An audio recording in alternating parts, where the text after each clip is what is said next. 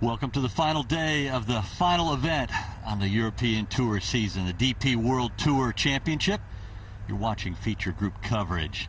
There you can see 12,000 points available this week, 2,000 for the winner. Collin Morikawa is leading going into the week, and he's in good shape. Just a few moments ago, this is Laurie Canter teeing off the first. Laurie Canter playing alongside Danny Willett. First of the two groups we're watching today, and John Morgan will be following this group. We'll hear more from John in a few minutes. I'm Jay Townsend, joined in the commentary box by Tony Johnstone. Also following the action will be Nicholas Colsarts, who's watching Sergio Garcia and Thomas Detry in our second game. But here's Willett, a former champion. It's all about getting off a good tee shot here at the first, Tony. Yeah, it makes such a difference to your mentality for the day, doesn't it? And I don't care who you are, it's not nervousness, it's anticipation. You know, you get up there and you've rifled it on the range, but there's always that tiny seed of doubt. You get this one down the middle and you're off and running.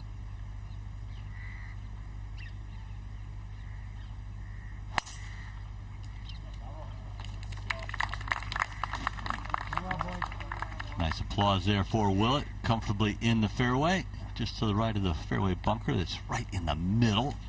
You see that quite a bit here at the Earth course designed by Greg Norman. And Willett seems to be in good mind this morning. Here's our part of our second match. Sergio Garcia, watched closely by his father Victor.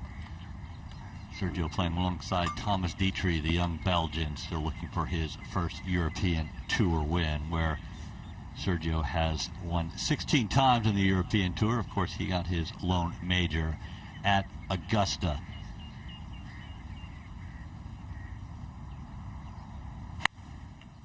And let's go down to the first fairway. Danny Willett with his second to the first.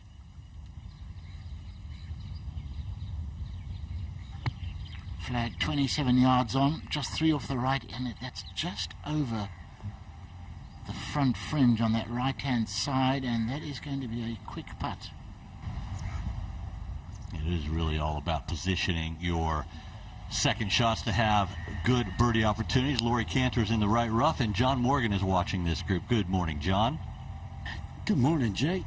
Yeah, spectacular morning again out with the boys. Danny Willett just flushed it like 20-25 feet past after a cracking drive. Laurie Canter there in the spot of bother. The wood chip is down the right hand side. I had to take a little free drop. There's a bit of a pipeline problem over there. Probably didn't make clean contact out of that suspect lie. Comes up in the front bunker. So Laurie Canter struggling a bit at the first, which really is a birdie hole. There you can see former world number 1 Rory McIlroy leads the way heading into the final round of the DP World Tour Championship. McIlroy will be playing alongside Sam Horsfield, 2-time winner on the European Tour. Horsfield, an Englishman, but really spends most of his time in Orlando and Florida.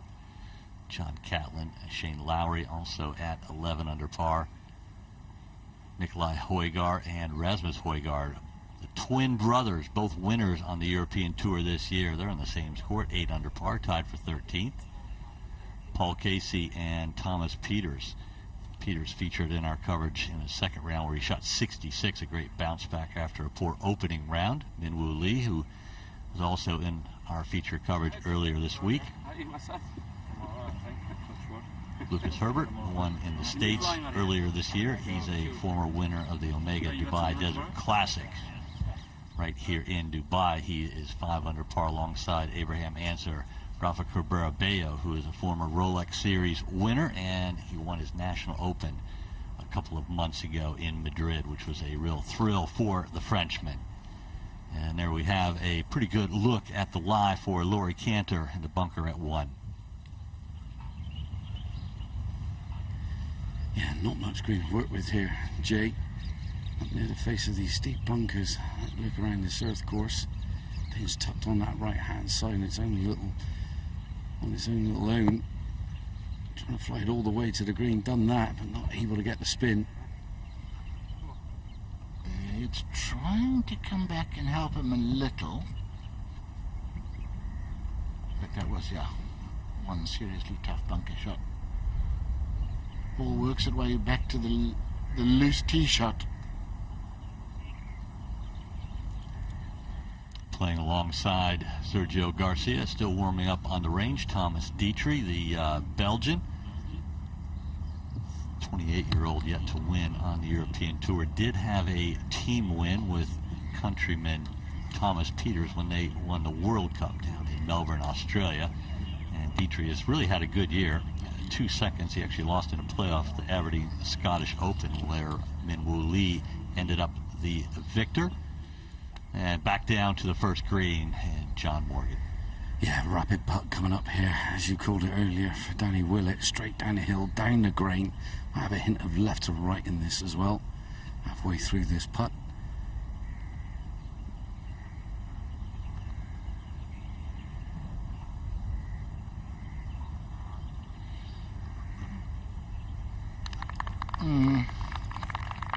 It's okay.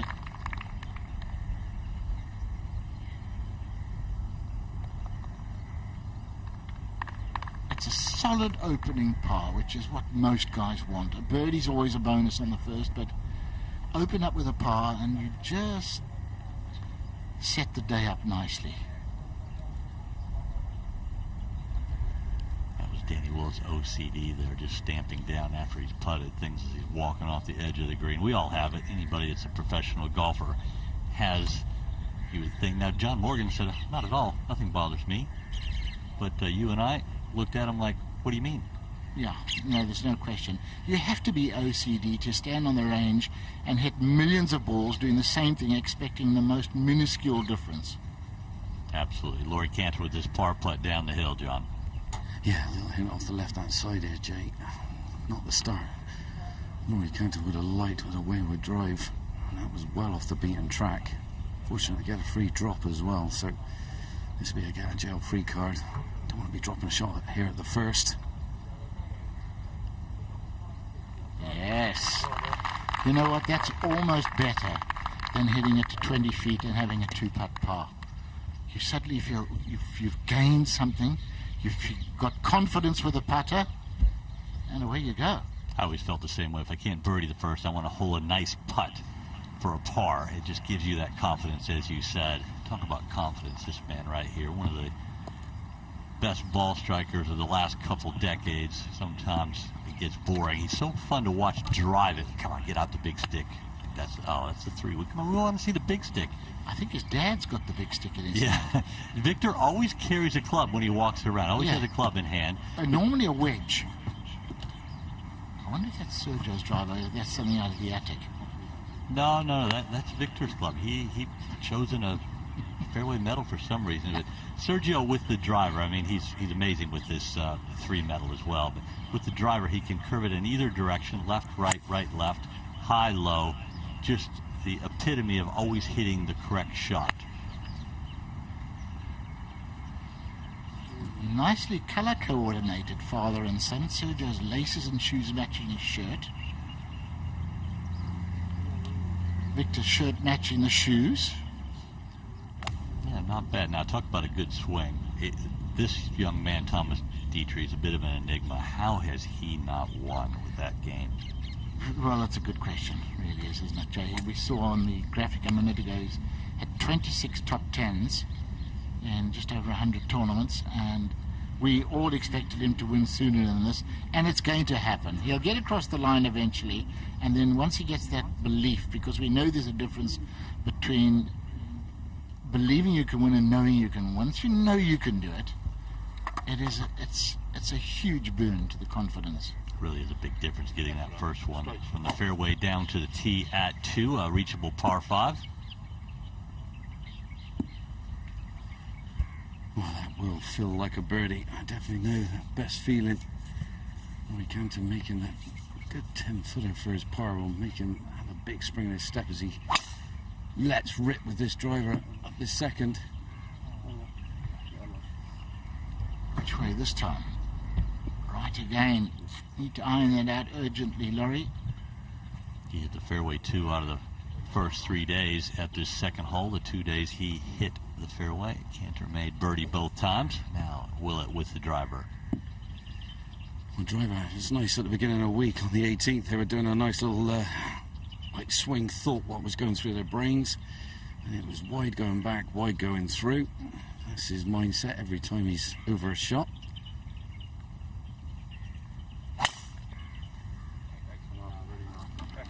Beautiful flow to that swing, Tony. Nothing looked rushed. And not surprisingly, right down the fairway. They're quite close in driving accuracy. Laurie Candace hit 26 out of 43 fairways. Willett 24, which is part of the reason why they're out quite early. A lot of people will be watching Robert McIntyre. Can he get a win here this week? And then you'll do Sun City and Just having a nice chat there. It's always fun when you're playing with someone that you're comfortable with. And this is the 40th of 40 events on the European Tour this week. The race to Dubai culminates this week, and it does today.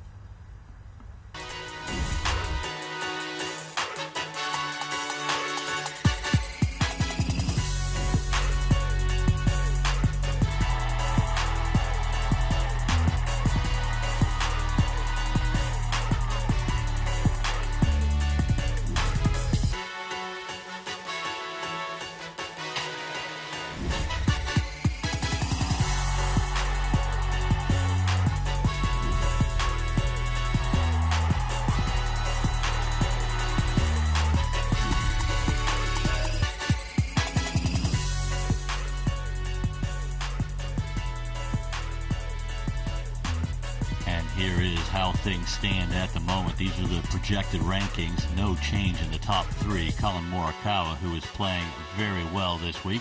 He's going to start the day 3 shots behind the lead of Rory McIlroy at 11 under par. He will be very tough, if not impossible, to beat. Richard Bland started the week 8th, dropping down to 12th at the moment. Laurie Cantor, who's in our coverage today, 24th. Dropping down a little bit. There you can see Johannes Bierman, Thomas Detry moving up. There will be all kinds of movement as the day goes on. You make a birdie, I make a bogey, vice versa. Things change by the second, and there are a lot of bonus points to play for and a lot of money in the bonus pool. These guys have it all on their mind. It's not just winning this week's championship, the DP World Tour Championship. It's also the Race to Dubai rankings, and it's the last year of the Race to Dubai rankings, I might add. Next year it will be called the DP World Tour rankings as the tour becomes rebranded as the DP World Tour. Danny Willett, he's always happy to have a chat, and he is having a chat going down the second fairway.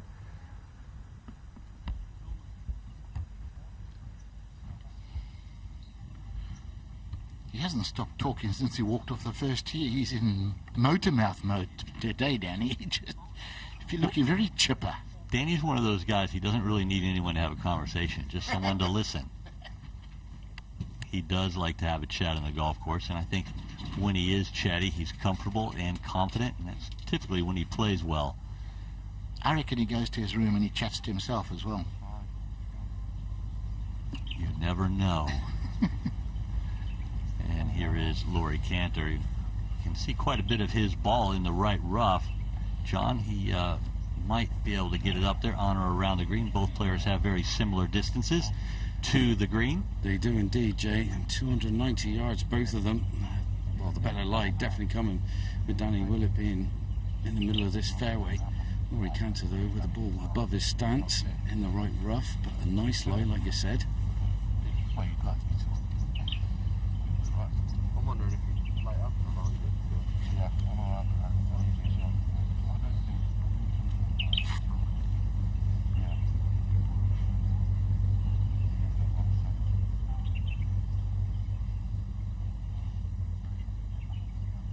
These guys just waiting around a little bit. not really wasting time. The green is not clear, so we'll go back to Thomas Detry. And Tony, when these guys are warming up, what are they trying to accomplish as you're hitting balls in the range? I mean, primarily it's a loosening up exercise. You know, if you get out there and you're really clunking it, you'll start trying to find some secrets. But they're trying to work on loosening up and rhythm. I think those are the two main thoughts. And only if you start really hitting bad shots will you think mechanics. You know, most guys will have one swing thought during a week, or maybe two swing thoughts, and you just fiddle around with that and see what's working on the day. And then off you go. Putt, go and shoot 65. Were you one to work on anything specific? A lot of times you see the guys out here with the alignment sticks working on their alignment as they're going through the loosening up process. I would normally put a club down on the ground when I started practicing just to ensure my alignment was right, because, you know, if you don't do that on a regular basis, you can go an inch too far left one day and another the next day, and all of a sudden 4 or 5 days later you're way offline. So, you know, the fundamentals, you're working on the basics. I think Victor's got the driver there so that if his son misbehaves and doesn't play well, he can give him a proper hiding instead of just tapping him with a wedge. Oh, no, Victor wouldn't do that to Sergio. Look at the rhythmic power of Thomas Detry there. Didn't like that one. But as he tees up another one, let's go back out to 2 fairway. The green is cleared, and probably Laurie Cantor to play first from the right rough to this left hole location. Yeah, you're bob on, Jake. He's got 3 wood in hand. He's got drawn that beautiful lie down his right-hand side, ball above his stance. That's going to help him draw this ball from right to left, which is handy if he wants to get great access to this left pin.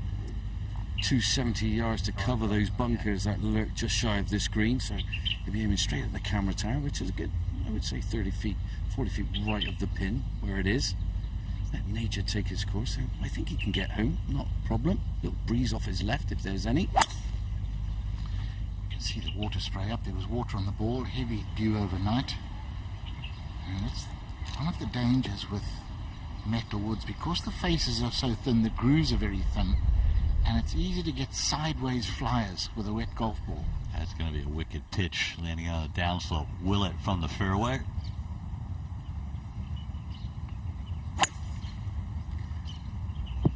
Will it?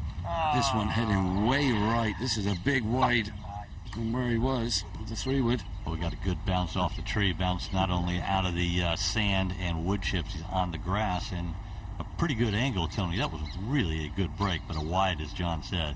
And he was bemoaning the lie. And these fairways are mint. He said that in the middle of the fairway, maybe it was just in a tiny... Oh, the lie looks fine.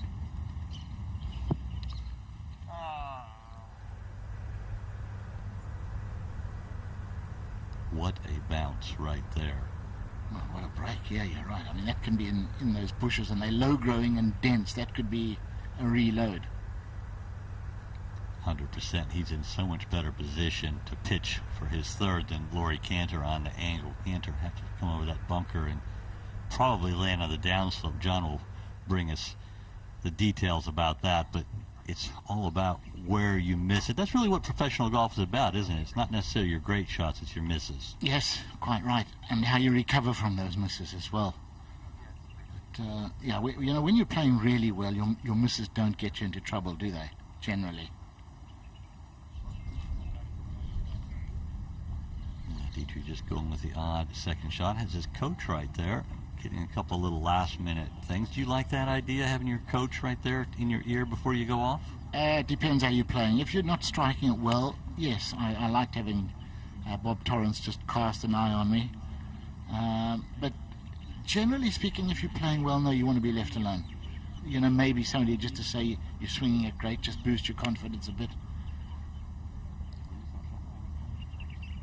But you don't want to be thinking too much about mechanics before you tee off.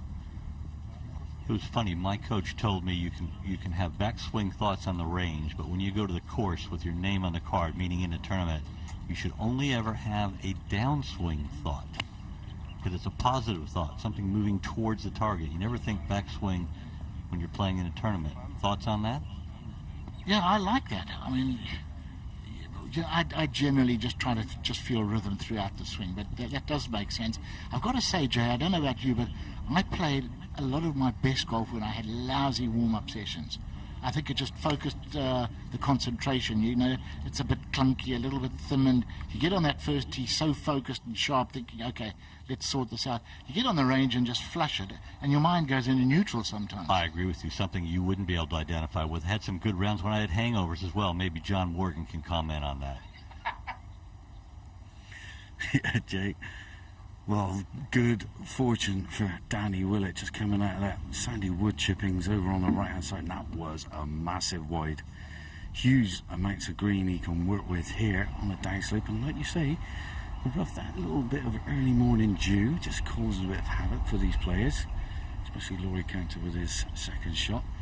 Now, what makes this shot difficult for Danny Willett, if he wants to get great access and get close to this pin, which is in a proper good Sunday pin position, rightly so as well, over on this left-hand side. He's going to have to ride the bunker that lurks left edge of this green, the front portion of this green as you look at it from the fairway, and that will camber massively strong from left to right. He has the option of just being out a little bit right of this flag, but that will leave him probably a 6-7 footer at best. He's got a nice lie though.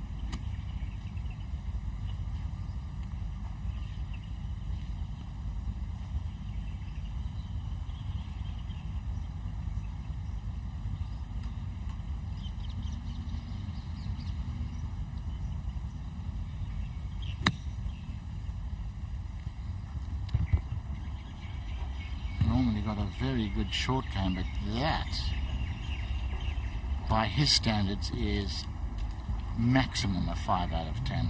Well, from that lie, you would think the ball would release. I think that really did fool Danny. Probably played the shot he wanted to. This is probably a more difficult shot on the angle, I would think, John. Cool, not off, Jay.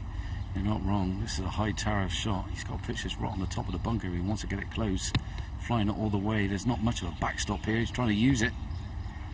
And he's used it so well. Maximum spin from there, Jay. That was amazing. Wow, beautifully played there. Shows a lot of touch and a lot of courage playing that shot, especially early in the round before you really get a feel for the day. He's another man who's just itching to get his first win. He's had a few chances and they haven't worked out. He was leading at Valderrama going to the last round, shot 76. And every time that happens, it just leaves that little bit more doubt. Wasn't that an absolute gem? Landed it inch perfect. He also had a great week at the BMW PGA Championship this year, where he finished in second position. So he's had a couple of seconds, and Laurie Cantor, as you said, really is knocking on the door. 32-year-old has only played, this is his 111th event in the European Tour, but he's had 4 top 10s this season. So a good, consistent year for the Englishman.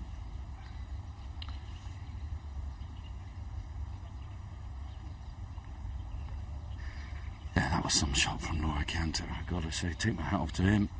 And Danny Willett, that ball just came out too high. He needed a lot flatter, use all the green, get that momentum, that run on the shot. And just popped up high, and yeah, when it came to land, it just landed softly. So, good bit of watering overnight. Now this one, my goodness, bit of a breaker off the left-hand side. Outside chance of a birdie.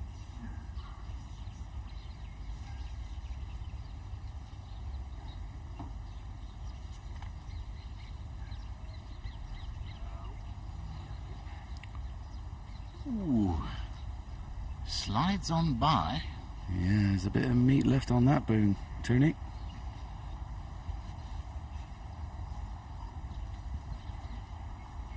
Yeah, that is really an unforced error after a good tee shot right in the middle of the fairway. Clearly Willett wasn't thrilled to death with the lie that he drew, but a wonderful pitch shot over the bunker from Cantor. Can he take advantage of that great third shot? Yeah, well, it's well deserving if he can knock this in, Jay. Straight down the hill, a little hint off the right, maybe just inside right, if anything. Won't give the hole away, that's for sure. A little bit down the green, we've just seen that from Danny Willett's putt. And 2 cracking pin positions, first 2 holes, I've got to say, really tucked away nicely. Requires some top shots, I can tell you, to get close to them.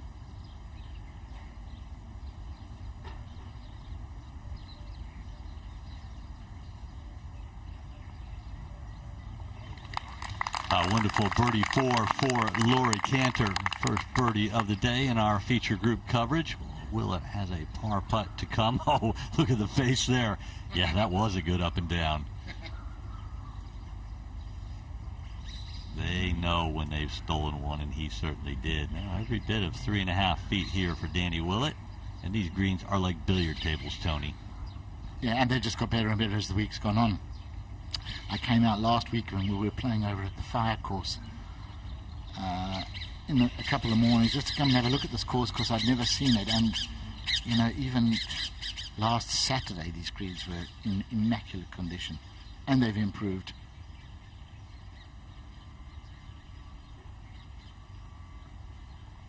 Par start for Danny Willett. Certainly not what he would have been looking for. Two really is a way to kickstart your round. There you can see 6 under in the par 5s this week, which a player of Willett's caliber, especially if you're contending, you're typically in double digits or better. Well, double digits meaning 10 under, 10 to 14 under par. When you're really playing the par 5s well for 4 days, obviously there's 16 of them, that's where you want to be. Yeah, you've got to make use of them. I mean, some of them are long, you know, over 600 yards, but the way these guys hit it, they're in reach of good tee shots, especially when it's calm. There is a bit of wind there at the moment. It's more than yesterday morning, but par 5s are vital. Sergio just trying to get the feel for the greens. Let's not forget, I should say, that drive at 14. As we look at the third here, yesterday Zalatoris hit it 375 yards. What's a par 5? Yeah, exactly. It's not long before par 5s will have to be 700 yards to make it a real three-shotter for these guys. That lone bunker there, 304 to carry it, catches a lot of guys. And then up to the green, flag today 32 on. And as you see, just over that ridge that runs across the middle of the green, flags have been tough this week, Morgie. I don't think you could have made the flags much tighter or tougher on any of the 4 days, Morgie. No, I'm with you, Tony. I mean, they're in tough positions today. It's going to take some stellar golf to get yourself in really low numbers on the final day here on the Earth course. Now, try and dodge that bunker like you said. Lovely kind of outward driver. It's like a 2T fairway, this one. Up the right-hand side gives you a better look at where that flag is today, and he has launched this one. My goodness.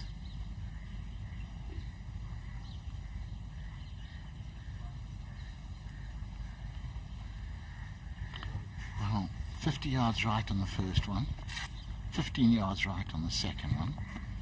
Overcompensation left, so we presume the next tee shot will be right down the middle. It will have to be, as that strong par 3 coming up.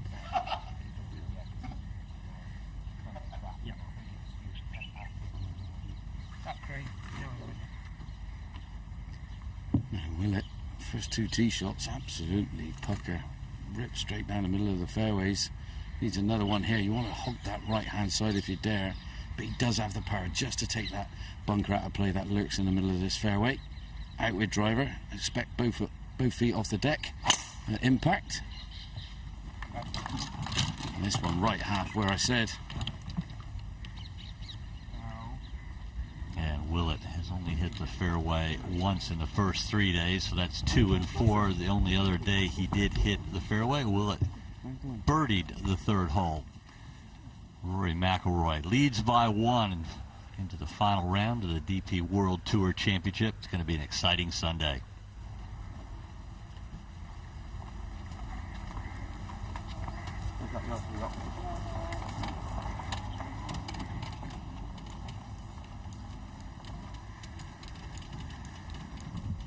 And we're at the DP World Tour Championship. A huge announcement was made last week about the tour's future.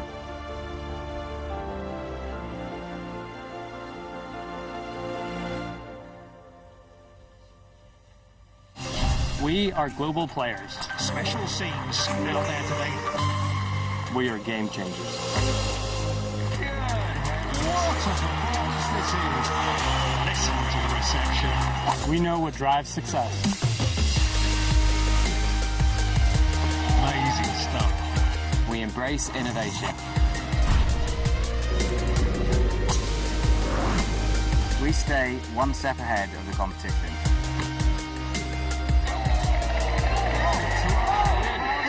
Just unbelievable. We connect people around the world. Awesome. This is such an exhibition. We are committed to making golf a game for everyone. I'm just blown away with the talent. Welcome to what is a unique and exciting format. Our partnerships make us stronger. Oh, it's unbelievable. Our partner. Together, we will elevate the tour in every way. I have a difficult challenge for you. This is just epic.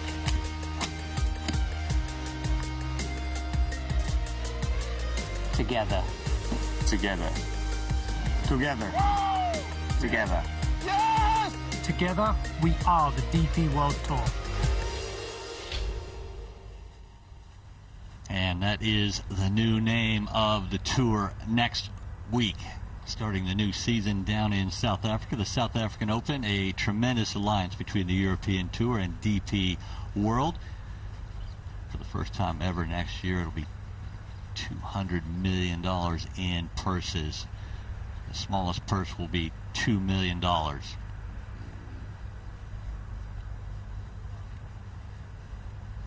Cantor just barely holds on to the left rough, staying out of the wood chips at the third.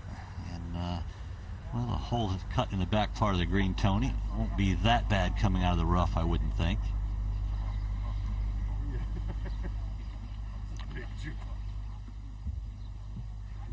Well, it's in absolutely ideal position. 157 yards for Laurie Cantor. And yeah, getting away with that one by no more than half a yard, really, just in the rough, not on the wood chippings. His feet will be going wacky races though on him, because it's very loose underfoot in this sandy base wood chippings where he's going to be standing.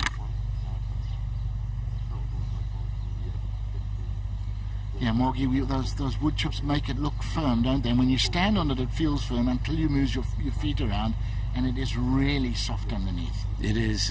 You know, you try and walk down the side of these ferries and you go onto it. Sometimes you lose your footing. They do disappear on you. I know I'm a little bit overweight, but yeah, I could do with losing a couple of pounds. It's We're sending some skis out for you. oh, thank you.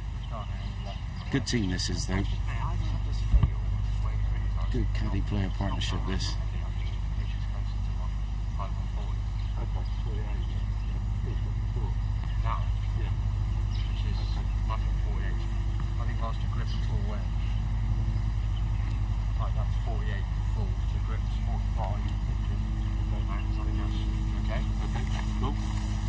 Guy Tilson on the bag, vastly experienced tour caddy, one of the twins that caddy out here, Gary, his brother. Also extremely good caddy. Well, Tony, pins at the back of the green. There's a little bit of filter off the right hand side. Laurie Cantor can use if he wants it.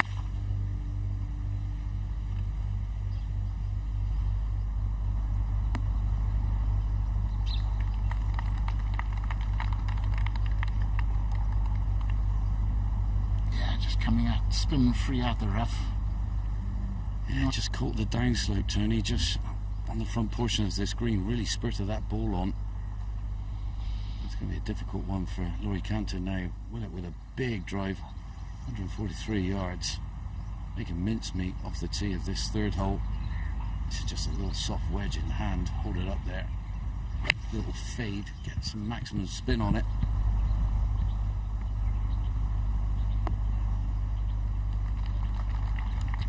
Nicely done, absolutely dead pin high. Good birdie opportunity. On the back of Willett's caddy's bib there, you see 2 gold stars. That signifies he's a 2-time Rolex Series winner. Those being the DP World Tour Championship in 2018 and 2019, the BMW PGA Championship. There are the projected standings of the Race to Dubai rankings. Collin Morikawa looks unbeatable at this point. Billy Horschel came in this week ranked number 2. He jumped over John Rahm after winning the BMW PGA Championship at Wentworth. But Horschel not having the best of weeks, although he did start off his 4th round birdie. He's currently 5 under par and a tie for 23rd. And there's the second of our feature groups up on the first tee. Keith Pelley on the right.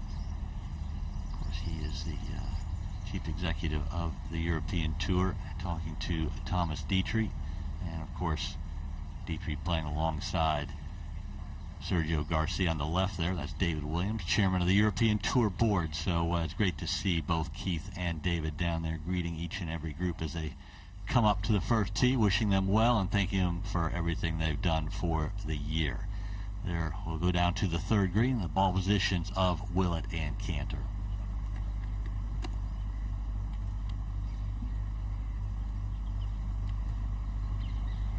A little delicate number coming up here for Laurie Cantor, just off the green. And the hard thing about this is that the green is into him. The grass is against him here on the fringe, making this a little bit tougher than he would have liked.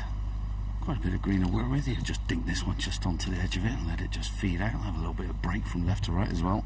It's one of those you definitely fancy. It's just getting the right connection with the sand iron he's got in his hand now, with that green coming into him. And then Laurie Cantor for a long time. Both played for Somerset Golf Union. Me and him from the same neck of the woods. He's a Bath fan now and I'm a Bristol Bears fan. So we wind one another up when it comes to rugby.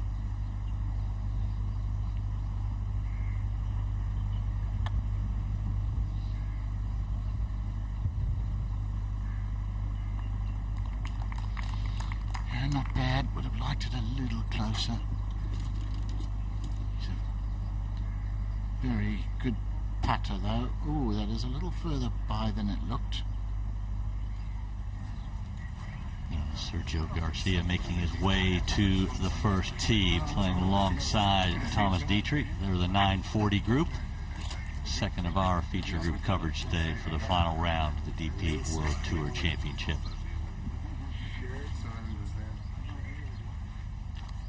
David Williams, just greeting him. Chairman of the tour. This is perfect lead for Danny Willett. He's left himself probably the straightest putt you'll give yourself on this green. Up the hill into a bit of green. He can be nice and firm with this one. Might just want to feed away from him from left to right, but I don't see a lot in this. Firm and straight. I think it'll hold its line.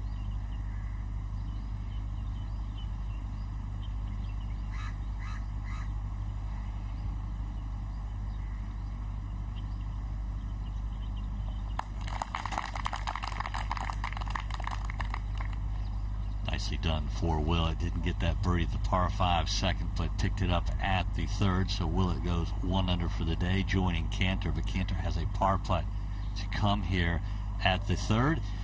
And while Cantor looks at that par putt at the 3rd, we'll go back and join Garcia and Detry as they get ready to start their final round, the final tournament the European Tour as it's been known since 1972. Next week it will become known as the DP World Tour, and we'll be down in South Africa for 3 weeks, where the Sunshine Tour is always a great host to what will then be the DP World Tour. It's going to take us a while to get used to that, Jay. I've been a member of the European Tour for 41 years. It's always been either the Volvo European Tour or the European Tour, and to change the mindset, should have it in about 4 or 5 years. We should have it, right? You only have 3 days. We're back at it again next Thursday. Can't wait. And we'll be at the Joburg Open, and 3 great events down there. Joburg Open, South African Open, and of course the Alfred Dunhill Championship, the last of the 3 and the last event of the DP World Tour in 2021. But that is Alistair Scott, and he is getting ready to call game 12 onto the tee. And what will it hold for Detry and Garcia?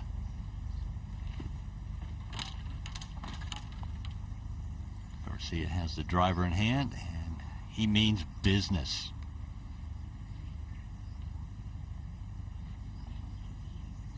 gentlemen. Thank you.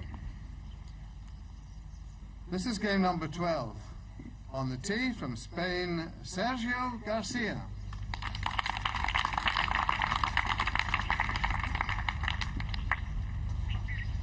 Watching this game is Nicholas Colsarts. Good morning, Nicholas. You've got a couple of good ones to watch here today.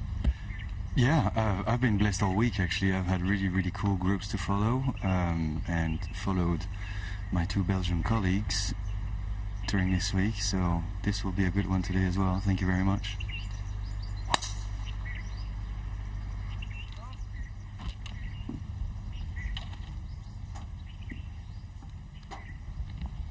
Amazing. You stand on the tee and stripe it. On the tee from Belgium, Thomas Detry.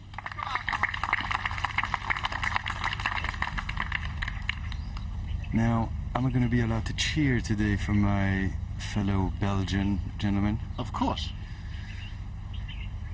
I mean, we all expect great things from this guy. He's got an amazing game. He has a lot of class with a golf club in his hands.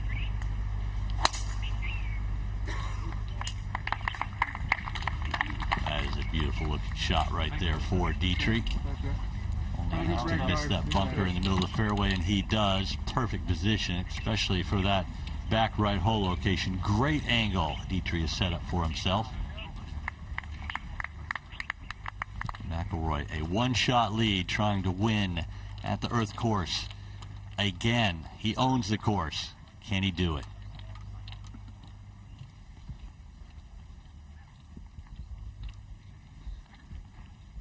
Just a little bit of a downhill walk there to the first tee. We'll go ahead to 4T, and it is Laurie Cantor. Yeah, well, it just stuffed in the front bunker there. 228 yards this fourth is playing today. Pin on the left. Handful of players will be able to get the height and enough stop to this left pin, I think, today. Not easy.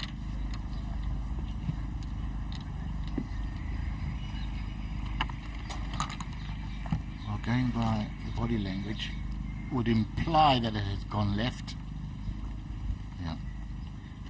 Don't get that right shoulder high. Don't come over the top. Get it going under the chin, down the line. And the Earth course here at Jumeirah Golf Estates is about 15 or 20 minutes from downtown Dubai. Of course, Dubai is one of 5 emirates in the UAE. And we're up there within the northeastern portion. The Jumeirah Palm can be seen from outer space. It is absolutely huge. What a man-made spectacle that is right there. And there's the Dubai Marina. It's built along a 3-kilometer stretch of the Persian Gulf shoreline. Amazing restaurants around that marina. What a place to hang out. The Dubai Fountain is next to the Burj Khalifa, the world's tallest building. And it is an amazing skyline. 3.3 million people live here, but 16 million tourists visit each year. It is a spectacular and unique place. If you haven't been, it needs to be on your bucket list. Burj Khalifa is over half a mile tall. I can never get my head around that. 828 meters tall. It's frightening, isn't it? I mean, just a marvel of modern architecture and construction. Half a mile. Well, and you think it's 200 meters taller than the next tallest building, which is the Shanghai Tower. That is really an engineering feat. Yeah, apparently they've got a taller one on the cards. They've got an even taller one just down the line, apparently.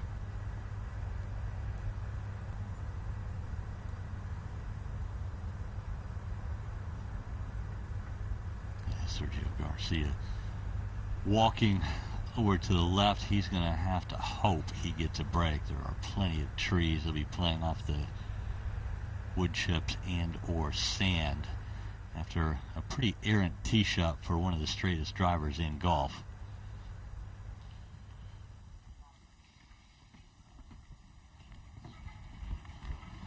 Well, sat down a little bit in this bunker here for Danny Willett to contend with, but it's all down and away to this flag. A little bit of green to work with, no problem. Should be just a simple splash shot, I think, just to the edge of the green, let it filter down net. These are the ones you enjoy. Have a bucket of balls in the sand, you'd fancy holding quite a few of them. It's a lot more fun, John, when you can see where they land, though. That's true. This is a very deep bunker.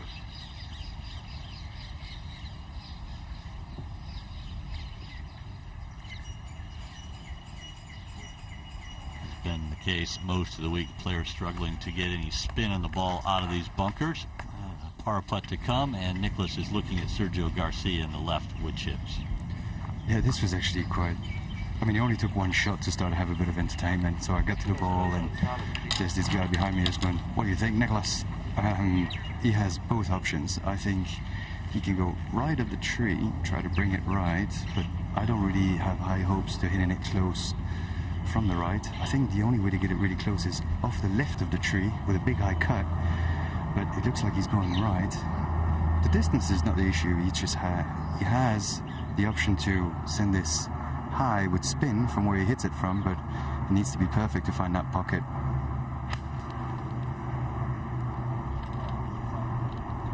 On that loose ground, he had nice quiet feet there, but doesn't get the draw he needed and has short-sided himself at the first. So Sergio making it difficult for himself at the first hole. Detry, on the other hand, hit an absolute massive tee shot. I don't think I've ever seen anybody this far down on that line. From 103, what would be just a nice 3/4 58.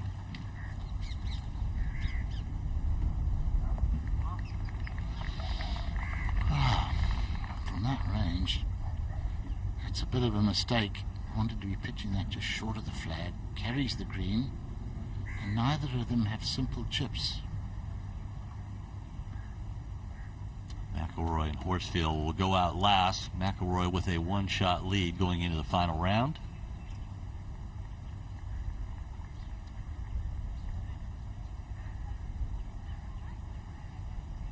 A little bit of a surprise there, you can see from the reaction. And there is Laurie Cantor, as Tony, you thought, missed the green left, pitching it into the bank. That is just a fantastic chip. These Bermuda fairways, you know, the grain of the grass will roll downhill, so he's pitching into the grain. You can't really be sure of what bounce you'll get. It's come out exactly as he anticipated. Beautiful shot. Amazing foliage around the earth course at the Jumeirah Golf Estates. And here is Willett after splashing out of the bunker. This for par.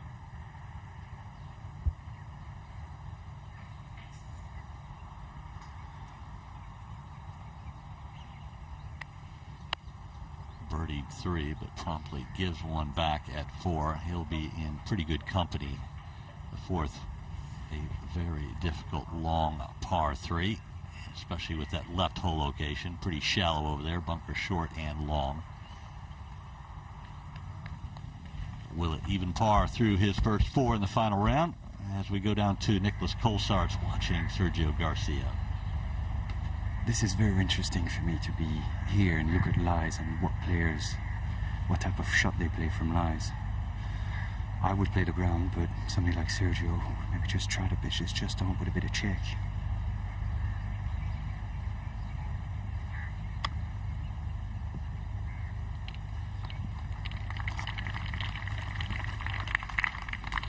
Sergio was trying to hit that a little bit high on the club face, I think, get it to come out dead and spin, Tony, and just got away from him a little bit, but a pretty good result from a tough spot. Yeah, tough chip. There are not many better chippers than Garcia. He's just brilliant around the greens. The putter, not of the same caliber as his chipping and pitching, but it's getting better. Is that, it's pretty unusual if you're a good chipper and putter and, or a good chipper and wedge player and sand player. Normally you're a good putter as well. Yeah, I mean, you know, I think Sergio over the years has talked himself out of his putting ability. I'm glad to see he's back to the orthodox grip. You know, the mark of indifferent putters, they change grips and putters a lot. Sergio's gone cross-handed, he's gone split-handed, he's gone with a claw. He's tried every single thing that you could possibly try. Back to orthodox, and I think it's better.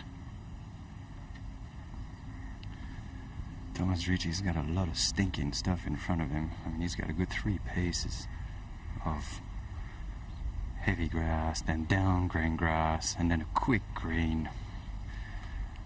It wasn't the ideal leave from 103 yards. Should have been just putting from short range from with a wedge like that in your hand on the first hole.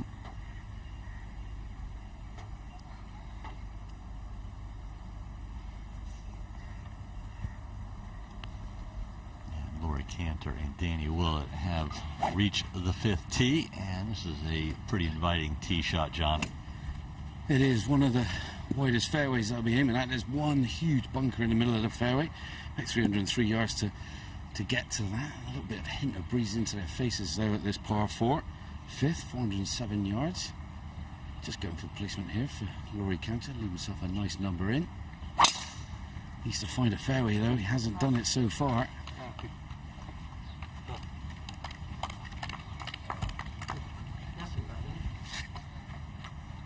When he does, he spanks it right down the middle. Sweet tee shot. Pretty straightforward putt for par for Detry.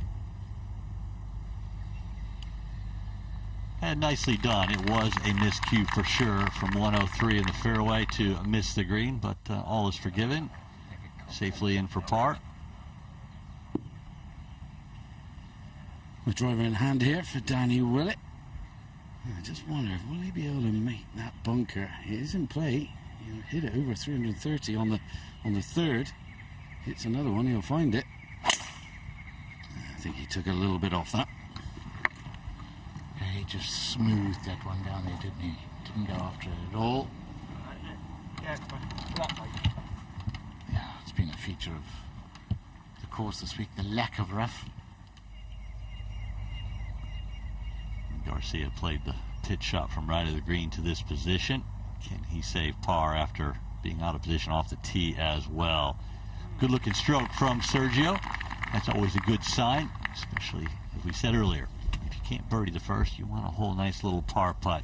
Just builds confidence. McIlroy's our leader going into the final round, but it's Collin Morikawa who leads the race to Dubai rankings. He's in a tie for 5th. You're watching the DP World Tour Championship.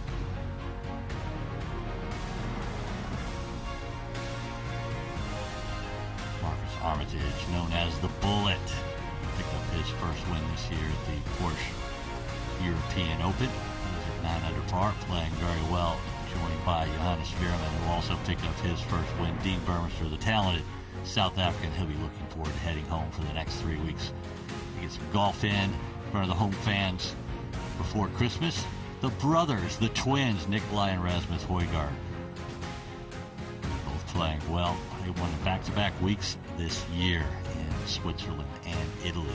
And that is most likely a record that will never be broken. Let's go down to 2T and looking at Sergio Garcia.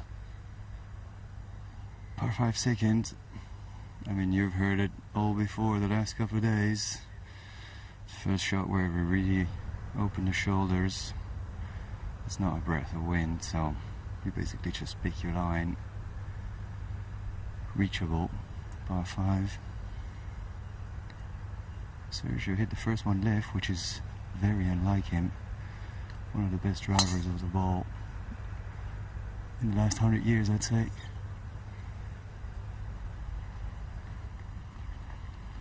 Got a soft bounce there. It stays in the first cut of rough, so it'll probably cost him a good 15 yards off the tee as Detry gets ready to hit his tee shot at the reachable second. Moves it a long way, Thomas Detry. You know, he doesn't look like that when you see him on the screen, but trust me, he can move it. Is it a Belgian thing? You've got Detry hits it long, you hit it long, Peters hits it long. What do they teach you guys there? It must be in the food or in the yeast that we use in the beer, I'd say. It's got to be something like that. Well, it must be the food, Thomas, because you guys are all, like, you know, skyscraper buildings. You're all big lads. That was a bit of a wide right for Detry after just piping it down the fairway at 1. But there's a lot of different ways to make a 4 at the par 5 second hole. And Let's have a look at the fourth. The par 4 fifth. Cantor's in the middle of the fairway, but Willett is over in the left rough, and it's an elevated tee, back right hole location. He might have a good angle, but what is the lie like? John Morgan's going to tell us. Yeah, it might be a little bit jumpy, Jay. Obvious reasons being in this left rough. It's not as bold and brash as it has been in the past. A little bit dormant. That's down to really strong weather. You know, the heat really making the rough not as powerful as it normally is. But the pin today, 26 on, 3 off that right-hand side. And he's going to have to cover probably half of the green at least. It will filter down towards his back right pin for Danny Willett. He's got 141 yards. Good team this is as well. Won the Masters together. They actually paired up together for the Dunhill Links and went on and won that. You saw that graphic. Only Hatton and Rahm have won more Rolex Series events than Willett. Willett has 2. He's tied with several. Organises that. She's the only one who does birthdays. What a stunning shot. Hard sound off the clubhead, but that can just be a trick of the microphones. That was purity.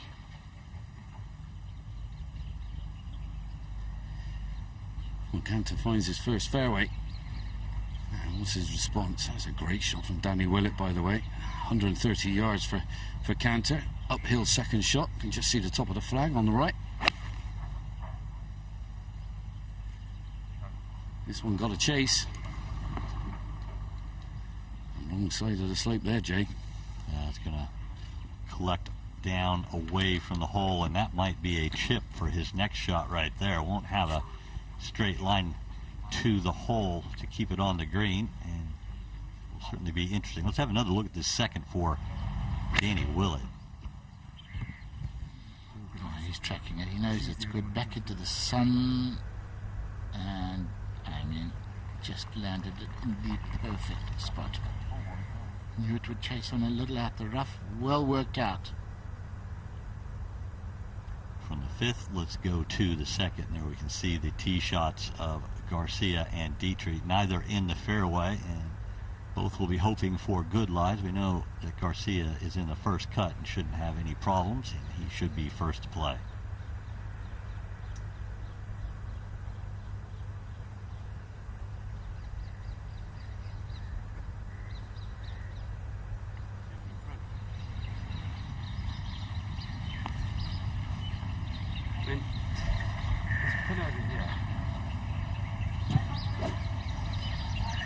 It's not easy from here, but anyway from that part of the bunker. So that's how else 270 front.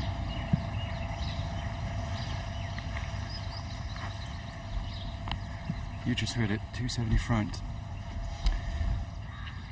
When you have the luxury of having such an amazing short game like Sergio, you take those shots on. He's got a little bit of a fly like this, could knuckle forward. He's thinking in any bunkers is actually quite good.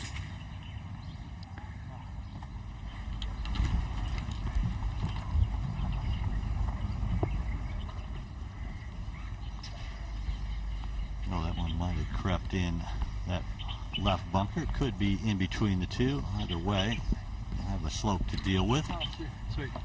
What does Detry have in the right rough, Nicholas? Well, there was 2 options. I thought he could have actually give it a chance and just try to hit one of those knuckle 3-woods, because he had the lie for it, just to try to find one of them bunkers, but he obviously doesn't see it that way. He's just going to lay out with an iron.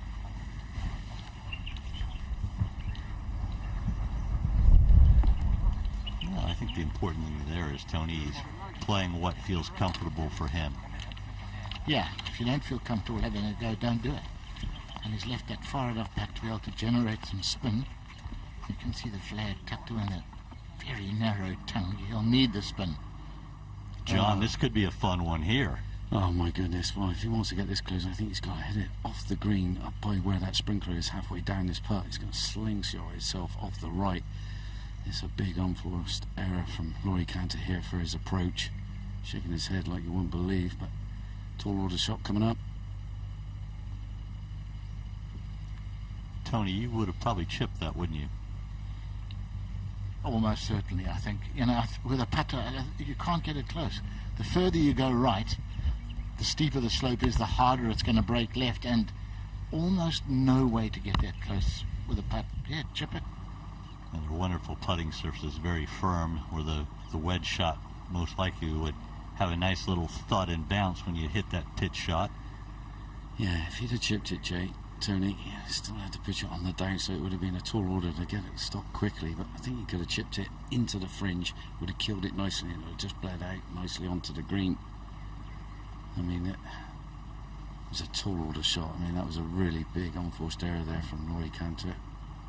Yeah, if you get into the wrong positions on these greens, Morgie, you can just have nothing.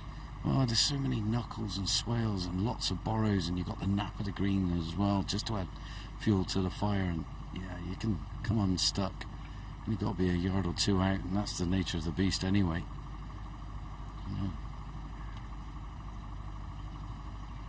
Yeah, par putt. I guarantee you probably thought you'd have had this for birdie, not par. Morgie, you've known Laurie for a long time. You've been friends for a long time. Why has he not managed to get over the line? To me, it looks like he just gets very, very nervous when he gets at the top of the leaderboard. Would you agree with that? Yeah, I'm 100 million%, Tony. I think it's only a matter of time until this man gets over the line. He's complete quality. Really, his work ethic is second to none. He's got a lot of fire in the belly. He's got a great team around him.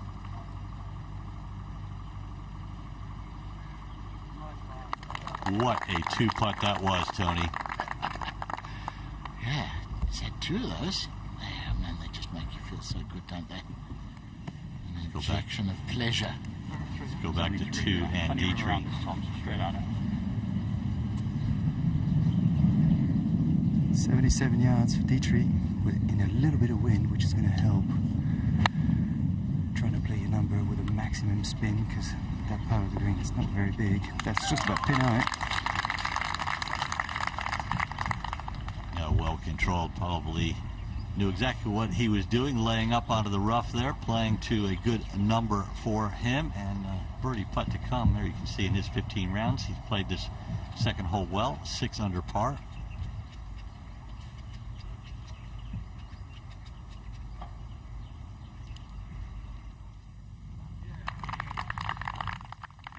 Willett, after that delightful little second shot into this wickedly awkward flag.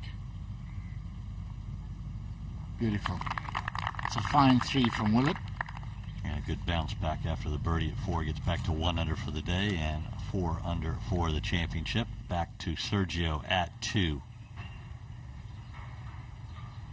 If there is a definition of welcome to Flop City, this is it.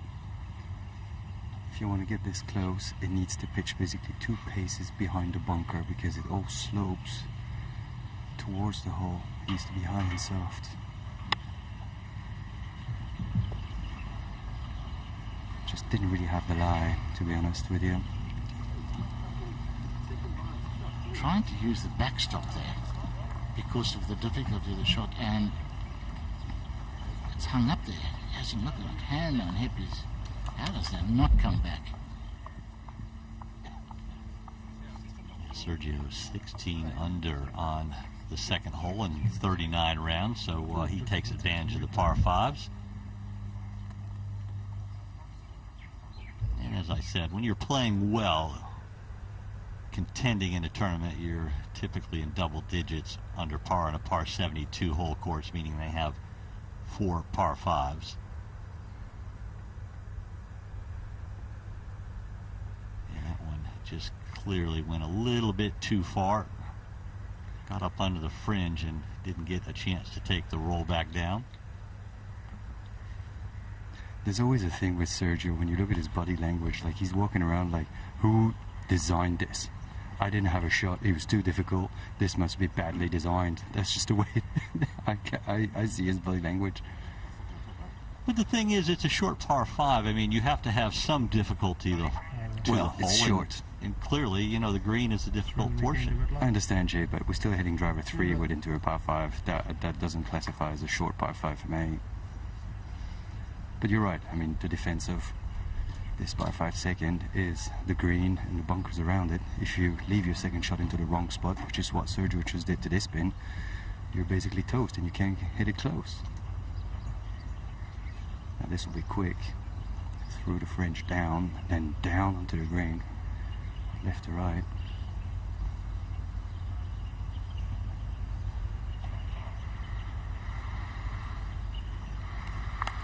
That was on a pretty good line. You see, Tony, I think any par 5 you can reach in 2, to me, is a short par 5. A par 5 you can't reach would be classified as a classic normal par 5. That's what I meant. I think Nicklaus was talking about, I can reach it with a 5-iron, which a lot of par 5s Nicklaus Colsarts can reach when mere mortals are hitting driver 3 woods. And yeah, if you can reach it in 2, yeah, typically it's a short one, I would think. Willett at the 6th. 166. Jake, soft 8-iron in hand. Make sure he covers the water. Pin's just short and right on this green.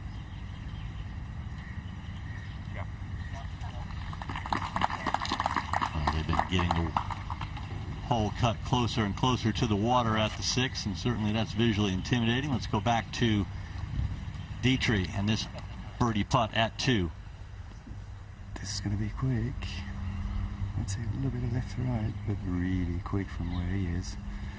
That will be a well-constructed birdie on the par 5. Yeah, very nicely done.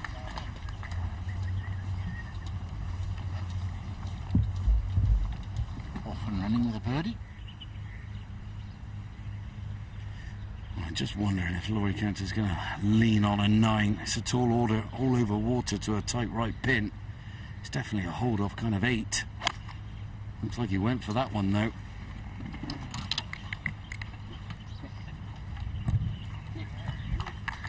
Right over the top of the flagstick there, safely taking the water out of play for Cantor at the 6th.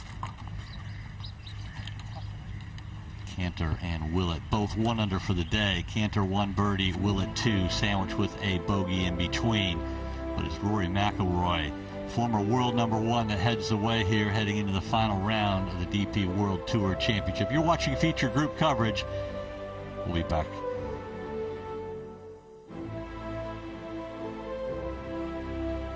Martin Keimer, he was in our feature group coverage the first day, and he is having a good week inside the top 10 at 10 under par. As we go to number 3, Sergio Garcia with the driver out. Sergio, a driver on 3. We talked about this before. I don't understand why these guys are bringing this bunker in the middle of the fairway in play. And I also don't understand why Sergio is teeing off first. Maybe Detry's going for a morning one. He's flown the bunker though, so that's an option that I've never done. I mean, I'm not against it now. Yeah, but I'm with you. Okay, you can't carry it, so it brings it into play. More often than not, you're going to hit it in the rough either side. 3 wood only leaves a short iron. Well, the thing with this bunker is that it's so early in the round. If I hit a club that brings the bunker into play, I hit it in there and I make bogey, that's not the sort of start that I would want. I want something smooth. Yeah, and because that bump is there, it's a mental hazard as well. You can see one missing at left, one missing at right. Maybe they just see the game completely different to the way we do. Well, you and I are clearly from a different era than the current players, but Nicklaus is a, he's still playing. Nicklaus is a contemporary of these guys, and Nicklaus sees it the same way. It's odd that if you can't reach the green, if you can't get it to within chipping range, you have to hit a full shot. Why bring that bunker in the middle of the fairway into play?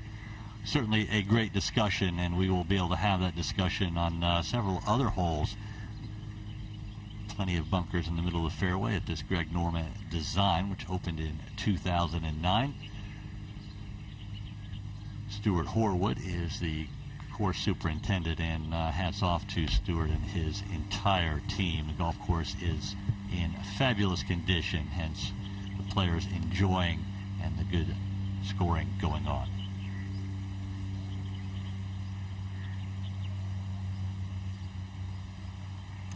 Cantor just surveying things, playing alongside Danny Willett. The first of two groups in our feature group coverage today. The second group, of course, is Sergio Garcia and Thomas Detry, being followed by Nicholas Colsarch. But it's John Morgan following Cantor and Willett. Yeah, top man, Jay. Thanks, mate. A little soft double breaker for Louis Cantor to contend with here. Left and right to begin with, a little bit of a hint of right to left at the end, all downhill. Going through his paces here and making sure he gets the feel of this putt right. Slopes all back towards the water.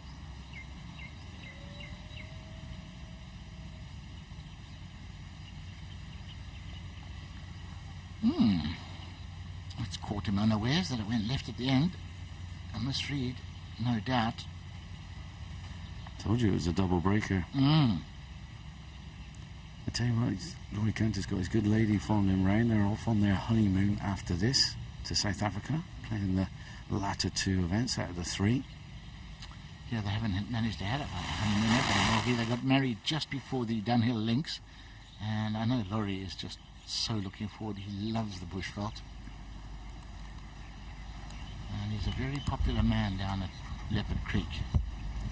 Yeah, well, they're in for a treat now. Danny Willett got it spot on. The yardage, very brave. Just getting it over the water on this left-hand side. He's left himself quite a straightforward putt, I would say. A little hint off the left-hand side, if anything. Been nice and firm with this one again. When this man is on, he is on.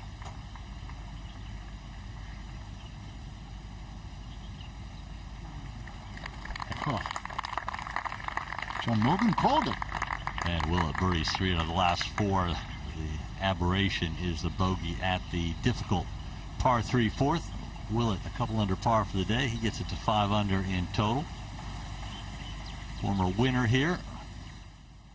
And of course, Danny Willett won the Masters in 2016. Also a 2-time Rolex Series champion. Of course, this is the final of 4 Rolex Series events in the European Tour this year. And Garcia and Detry on opposite sides of the fairway.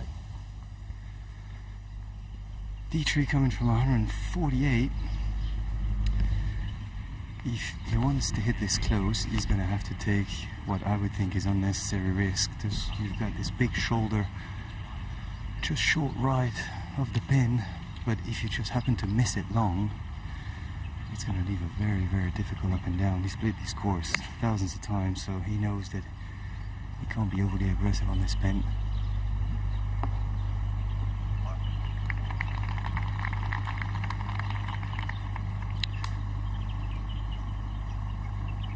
Now Garcia has a much better angle from about 8 paces closer. He's got the lie as well. He can send this really high and soft. So he's spoiled for choice with how high and how speedy he wants to send this, even though it comes from the rough. But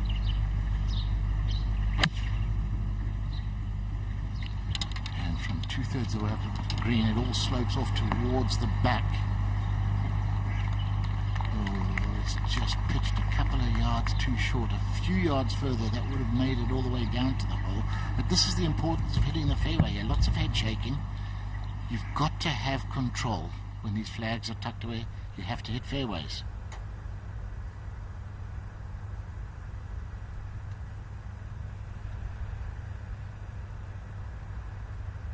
And Sergio knows as well as anyone what Tony's saying. You have to hit the fairways to be able to hit it close to the hole on these demanding hole locations. Cantor for par. Nicely holed, Laurie Cantor. 5 pars and 1 birdie. He picked up that lone birdie at the par 5 second. So marching along nicely, as is Sergio Garcia.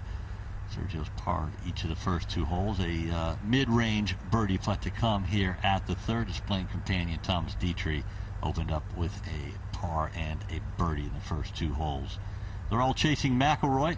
He'll be playing alongside Sam Horsfield. Horsfield, a 2-time winner in the European Tour. But all eyes and all bets, you would think, would be on Rory McIlroy. We go to 17th, and here is Danny Willett.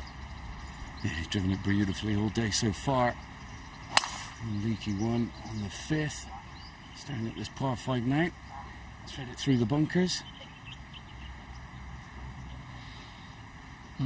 That's quite unusual, Morgie. We've seen a lot of guys hit it well left on this hole this week, and we haven't really been able to work out why. I think it sets up like that. It really does. It kind of, the fairway, the way it kind of meanders, it kind of snakes its way to the left-hand side. I think it might put you in that kind of frame of mind to aim left. It's not really a daunting tee shot. It's one of those you just kind of like look up in the far distance and just let rip. Par 5 up the hill. It's a must-find kind of fairway, really, if you want to get home in 2. Canter's cutting loose with driver. He's sneaky long, Laurie Canter, has quite a low ball flight, but to be able to benefit from that, you've got to pitch it on the fairway to get that run. Here are the ball positions so far, the groups that have been through the 3rd, and we haven't seen any long birdie putts made. They've all been made from fairly close. It'll be Garcia to putt first. Big movement off the right, this. Must have miscued that shot a little bit to come up this far short.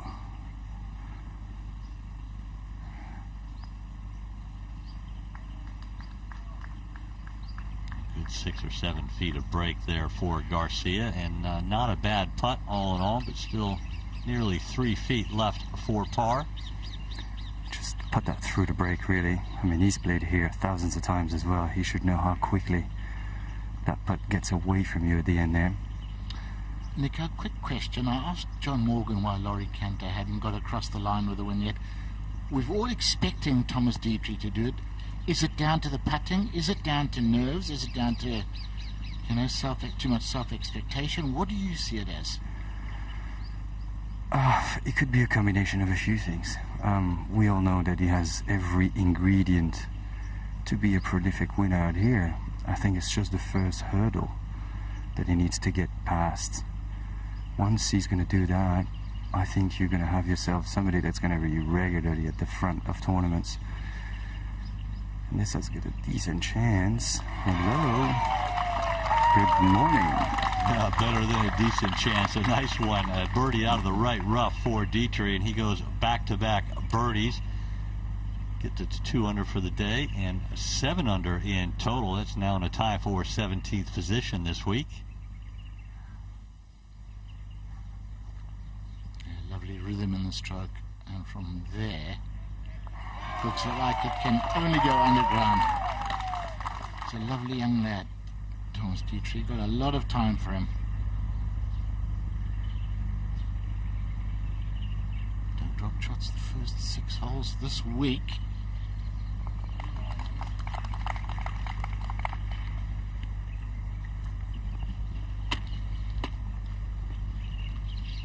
And Sergio Garcia all pars through the first 3, and doesn't look like he's particularly pleased with that start. Signing a golf ball, he'll give that to a volunteer or maybe a youngster in the gallery. Great galleries out here this week. And looking down the 7th, both Canter and Willett are in the right rough. And will that preclude them from being able to reach the green in 2? Both balls look like they settled down pretty low right there. Without being able to get the club in the back of the ball with this uphill, well, they can't even find Willett's ball. Well, okay, there it is. It wasn't obvious. That's how much it's sitting down. So Willett will have a little bit of a problem there, John. And what does that lie look like? Oh, ugly. Probably the worst lie I've seen so far this week in the rough. We said we've been getting great lies. This one is gnarly. I mean, he's a big old bunker about 80 yards, 100 yards shy of this green.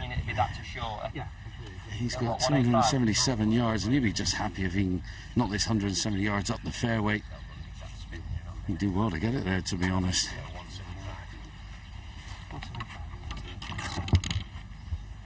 Is this one that's even a tough layup from this type of a lie? It is. I mean, it could easily turn over your club here, and the bunker lurked probably 130 yards further up there. He's got to be careful. Real Strengthen the wrist, power this one out and punch it. Get really steep, get the ball further back in your stance. Full skill commitment. Probably just all he's got is an 8-iron in his hand. And Laurie Cantor, friendly 2-ball. He's only just 2 yards away from him. But his lie is completely different.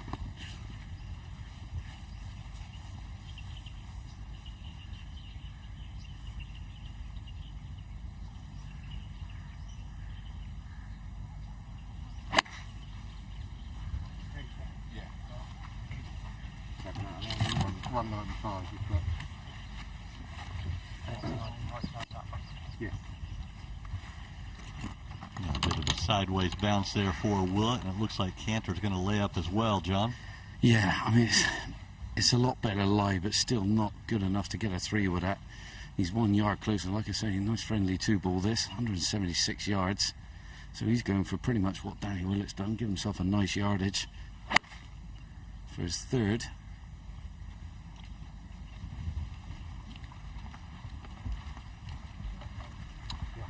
There's a bit of dead ground the other side of that bunker. I think it will be short.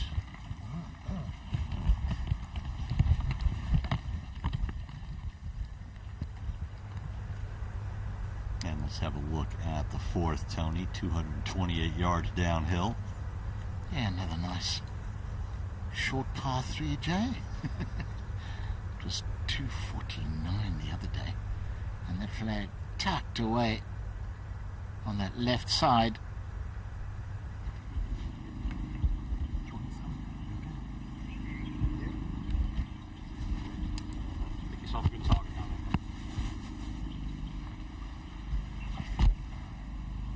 A small pocket today on the 4th.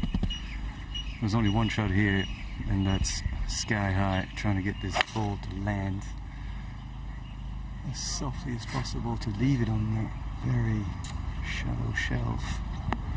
That's something you easily do. You're trying to go high and you just come out of it a little bit and hit it right.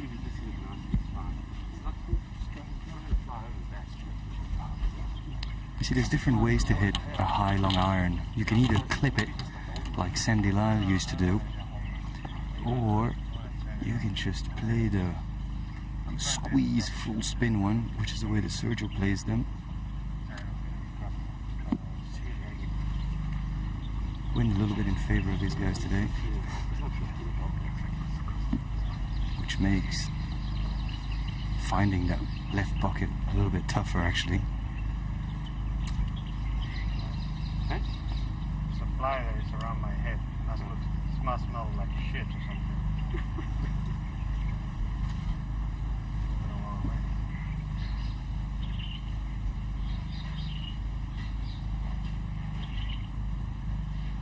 Sergio ready to go after a little contemplation there on the club. Nicholas said he'll try and throw this up high. It's a shallow portion of the green where the hole's located.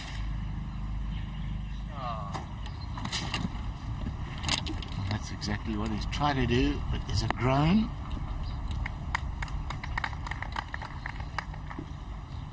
And both miles from the hole. That's a safe bail out there. It's much deeper, more margin for error if you hit it over on the right. They probably weren't aiming there, but good misses as Garcia, on the strength of 3 pars to start his round, is still 5 under par.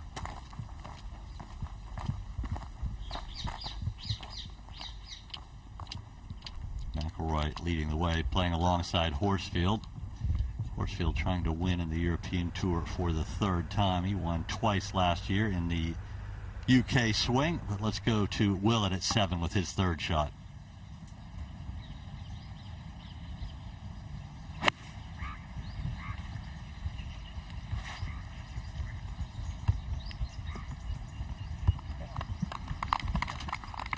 That's really well played. There is so little room to work with over that bunker and fringe.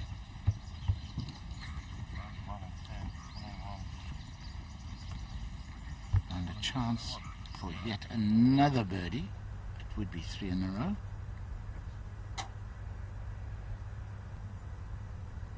He's a chatty man, isn't he, Danny Willett? I love the way every time he hits a poor shot or misses a putt, he gives the caddy an extended rundown as to why it's happened. And you can always see the caddies, they're thinking, I don't care, it went in. I don't need to know how or why it missed.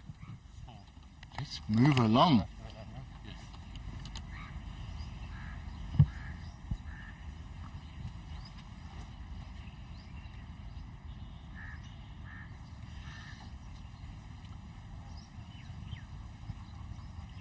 Right. Golden opportunity to ease one in close. Oh, and we haven't seen that too often this week. A ball backing up, albeit only a small amount, but even with the wedges and full shots, the balls have all tended to bound on a little. And 58 feet 8 inches and 59 feet 1 inch. And you're right, Jay. I mean, you know, they've bailed out the right side, but with an 8-iron, both of them will be pretty disappointed, won't they? Sergio's would be thinking inside 15 feet with an 8-iron the way he strikes it. Well, 228 yards downhill is really probably playing in the neighborhood of 215, 218. And that's nothing more than a 5-iron for these guys. Nicholas said there was a little bit of wind behind.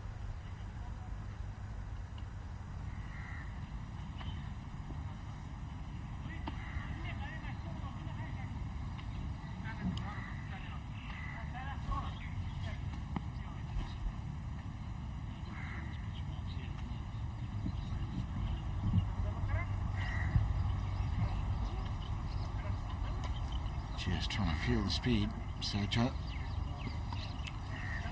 We watched him on day one. He was in one of our feature groups and he putted beautifully. And the minute he missed a putt, he started fiddling around on the edge of the green. He changed his putting grip. He got the right forefinger down the shaft. You just wish that Sergio would have a bit more belief in himself, because when he puts well, he puts really well. Will be Thomas Detry away first, and look at that. Whoa. Slow up that slope and then quick at the hole. Fair bit of break off the left. And you're right, Tony, this is going to be quick, the last 2/3 of it, once he gets over that big ridge in front of him.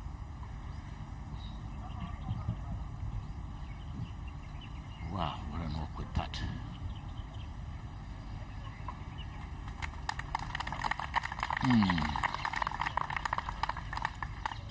Beautifully attempted.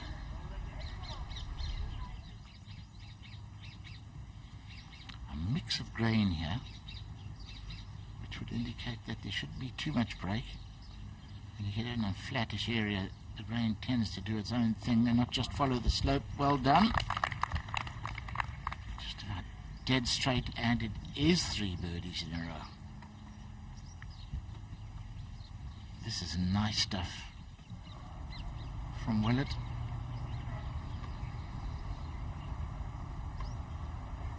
Nowhere near as much break for Garcia. He's seen the pace. You know, I understand on screen it looks a bit awkward to putt from there, but when you play 10 race to Dubai events here, you would have had to putt through that green a few times, so they know what it does.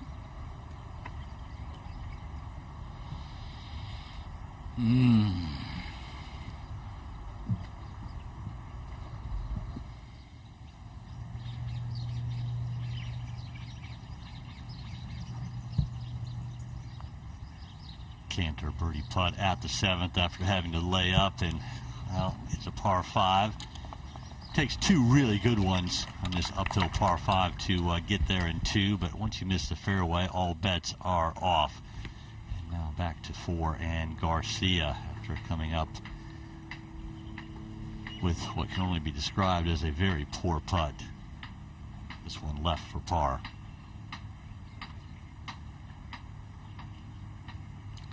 Yeah, you would have to say that was woefully short.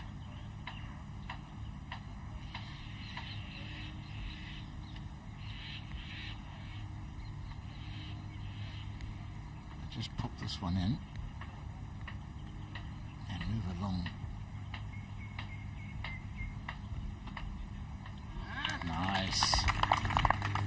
range and in.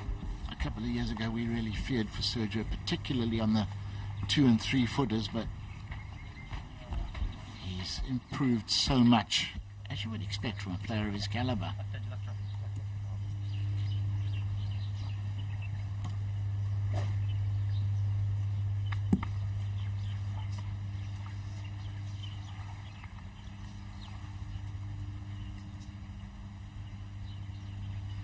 Tactile hole, this one, the 8th, little soft dog leg right to left. Danny Willett outward driver, aiming at the far bunker.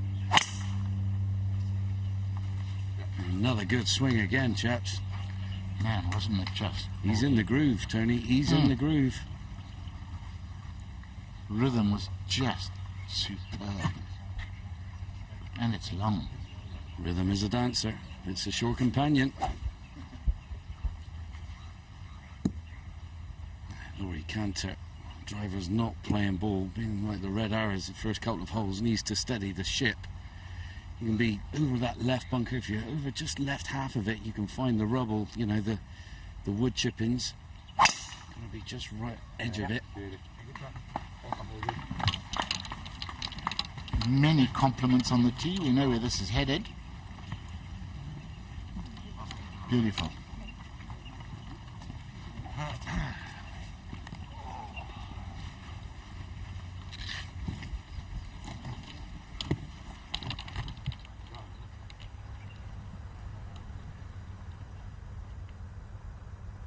So important hitting tee shots, especially as you talked about, Tony, the difficulty of the hole locations. They've been close to the edge of the holes all week, hidden behind mounds and bunkers. Oftentimes, even when you are in the fairway, you can't see the bottom of the flagstick. It's the nature of the style of design of the Greg Norman golf course here, the Earth course at Jumeirah Golf Estates. And we have Detry back on the 5th tee with the 3-wood in hand.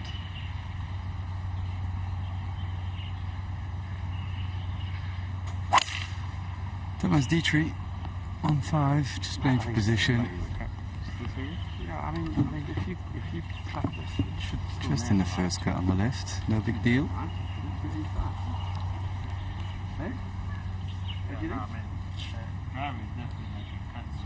Yeah. You can hit it if you want, Bigger. Just do the cut you want.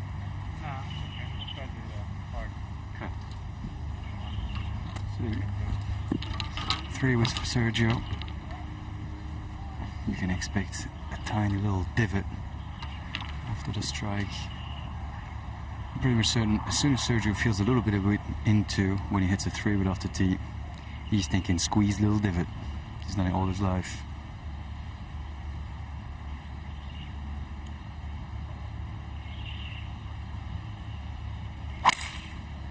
Birdie par birdie for Garcia through 3 rounds here at the 5th. 3-wood in the fairway will set up a good opportunity to pick up his 3rd of the week. Snack time for Detry. McIlroy, he's still preparing.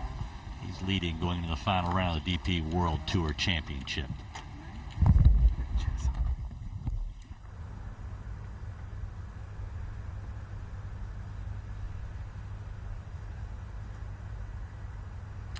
And everyone loves being in Dubai. There's so much to do. Winter sports, you can actually even ski here. And I have done a little bit of skiing here in the past, Tony. Have a couple days off. Why not, you know, check out the slopes indoor, year-round. Very cool. It's amazing, isn't it? And here is a little bit about Dubai. That is the Burj Al Arab, known to some as the world's first and only 7-star hotel. Tony stays there regularly. He tells me it is an amazing place. There's the Burj Khalifa, the world's tallest building, 828 meters, more than 200 meters taller than the next tallest building. 200 skyscrapers, and it is an amazing skyline, especially at night. Here's the Sheikh Zayed Road, which goes from the west in Abu Dhabi all the way to the north in Ras Al Khaimah.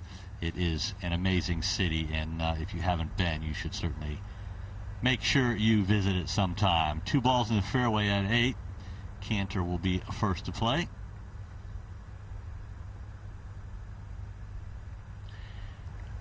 Yeah, the architecture, Jay, is amazing, isn't it? And every single building is a completely different design, different character, and all lit up with different colours at night. It really is a wonder of the modern world. Yeah, it's an amazing road system here as well. Handles a tremendous amount of traffic, 16 million tourists every year.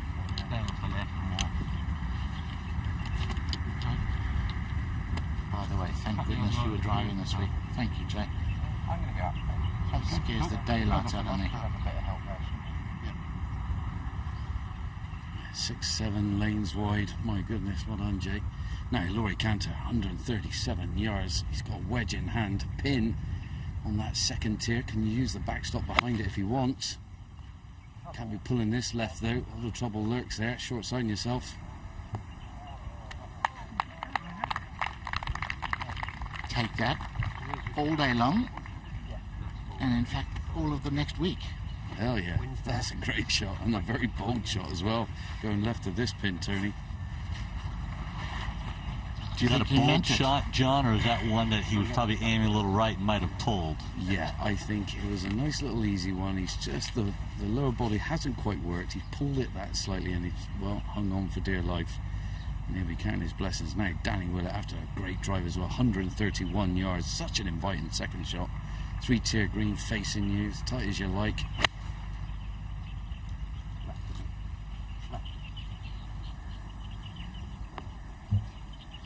Ooh, that would have looked really good in the air. Didn't quite climb up to that second level in the 8th green.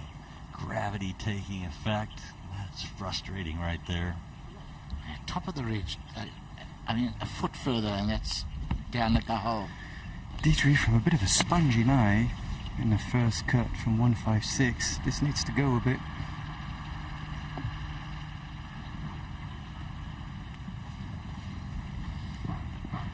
Leaving some tricky putts, these lads. It's going to be very slow up the hill, very fast down the hill. Quite a break. It'll test him. Sergio from the middle of the fairway from 132, a bit uphill, so it's playing a little bit more. This is a very accessible pin, just a little left.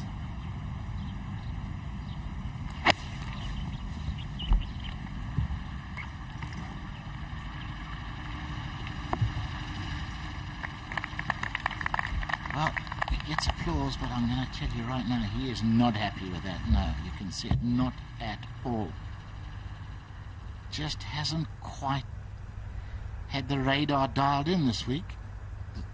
Not what we're used to from Garcia. You know, it's a long year. No one plays well every week, and you know, it's an event that everyone is always going to play, whether you're playing well or not, due to the nature and the importance of the DP World Tour Championship. Final event of the Race to Dubai rankings and the culmination of a long season in the European Tour. When you're not playing well and you come to an event like this, Tony, what type of extra challenges do you have? Well, you know, you're on the search, aren't you? You're just trying to find solutions. I mean, a perfect example is Bernd Wiesberger. He finished second last week, and he's come out this week and he's shot 76, 76, and 75. And then he's gone out today, and he's 8 under after 15 holes. How do you explain that? Was he injured the first couple of days? I don't know. Silly game right there. Now we're looking at Willett putting from the lower level here, John. Yeah, this is a difficult one. A bit like what Laurie Cantor had in front of him a few holes ago. Coming over the edge of the green. Just half a club too shy. I don't think he caught all of that shot. And this was a rare mistake from Danny Willett today. This one having a lot of break off the left-hand side, I should say, and very slow to boot. Well, that's kind of like 6 footers downhill as well, so it's a really peculiar one. Big old knuckle lurks on the left, which he's going to have to ride. He'll take 2 putts from here and get out of dodge, I can tell you that. A very different green compared to the rest of the golf course. Long, slithery number. Can't be super accurate. It's all about the tee shot, giving yourself an ideal approach. Anything a little bit left, kind of come across the green is never easy.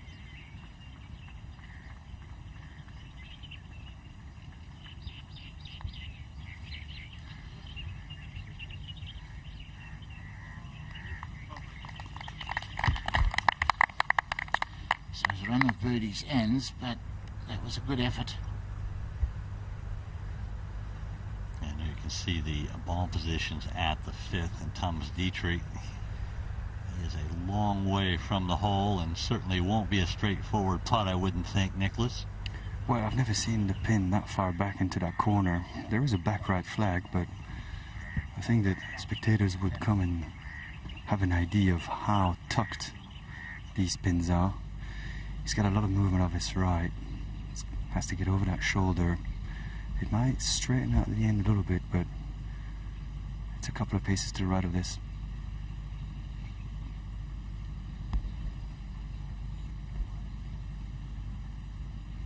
Settle down, settle down. 9.999 out of 10. What a putt that is. Great stuff. Canter for birdie at 8. Yeah, great opportunity. Definitely worth holding this one after a very courageous break shot. Little hint off the left-hand side here, Jake, for his birdie. Well deserved this after the way he's played this hole. A little bit of grain left to right as well. Might just add this and make it a bit harder. Missed it on the low side and much too firm on the low side. Normally if you hit it too hard, you miss on the high side. Let's go back to 5 and Garcia. Down off the left, maybe straighten out the ends in. And it just stays left, yeah. That's a decent try. Sergio yet to make a birdie in his final round. Par putt to come. Let's look at Willett's par putt at the 8th. And this is a little bit longer than what this camera angle makes it look.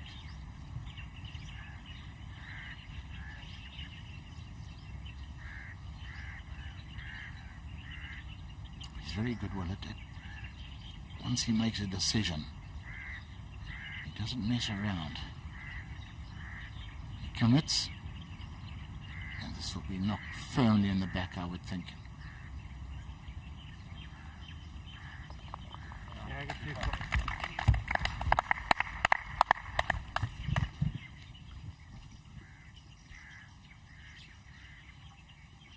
Good 2-putt there for Danny Willett. He remains 3 under for the day. That par at 8 stops a run of 3 birdies in a row. Garcia for par. This is for his 5th par in a row. Nicely holed. Good pace. Shows confidence.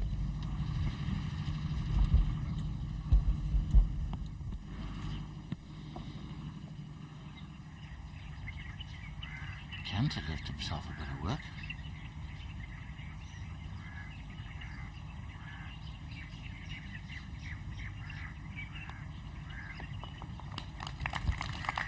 Just slams it in.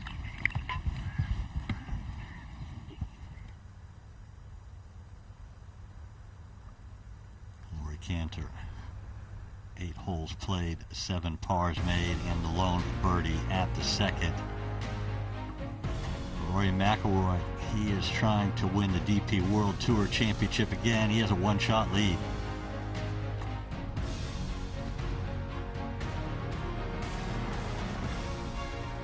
McIntyre and Bjork 2 shots behind. Horsfield at 13, playing alongside McIlroy. It will be an interesting afternoon for sure. Paul Casey, he's off to a good start. He's birdied the first hole. Grant Forrest, the talented Scotsman, he's 3 under for the day through 7 under in total. There's Thomas Detry. He's featuring in our feature group coverage, couple under par today. Tyrrell Hatton, we followed him yesterday when he shot 66. He's won 4 Rolex Series events. Each Rolex Series win, you get a gold star. 2 for Willett, 2 for Fleetwood. Both of them are on 6 under par. Benjamin Roulie, the youngest ever Rolex Series champion, when he won the Aberdeen Scottish Open in a playoff earlier this year. He's 1 over par for the day, so not a great start for the Australian. And let's have a look from 9 fairway up to the tee, and John Morgan is watching the action. Yeah, one of the hardest holes on the golf course. Absolute monster, 499 yards, par 4 up the hill, breeze across into their faces here. Aiming at the right half of this fairway, Danny Willett. Out with driver. A little bit of grip slippage there, I think. It's over near me on the right-hand side. I notice you're hanging out in the shade over there, John. We'll get back to you in a second. We're just checking out his grip, but Nicholas Colsaerts is looking at Detry on the 6th tee. 166 today on number 6. It's not a very complicated shot. You just got to get the right strike on it. It's a bit safe. Okay.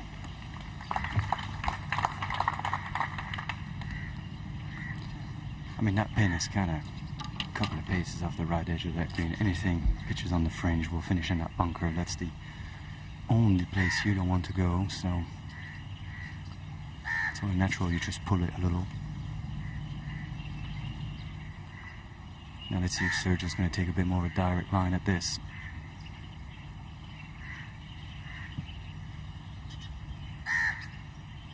All pars for Garcia today. Certainly really hasn't been his typical sharp self from tee to green.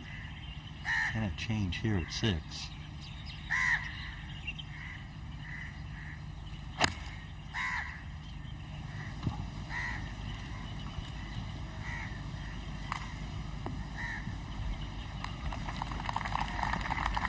It's not that bad, but it's not timed the way he wants. And he's looking a little disgruntled with his long game, isn't he?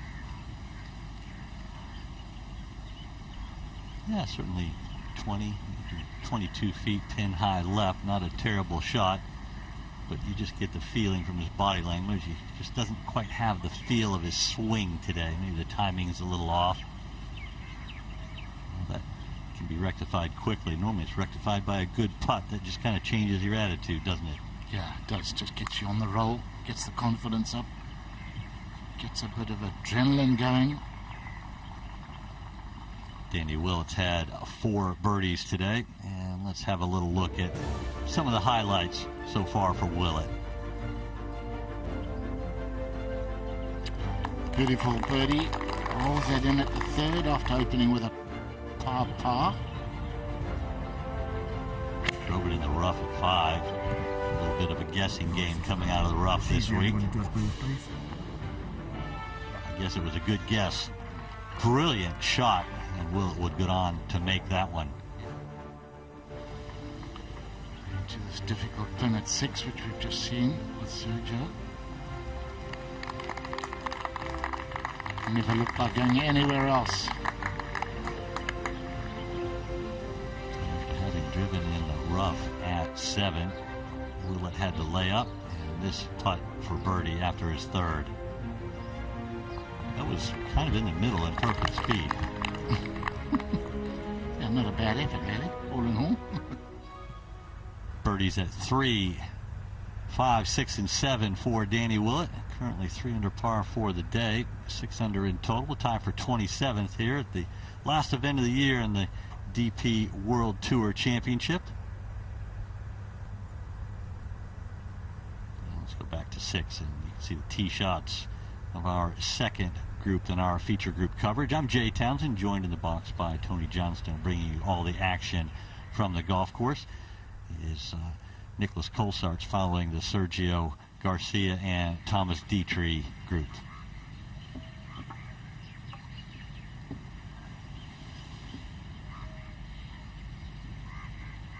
I thought I was very safe from Detry with probably what would have been a 9-iron.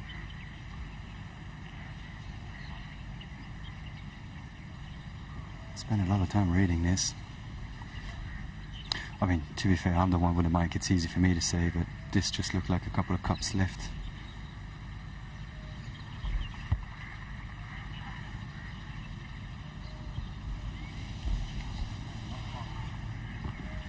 Thomas, Thomas doesn't want to get too aggressive on that shot, does he, Nico? But, you know, at this point, you're 26th in the tournament. You might as well just start attacking a little. You don't want to knock it in the water, obviously, make it double and deflate yourself, but you can afford to be a little more aggressive at this point. Finally, somebody mentioning this. I mean, we've been following feature groups for a couple of days. These guys are starting at 9 o'clock in the morning. Come on, people, go at flags, please. With short irons.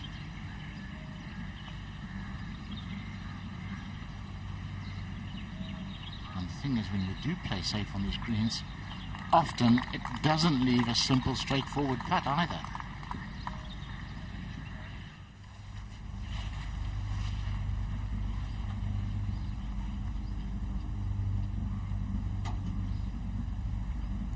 Will it with a metal wood out of the right rough at 9. Such a difficult hole, just trying to dig it out. It's going to pose some problems.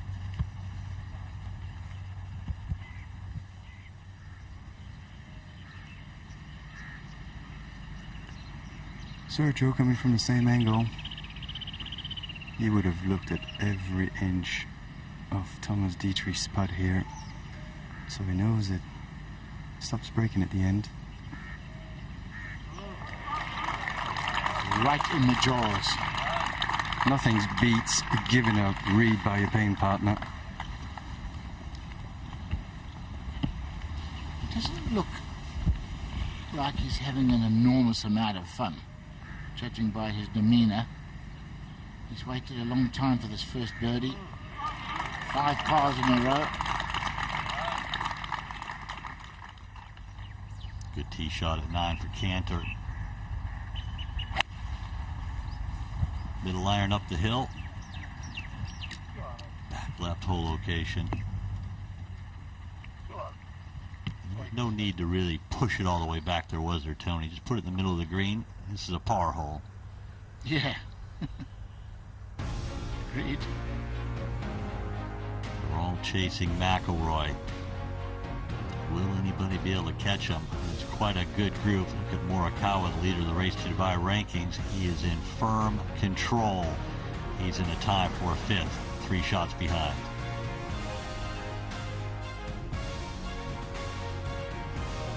Martin Keimer, 2-time major champion. He's 4 back. Could he finally get back in the winner's circle? It might take a heroic effort.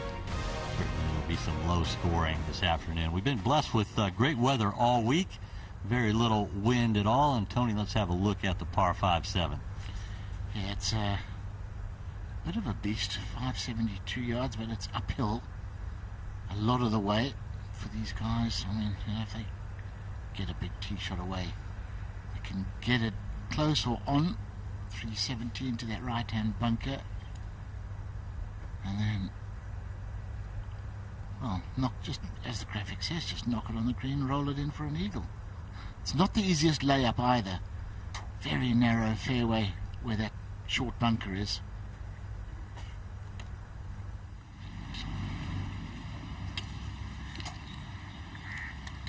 Sergio Garcia about to tee off on the 7th. Second par 5 of this front 9. Gruber had Patrick Reed just hit a 3 wood onto the green, so it is, or it will be reachable for 2 of these guys if they hit the fairway.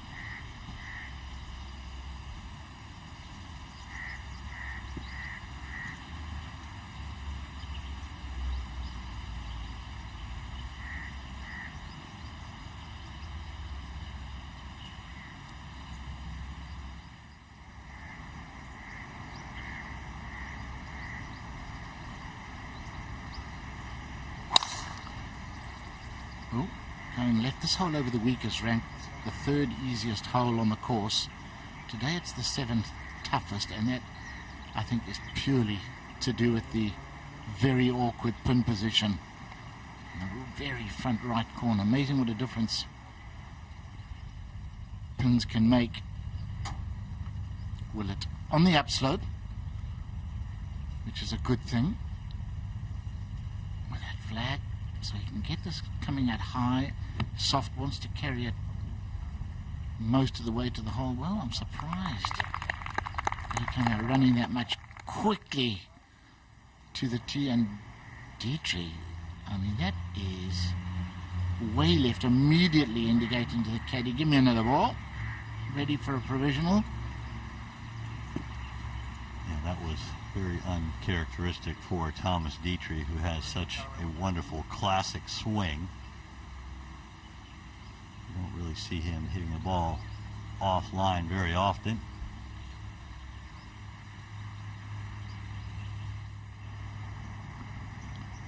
And he's out of bounds down that left side. Oh my goodness. That's on exactly the same line, or very close to it. That one they will find. The first one is in deep trouble. Unless he gets lucky. Rory Cantor, we saw him hit it right in the middle of the green at the 9th. Long birdie putt. His lone birdie of the day came at the 2nd. All the rest pars. He was up walking quickly, coming up short. Likely that was a mishit. We spoke earlier in the week.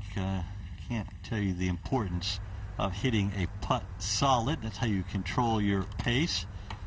You can only read putts if you can hit it the right distance. Pace is so important in putting. Yeah, I mean, it sounds simplistic, doesn't it? But it's the absolute truth, Jack. You haven't got pace, how are you going to judge the line? Yeah, it's amazing. Most of the amateurs I play with, and I play a lot of golf at home with friends, and they're always worried about the line. And then they might hit it on the line they chose, but most of the time they choose the wrong line because they can't control the pace, as you said. Shouldn't be a lot of break in this one. Cantor, this is the 3rd time he's had a long putt for birdie, left himself a lot of work. Each and every time he's holed it. Can he do it again?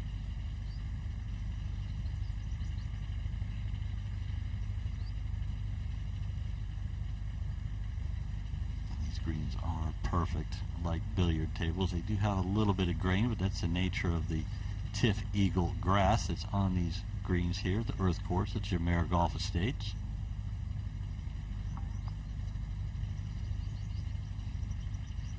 I went to the well too many times.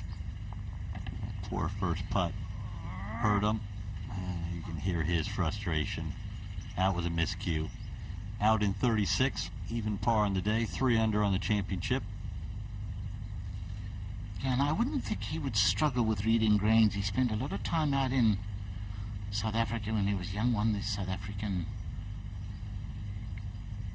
junior out there. So he's putted on a lot of grain in his time. Cantor's been in great form lately. 5th, 4th, and 2nd in his last few events out.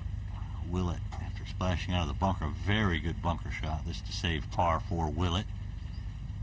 And to go out in 3 under par 33.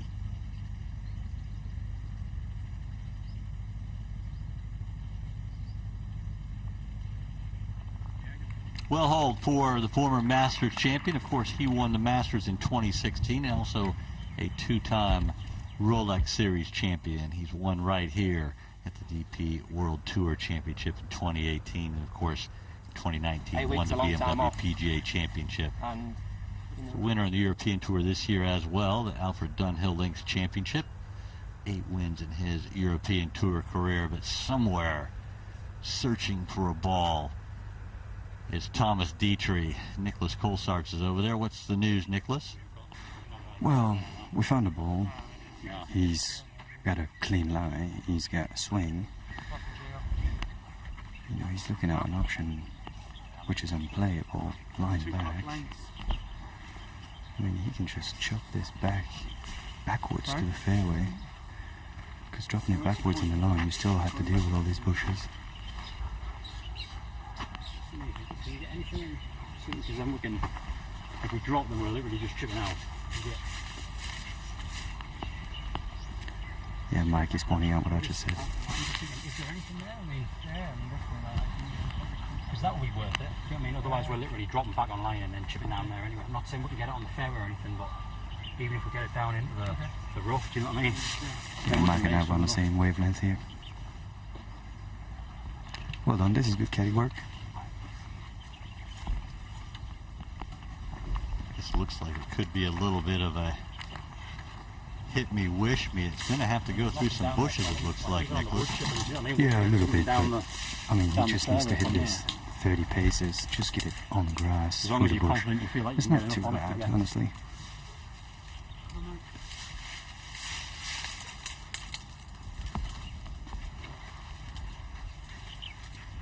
Leaning up against a branch, trying to keep your balance. All right.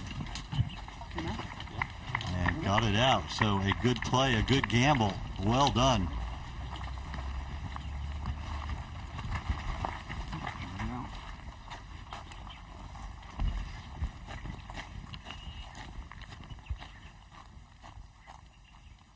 As Detry goes back to line up his third at the par 5 7th. We'll go up to 10, where the first of our two feature groups has reached the tee, and John Morgan is watching Danny Willett and Laurie Cantor.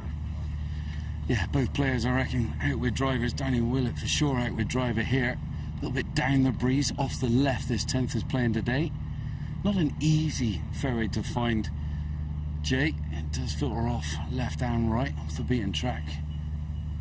But it's one of the shortest par 4s. It feels like that with the breeze today. 437 yards. We're just whacking driver down there and just lobbing it on there. John, do you like this driver with this front hole location, leaving yourself less than a full shot in? Well, as long as you hit the fairway, yes. You don't hit the fairway, no. Willett misses the fairway, so that's a no from you. It is a no from me then.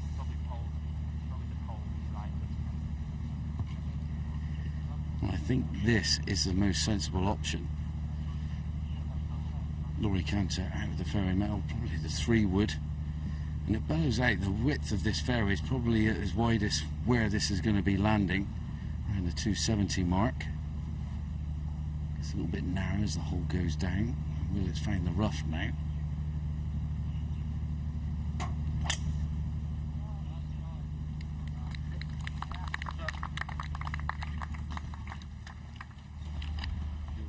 He's just tickled that one down there, hasn't he? He hasn't gone after it.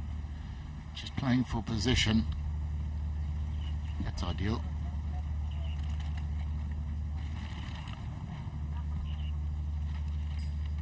Detry laying up with his third at the par 5 7th after the errant tee shot. Actually lucky to find it. He really was. But it's always a horrible feeling, isn't it, when you knock it out of the trees and you're walking back towards the tee. It just gets longer by the step. Yeah, certainly so. Detry has been blemish free to this point. Birdies at 2 and 3, all the rest pars.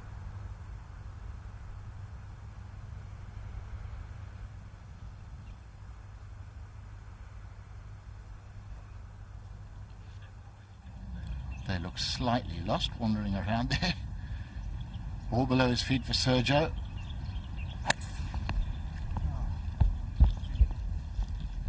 Didn't sound like the strike he was after. Sounded like a bit of grass, then ball. That's going to be an interesting pitch with the bunker and slopes between himself and the hole. So Sergio Garcia coming off that birdie at 6. Doesn't look particularly happy walking up the 7th fairway. McIlroy leads the way at 14 under in the final round of the DP World Tour Championship.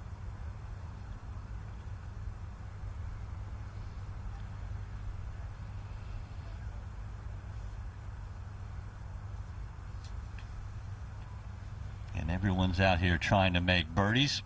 And every birdie counts, and it counts for more than just the players. European Tour and the DP World Tour Championship have combined to donate €75 for every birdie, €100 for every eagle, and €1,000 for every albatross this week. It's the 75th anniversary of Unicef and their efforts to help children around the world. Hence, normally it is €1 for a birdie, week in and week out of the European Tour, but for the anniversary, it's 75. What a fantastic effort it is by DP World and the European Tour to donate all that money. Yesterday, November 20th, was World Children's Day, and it is wonderful work that Unicef does all around the world. If you would like to donate to Unicef's COVAX facility, visit EuropeanTour.com for more information. 1-3-2 for Thomas Detry to what is a wicked pin from a hanging lie. You easily do that from a hanging lie.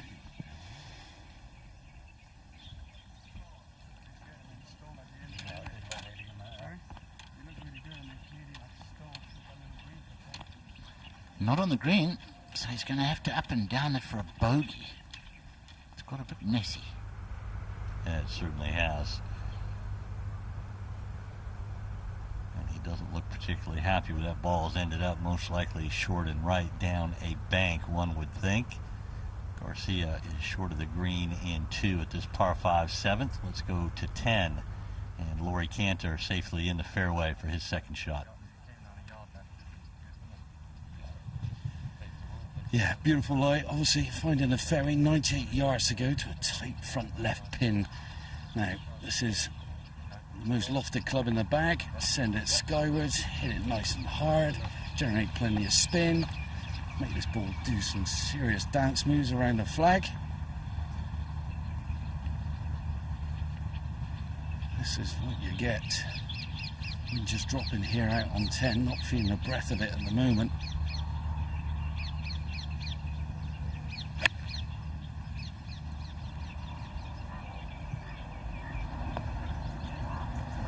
And that's the problem. These greens not really receptive. Playing for a little bit of backspin, it doesn't happen around this golf course. Now Danny Willett down this right hand side, he's drawn an absolute cracking line, 95 yards to go, coming in from the best angle you could ask for. Really fortunate with the lie.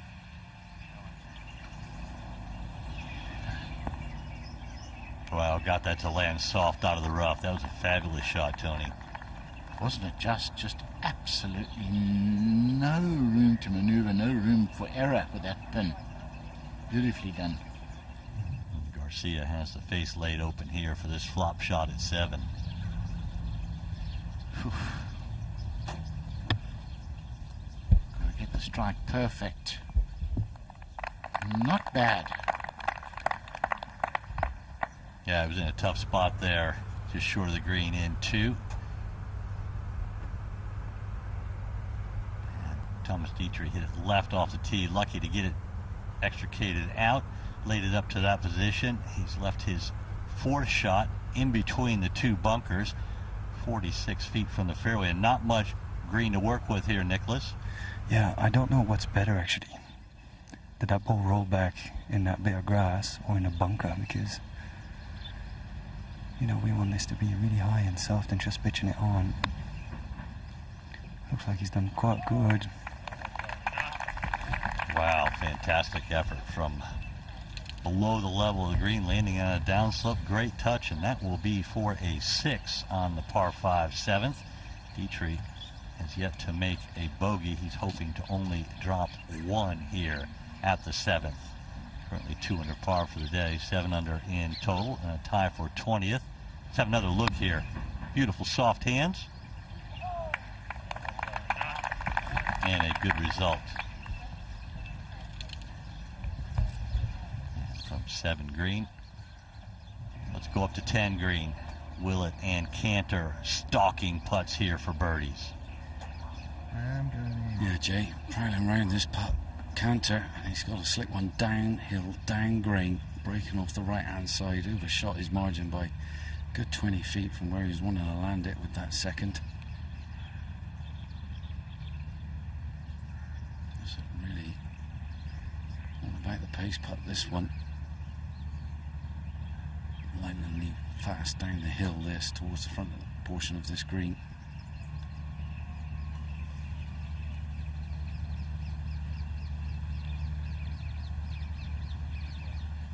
Good pace for Cantor, coming off that 3-putt bogey at 9, back to 7, and Garcia for birdie.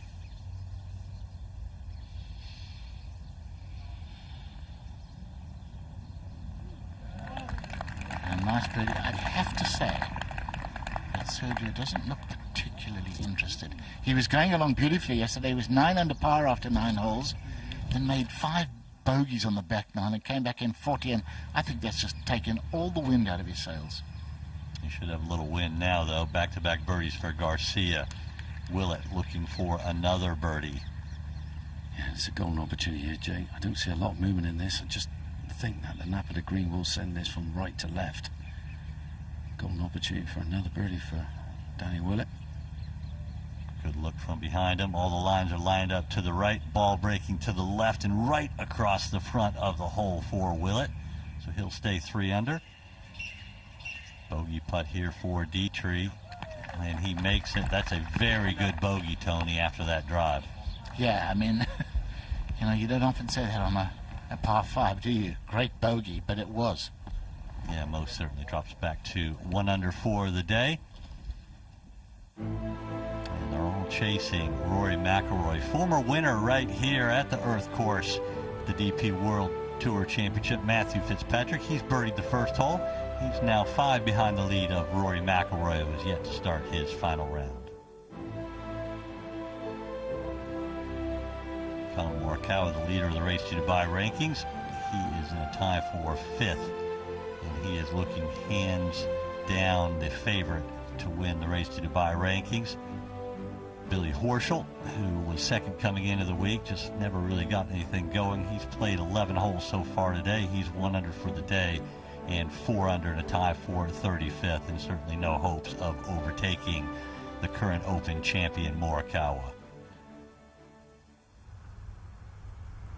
And that is the 8th tee, looking from the fairway back down to the tee. It is an uphill tee shot.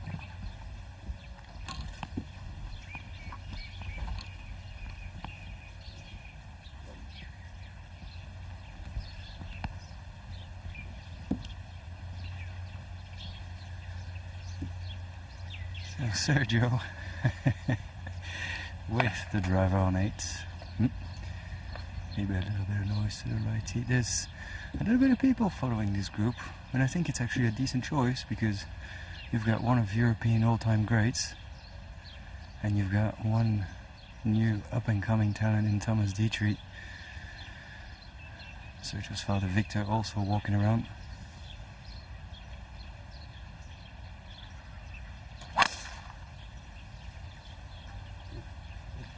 Given this 10 out of 10. A lash.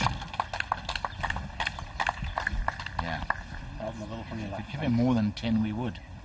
Yeah, I only carried that 307. That's a driver and a wedge for you, Tony.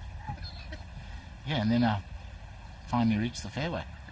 Important tee shot this for Thomas Detry after hitting the 1 on 7 a long way left.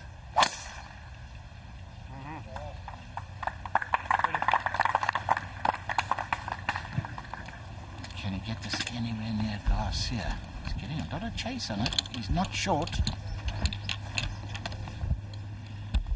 Oh, those are just beautiful tee shots.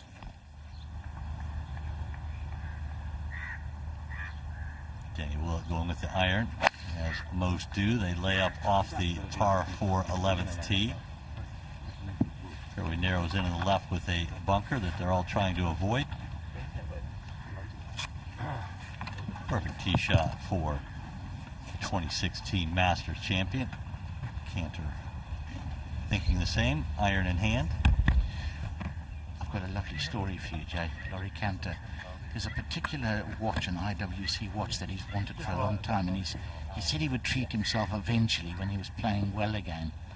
And he finally got it a couple of weeks ago. It's a beautiful thing, but it's a perpetual calendar, and he was fiddling around with all the buttons. But what he didn't realize is you can move the calendar forward, but not backwards. So he moved the calendar forward a week and then had to leave it sitting in the cupboard till it caught up with the right date. He was absolutely gutted. Oh, jeez. The funny things you do. He didn't quite catch up to Willett, but both are in the middle of the fairway.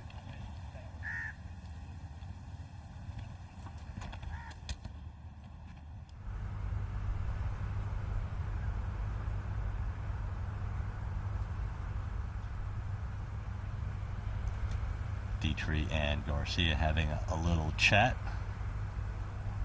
as they approach the 8th fairway. Detry 1 under for the day. Garcia 2 under for the day. And Detry's has Spanish heritage in his family, so they are likely speaking Spanish going up the fairway. It's always nice to see the multilingual nature of many of our European Tour members.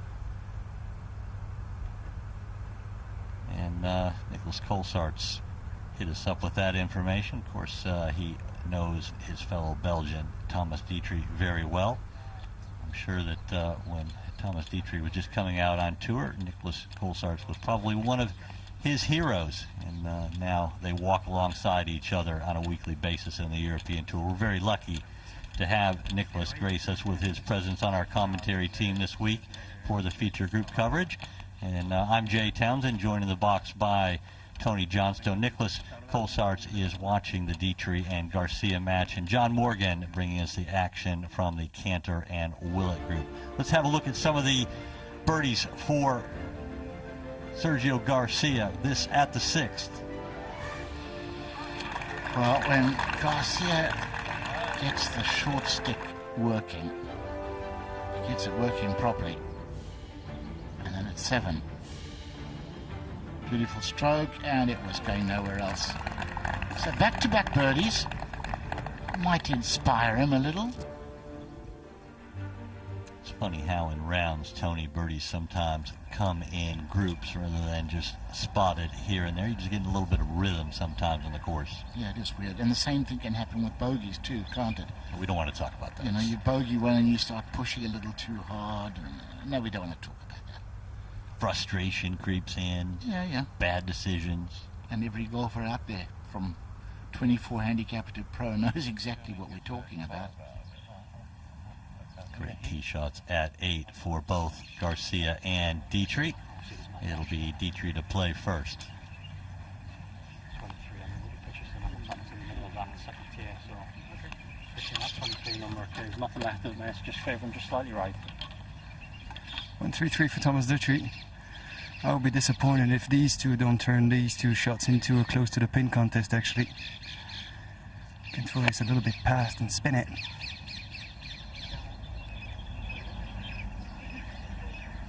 Come back.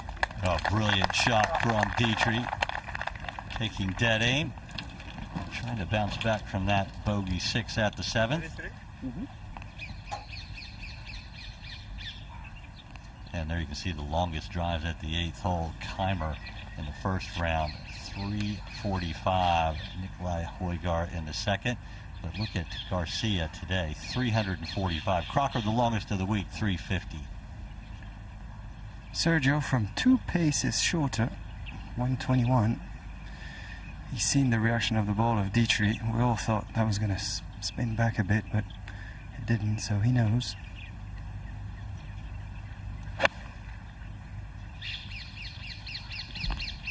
When he starts holding the pose like that, it's normally a very good sign. Just a yard out, but it'll still be a birdie opportunity. Come on, Sergio, get that chin up. Let's see your fire back.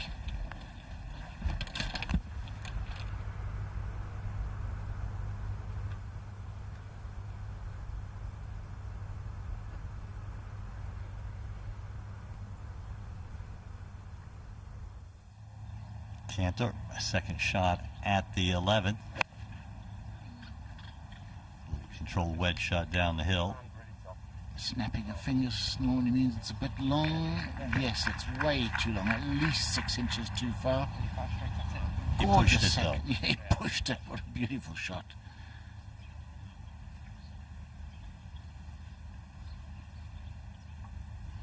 Danny Willett has one to follow now. It always helps playing one after you've just seen your playing companion hit a good one.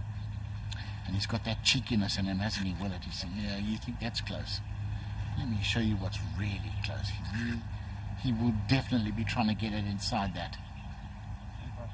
Well, the ball will fit, but there's not much room.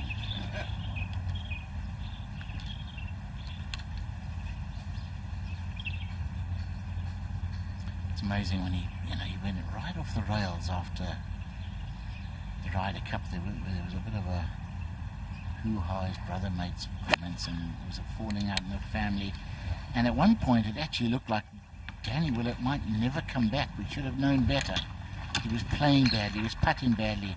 He wasn't enjoying the game. He was getting a bit depressed with everything. Just wasn't enjoying life. And it's great to see that he has got it back. And that was at the 2016 Masters. Let's go down to another Masters champion, Sergio Garcia.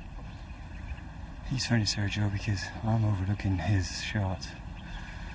And he's like, give him the putter, talking to me. And the only club that came out of his bag is a lob wedge. So there's a bit of funky grass in front of him. He's got a good step of fringe, which is into the grain. So that's probably his thinking, trying to get rid of the into the grain part of the fringe in front of him. But he will be quick once he gets on the grain.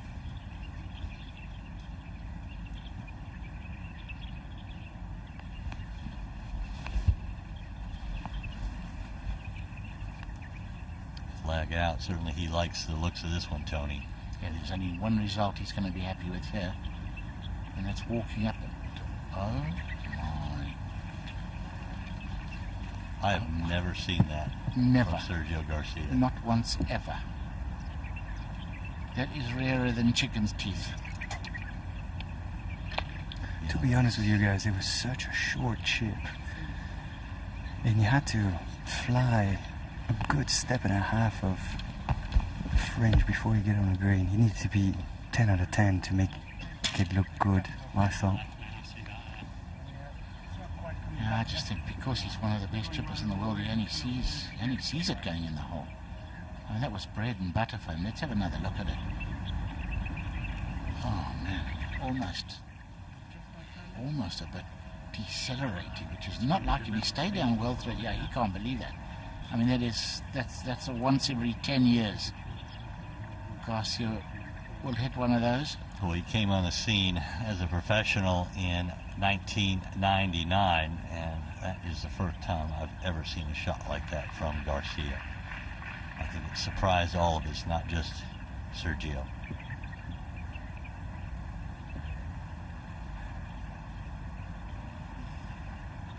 This is slick from Detry. Left to right all the way, but straightening out in the end. Needs to be careful. You easily hit this a little bit too far left, I think.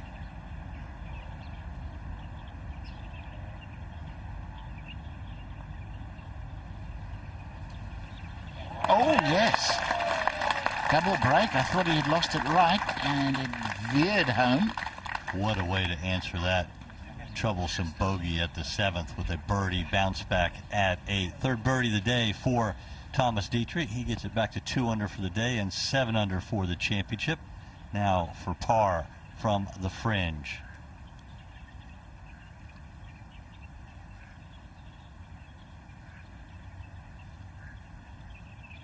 Oh, it's going to make him feel a lot better. It won't bring a smile to his face, I don't think, because he was only going in with a very short iron, but he's going to go back and wonder, how on earth did I duff that? Maybe a little bit into the grain, just got it a tiny bit before the ball. Yeah, but you get in the locker room and they say, well, God, that was a tough pin at 7. What did you make there? I made 4. It was nothing to it. Yeah. He still can't believe it, can he, Jack? He's just mystified. Willett for birdie at 11. Cantor still inside him for a birdie as well. Is to get to 7 under and pours it right in there. Danny Willett picks up his 5th birdie of the day. He's birdied 3, 5, 6, 7, and now 11. He looks to be enjoying himself, at least at the moment.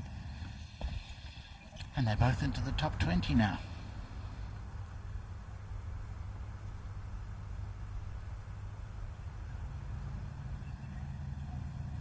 Willett, Garcia, and Detry as well, actually.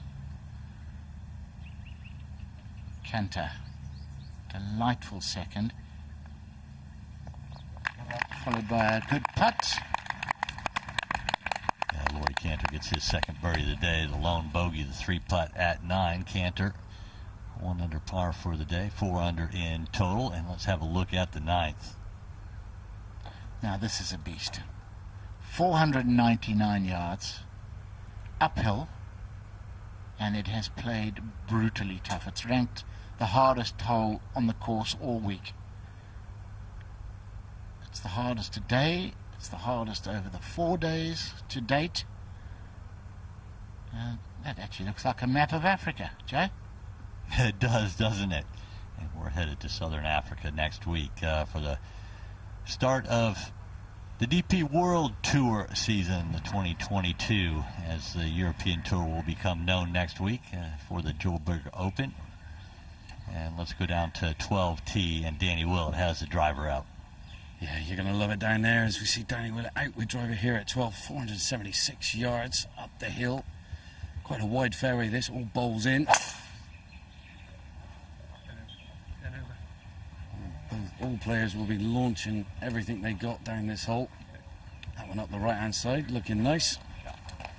I've got to say, Jay, I want you to ask that question to Nicholas Colsarts about Tiger Woods and Phil Mickelson that you brought up yesterday, because that man was unbelievable at the Miracle in Medina. Took him out.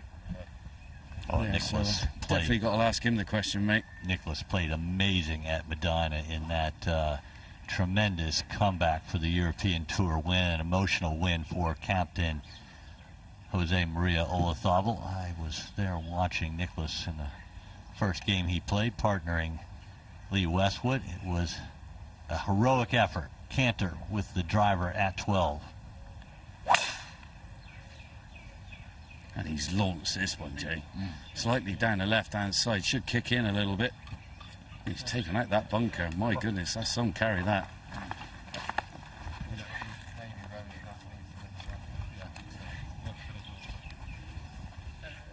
Cantor 4 under. Our other three players in our feature group coverage, all on 7 under par and a tie for 20th. We hope you're enjoying the feature group coverage. And later on today, Rory McIlroy and Sam Horsfield. They'll be last out. Everyone is chasing McIlroy for the DP World Tour Championship.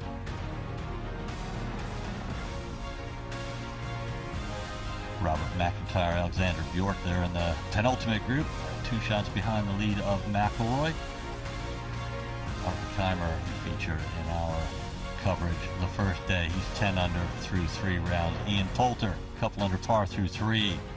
Ryder Cup star is off to a good start in his final round.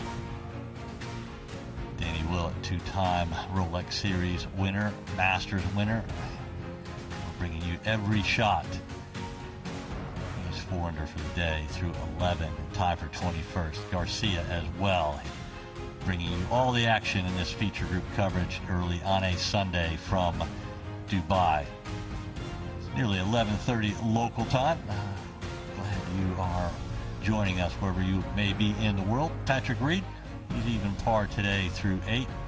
Former Masters champion, top 35th alongside Billy Horschel.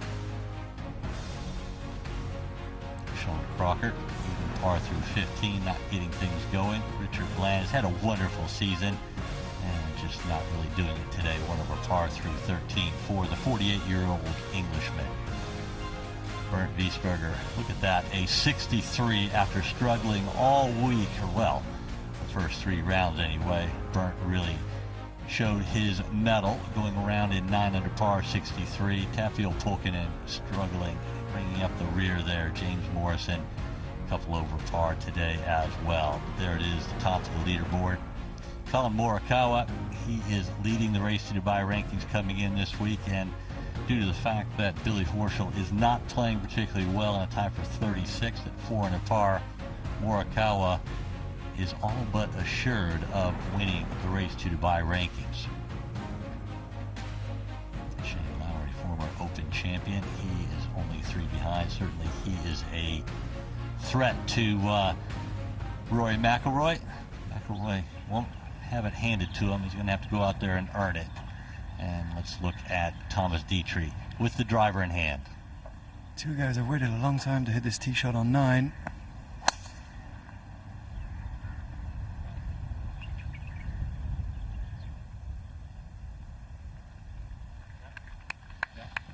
A nice friendly bounce. Back onto the short grass. Yeah, I think it was important for Detry to hit a couple of good tee shots after that horrific one on the 7, just to keep moving forward. Now Sergio.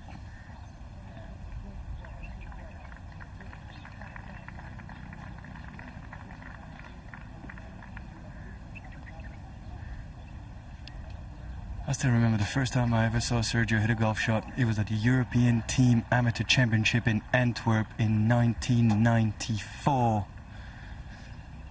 Hit a 1-iron off a short par 4 and I thought, oof, that's a different sound.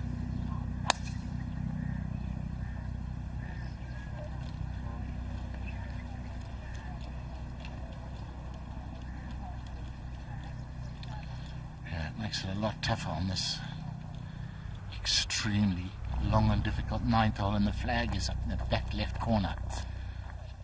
No chance of getting it close from there. I don't mind. Throws it a long way. What you got back edge? 219, yeah. But I don't know exactly going to kill you if it fucking just pops on. But I think that's a long way then, is it? Maybe just a bit too extreme on a pitch there if it don't go forward. Honestly, you just hit a normal one of these, pitching it around 210. You know what I mean? Yeah. Try to finish it a couple left in it. Well, this ain't easy. 207 yards. Ball's well above his stance here for Danny Willett on the upslope as well. Pins on the right-hand side at the back portion of this green.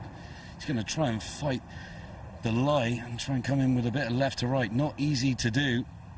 All uphill as well.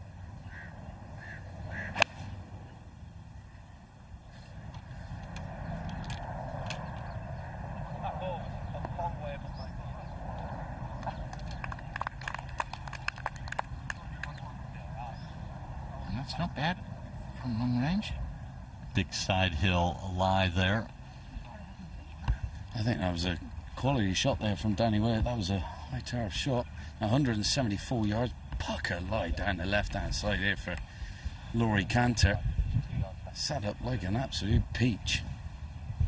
I feel like he needs to fly this halfway on the green. It will release towards the back of this green. It's just an 8-iron in hand. Hopefully it doesn't jump on him.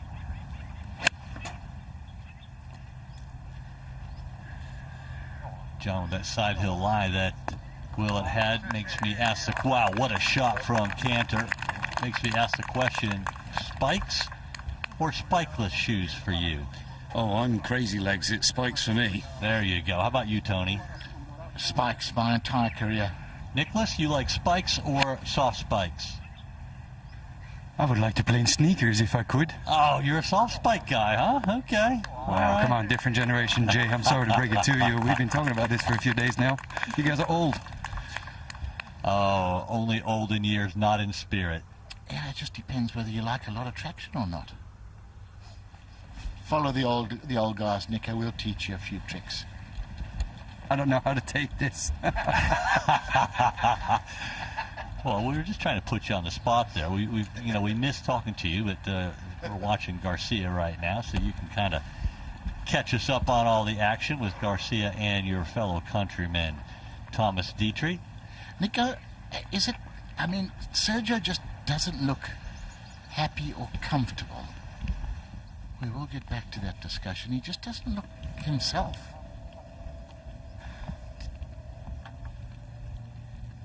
Ah, we're back with him. What do you think, Nico? He doesn't look himself, does he?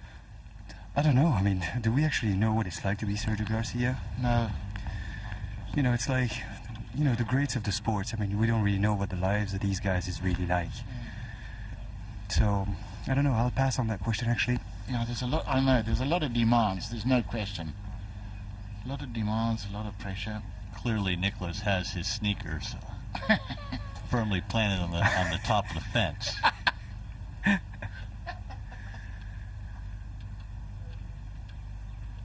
I was trying to elicit a response from Nicholas. He's not biting, is he? No, I honestly think the back nine yesterday really got to him. He was in contention at 9 under, back in 40, and you know that your chances of winning are done, and Sergio's out there to win. So, John, you have crazy feet. Can you moonwalk, John? Can I moonwalk? Yeah, you a dancer? I've given it a go. I can't do it, but I'm not a bad dancer. Get me on the dance floor, I can chuck a few shapes out there. Oh, there you go. Well, what kind of shakes are in this putt for Willett? Not many shakes whatsoever. This doesn't feel like it's going to move a great deal. It might just go with a little bit of the green from right to left, if anything. It was a great shot from Danny Willett, but what an exceptional shot from Rory Cantor. I mean, he's virtually within gimme range because he's up quite close to the hole. Steadies himself again. Danny Willett goes for his routine. I like how he looks like he's nice and comfortable over the putt. Really sits into his backside there.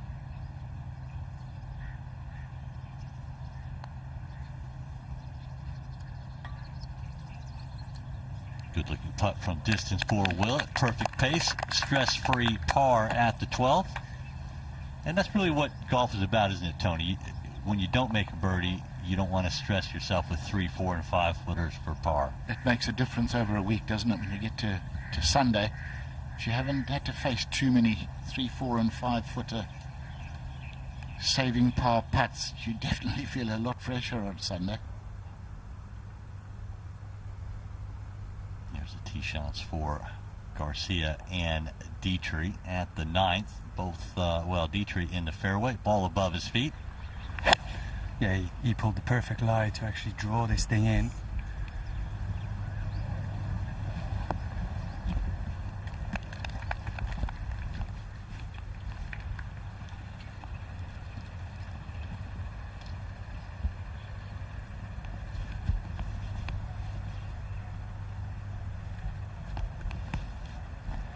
Sergio, 195 today on 9.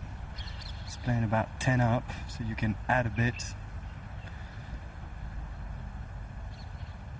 He's pulled a perfect lie out of the left rough.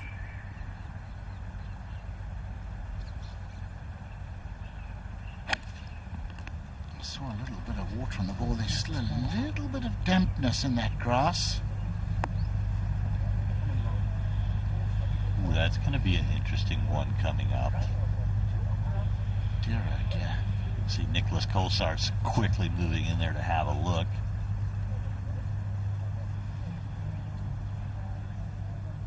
Well, there's the flag in Dubai, and Sergio's in one of the other Emirate countries. Birdie putt after that brilliant second shot at 12 for Cantor. Back-to-back birdies at 11 and 12 for the Englishman. Gets it to 5 under in total, 2 under for the day. And, oh, it's money time. It's Sunday afternoon, back 9. Chalk 'em up, baby. Yeah, you can double your check on that back 9, can't you? Do the whole week's work and the last 9 holes. Check doubler if you get going. Sergio just fiddling with his swing, trying to feel things.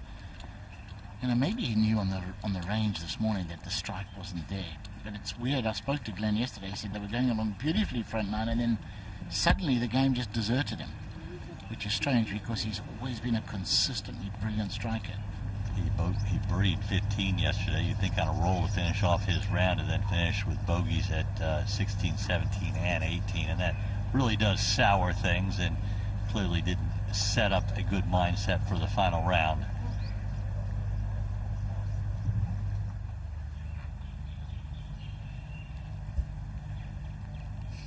Oh, what a pin position this is today. 7 on, lurking over on that left-hand side. That little slither of tongue that is just short and left on this green over the bunker. 184 yards for Cantor to contend with.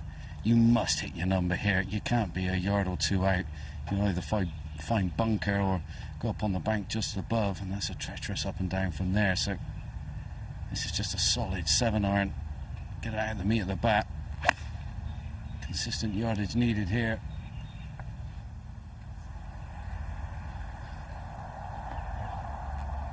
Ooh, just reaches the fringe, doesn't come back down the slope, but a wonderful shot from Cantor, as John was describing. Very little green back there front to back. Here you go, Tony. A little sponsorship sign just shy of this green. One of those beautiful birds with the blue wings. What do you call them again? The Indian rollers. Oh, Indian rollers. He's right, staring right at me, thinking I got some food for him, but I'm sorry, mate, I haven't. Yeah, Bay City rollers. That's what it sounds like. Now, Danny Willett, like I say, 184 yards. Nice smooth rhythm there. cracking it through the air. Ooh. Just creeps over the sand, and that is a beautiful result. That was precision. Next time when the cameras are trying to get in position, I know. We'll get it. Don't worry. Nico, you could have shorter putts than this. Listen, it's not an easy second shot into 9. I think Detry's shot was just exceptional to go and find that back left bucket. I think we'll see a lot of guys today into that back right because they're all feet down there if you just miss your landing spot. But yeah, it's all uphill, off the right. Not easy to judge the pace on this.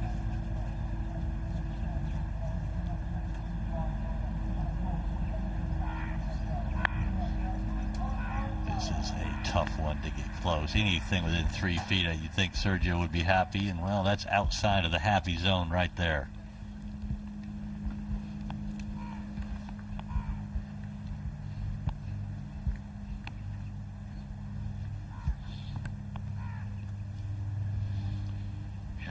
To be done. Yeah, I always thought it was going to be difficult to judge. It's just a long way, it's uphill, it shines at the top, at the very end of what you're seeing around the hole. It was never going to be easy.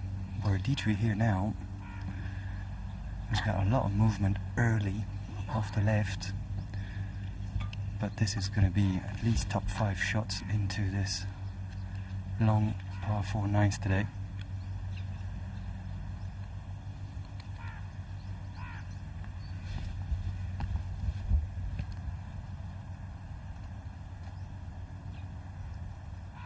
There's been 1 birdie here today, and there have only been 12 birdies the entire week. That's how tough this 9th is. Long uphill, typically a left to right wind. Can Detry make a birdie? Yes. Oh, that never looked like missing. I'm sorry, Thomas. I had that one counted for you. But it's a good par 4. Stress-free. Out in 34 for the Belgian. He's 7 under par and a tie for 20th. And every guy out there knows just how tough this hole is. He thinks it's in. Oh. And you know, if you birdie that, you've gained 1.5 shots on the field, just about. Great try. Sergio from, looks like just outside of 5 feet for par here, Tony. How important is this one for the Spaniard? Yeah, I think it's very important. I think, you know, he just needs this to just boost his mood a little. He would be out in 3 under.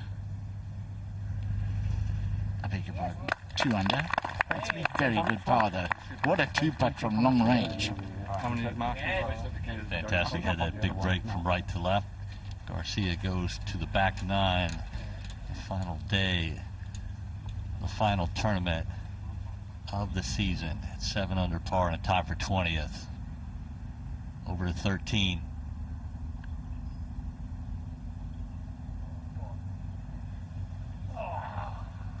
Cool. That defied gravity. Oh, another half an inch.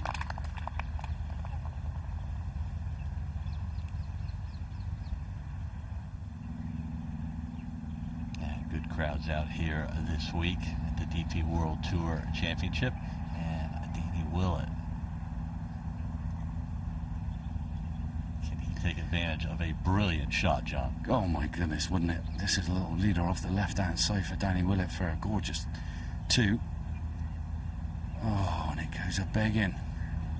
Broke towards the back part of the green, didn't it? Wow, and it broke a lot. Certainly fooled Willett. So frustrating when you hit such a brilliant shot and you don't take advantage of it. You feel like you've wasted one. Still 4 under for the day and having a good Sunday. Yeah, Mampy, I'd given that to him, Jay, the way he's putted today. He's putted brilliantly. Certainly has. Matthew Fitzpatrick, former winner here. He's off to a good start, but he is 4 behind the lead of Rory McIlroy, who has yet to tee off in the final round of the DP World Tour Championship.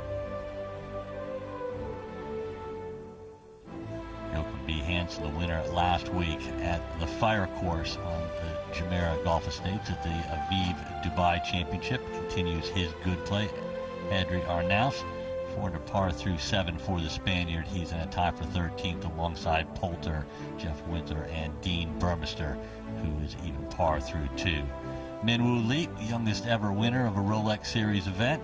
He won the Aberdeen Scottish Open. He's a couple under par through 6 and 8 under in total. Garrick Higo, 3-time winner on the European Tour at the age of 22, the young South African, a superstar in the making. Tyrrell Hatton, one of 2 4-time Rolex Series winners. John Rahm, world number 1, being the other. Saw a lot of Tyrrell Hatton yesterday when he was in our feature group coverage and shot 66. Patrick Reed, even par through 9. Billy Horschel came into the week hoping to overtake Collin Morikawa, but it's not meant to be. Horschel just not firing on all cylinders this week, as he is still in good position and will likely finish number 2 in the Race to Dubai rankings. But let's join Detry at 10.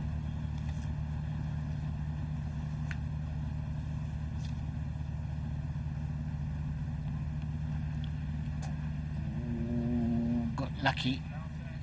No fairway bunkers to catch your eye off this 10th tee.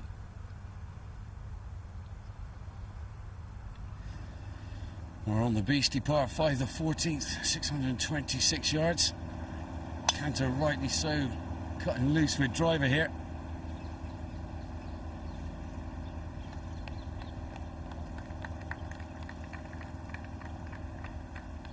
Nice.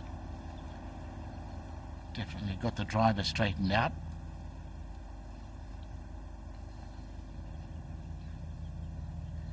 A little bit of disappointment from the previous hole for this man Danny Willett after such a tremendous shot in there at 13.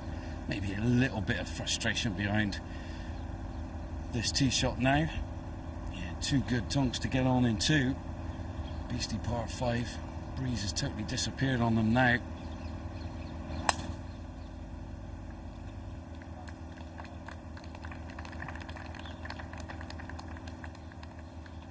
Funny, that always looks like it's headed right, and they're always okay. Sergio Garcia with the driver at 10, playing it down to the narrow portion of the fairway. It's proven to be the most difficult fairway to hit this week, but not a problem for Garcia.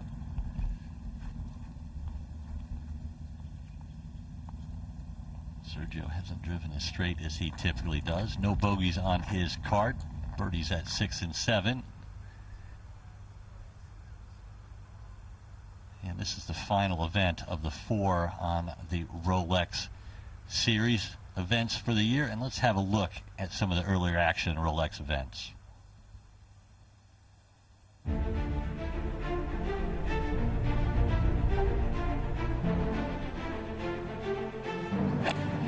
Right, it's not good, Tyrrell. Oh, right at it, more like.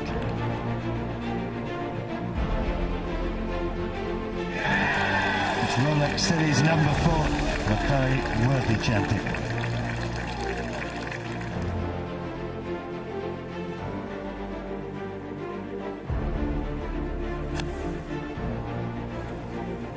Fabulous. It really is just fabulous. He's got it. The Scottish Open has its youngest winner.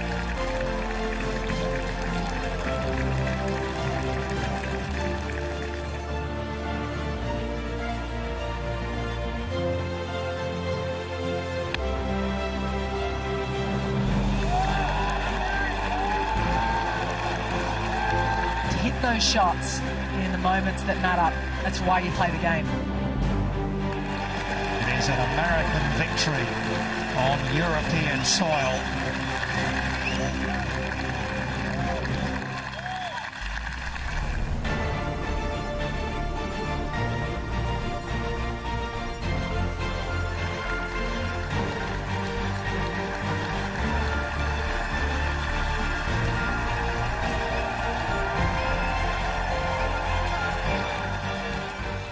And who's name will be on top of the trophy? Well, we know that Collin Morikawa has a firm hand on the Race to Dubai rankings, but who's going to win the DP World Tour Championship? That is up for grabs. That's no doubt about that. Rahm and Hatton, the two four-time winners. Danny Willett, one of several to have won 2 Rolex Series events.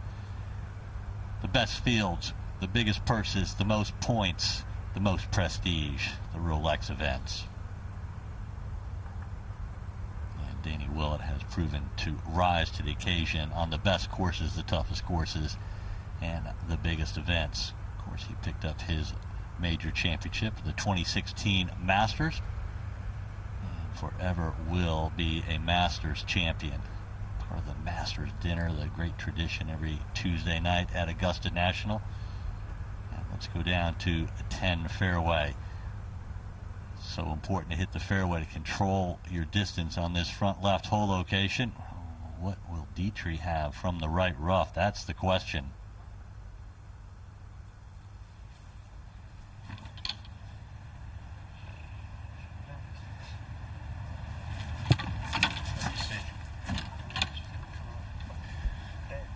This might be a bit of a jumpy lie for Detry. If there's one pin you want to be on a fairway, it's this one, because it's stuck, it's short. You want full control of the second shot to get it close. From 90 yards, so he's still a fairway out. It's controllable, but good jump.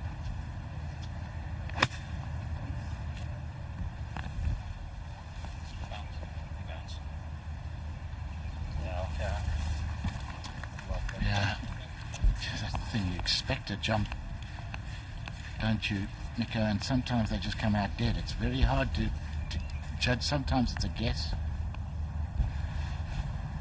And 62 for Sergio from the fairway. I expect this to be a little low, a little driven. One hop stop.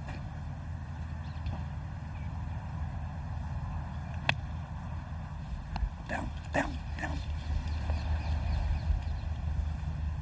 Has been the case most of the week, Tony. The players, even with those little wedge shots, can't really get the ball to spin back. The firmness of the greens. Second shot at 14 for Danny Willett, iron in hand.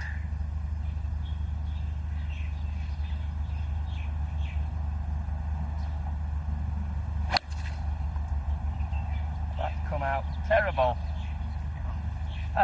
Go. Ooh, is it dry? There's a bunker down there. Whew. Hopefully it's grass or sand and not swimming.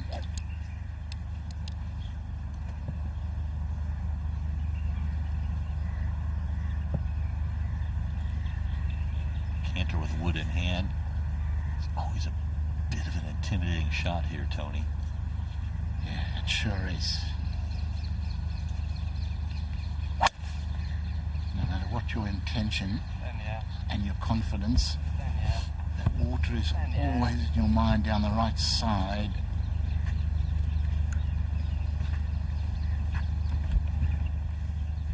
I think it'll be sand.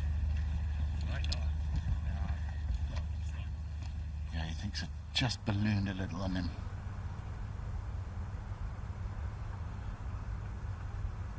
Right. Not many putts made here, other than the very close ones.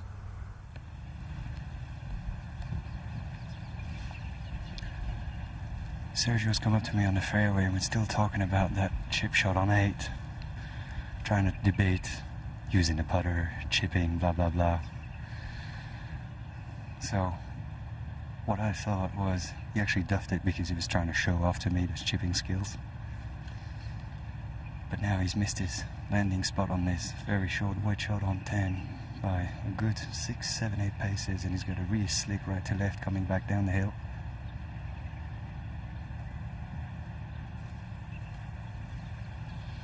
Did you tell him you weren't impressed, Nico? I don't think that I have any chipping lessons to give to Sergio Garcia. No, he's brilliant, isn't he? One of the best.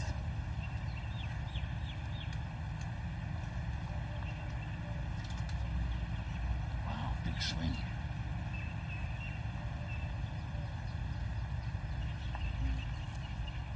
Okay, just could not be bullish on that putt. Fast, really fast.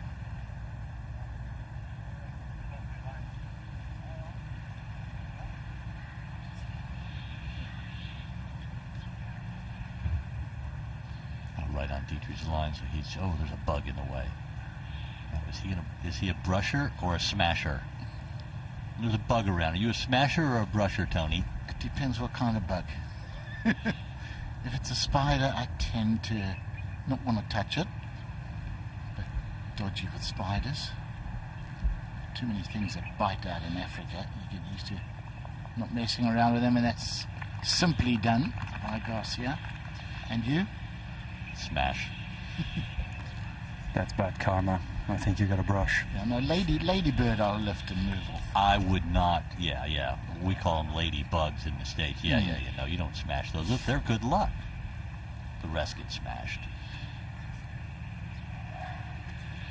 I thought that was a very, very intelligent shot from Detry because he had a proper fly lie. Anything they would have pitched at the hole would have left the putt that we just saw from Sergio, which is basically unmakeable. Where now he's got something up the hill that he can be quite positive with.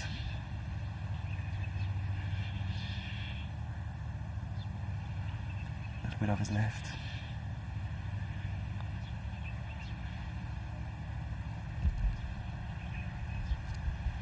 Oh, uphill and gave that plenty of speed. He's got 3 feet coming back down the hill. Now you've got a little ticklish one, Tony. Yeah, I mean, there are occasions when short is the better option. That distance below the hole would have been not a great feeling with the first putt, but it would have been better with the second one, that's for sure. Danny Willett. Oh, it's that awkward distance. And he's duffed it. Oh, he's that awkward one. Do you explode it as he did, or do you catch it clean? That's the worst shot, the most uncomfortable shot in golf. Yeah, for any level of golfer. I will say that my late father could play that shot. He picked it clean every time. He was amazing. Really? Yeah, if he hit it outside 15 feet, it was a shock. Oh my goodness. I was petrified. Oh, me too. That was one distance, well, the sort of 50 to 70 yarder, just horrific. Every single pro out there dislikes it.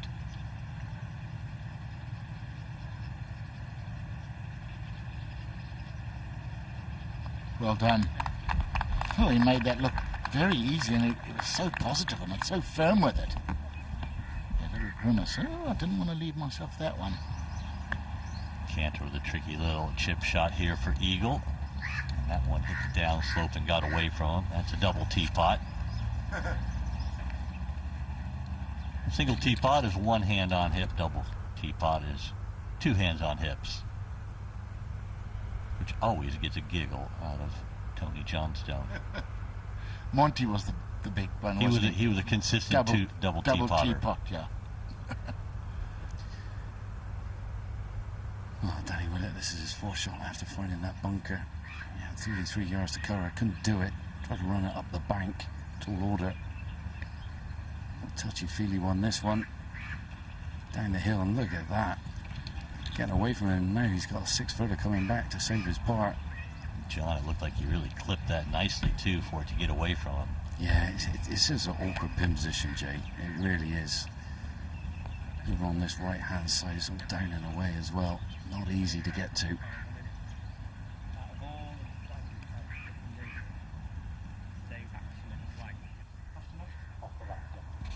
Looking from the fairway back up to the tee at 11. Detry with an iron in hand. Just playing for position on 11. We've seen a little bit of everything from players here. We've seen iron short of the left bunker. We've seen a few guys trying to go a bit further down the right on the fairway, but this is just positioning for Detry, and he's done that perfectly well.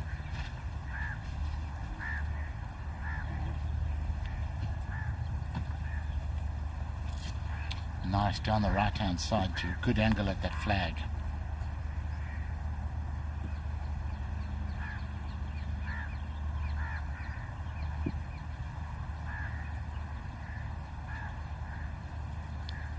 Sergio doing the same thing.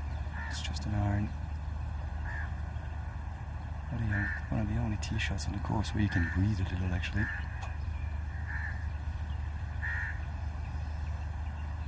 I don't think I've ever seen Garcia less animated on a golf course. When he's made birdies and things, even if things aren't going well, he always looks pretty excited about an improvement in his score, but he just doesn't look like he's having fun. Glenn Murray tried to cheer him up, get a smile out of him.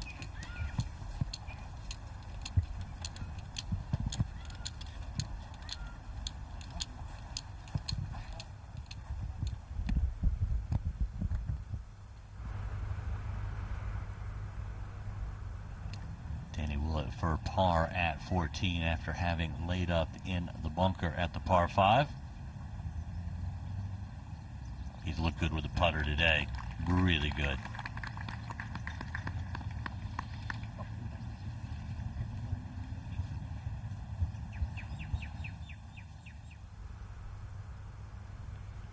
Lovely to have crowds out, Jay. There's so many British expats out there loving the sunshine.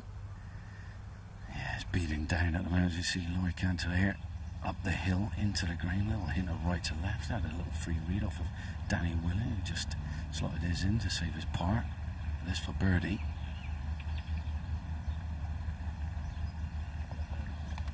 Nicely done for Cantor. He's 3 out of the last 4 holes to get to 3 under for the day. 6 under in total. Tie for 29th.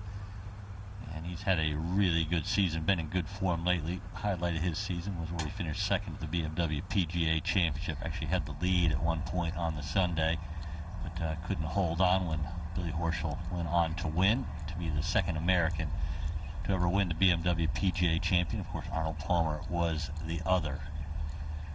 Not often you call Palmer the other. One of the great players of all time, without question, and what a gentleman he was. Did you meet him a few times, Jay? I did. Amazingly enough, the first time I met him, I was interviewing him for PGA Tour Network, and typically the interview is like 3 questions, and my producer kept saying, "You can keep going, that's Arnold Palmer. Keep going," and he was very chatty, and it went on about 15 minutes. Oh, and wow. Funny enough, now here I am, just a nobody interviewing, the great Arnold Palmer. 2 years later, I saw him. I was walking out of the hotel to dinner. He was walking in the hotel to do an event at the Ryder Cup at the K Club, and about 6 doors wide is the opening of the hotel, and I'm walking out to one side, he's walking up the other. He looks over at me and says, "Jay, how you doing?" And I'm like, how does this guy remember me? Cool. And when you were in Arnold Palmer's presence, he made you feel like you were the most important person in the world, and he was truly a great ambassador to the game and one of the all-time great players. So, very special.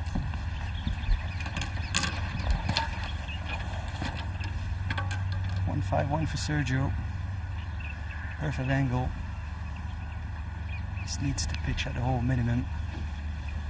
Anything short would just be left into that little fringe area there, so a little bit of draft from into off the left. So he'll be thinking this plays a little bit longer than the yardage.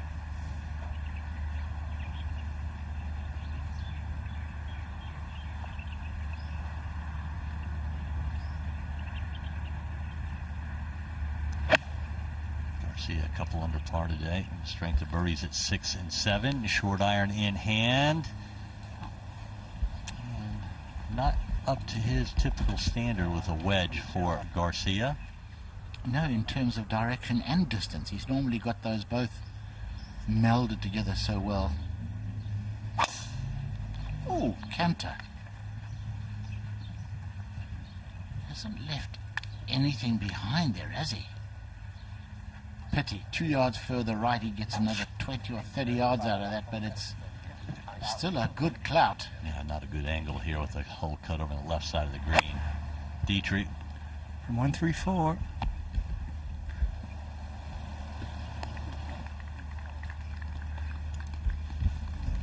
Just comes Comes up a little bit short there for Detry, Nicholas. That would have looked good. Yeah, that was actually really good. He got really unlucky. If that pitch is another 3 feet to the right, that could have actually gone really close, and now he's got a French to deal with. Willett at 15. Like Cantor, going with the driver. He's got a tee down low, trying to hit a burner here, Tony. Yeah, and he's pretty good at that, but... Oh, it's headed right. Oh, headed miles right. He got lucky early in the round when he blocked one off the first tee. It was actually hit the trees, bounced left. That has not. It is 12:06 local time. Rory McIlroy and Sam Horsfield teed off 1 minute ago. John Catlin and Shane Lowry both off to good starts. On their par through 2 holes. They're not going to make it easy for Horsfield and McIlroy, who will be able to hold on here in the final round of the DP World Tour Championship.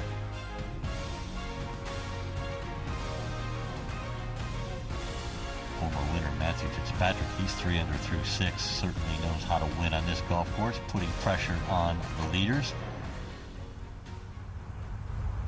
And let's go up to 11 green, where Detry's just off the front left portion, short side of himself, and Garcia just under 40 feet for birdie.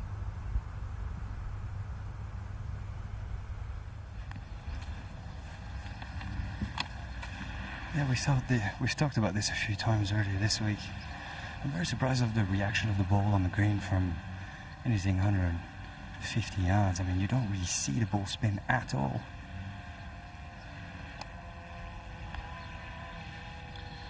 I mean, Nico, with Sergio, with that sort of length shot, you know, you sort of think normally for him 15 feet is slightly disappointing. He's sort of looking for 8 to 10. He's so good with the wedges, but 39 feet, huge disappointment for him. I mean, it's not often you see a wedge shot from Sergio that releases about 10 paces when he strikes it properly, which I think he did, so that just tells you how hard the greens are. This has a sneaky little invisible left to right at the very end of this. It's going to be slow.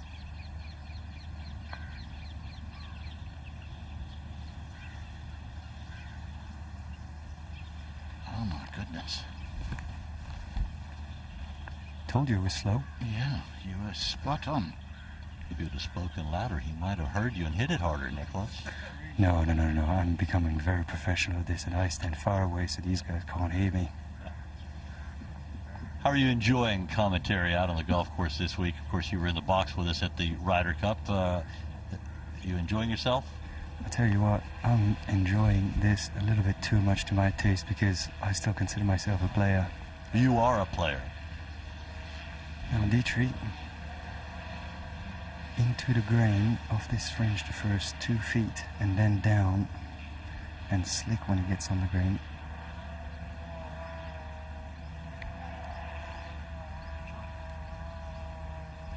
Yeah, it's come through that fringe absolutely where he aimed it. Sounds like a drone overhead, doesn't it? Yeah, I mean, anyone for a bit of shotgunning practice?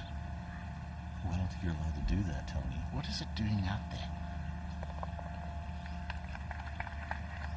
Safe par 4 at the 11th for Detry. He remains 2 under on the day, 7 under total, tie for 23rd.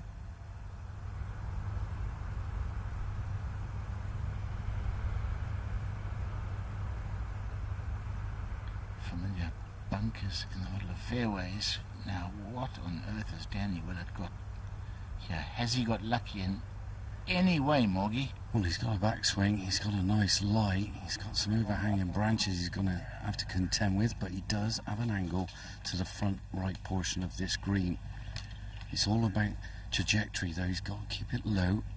But the trouble is, there's a little bunker that just lurks on that right-hand side about 10 yards short of this green. That's in play for him. He's just going to have to flirt with that a bit. I mean, the ball flight, he can go a little bit further left if he dares, but where that pin is lurking today, just over that massive bunker on the left-hand side, that's not the play. Ball would come out too low and hot, and he would never stop it. So this one, he's got to aim slightly further right. Lie okay? Lie's great. It's mint, actually. You can play any kind of shot you want. It's just a follow through. He's going to clatter into the tree. But he won't mind that. It won't hurt his wrist, I wouldn't have thought. And came out too high.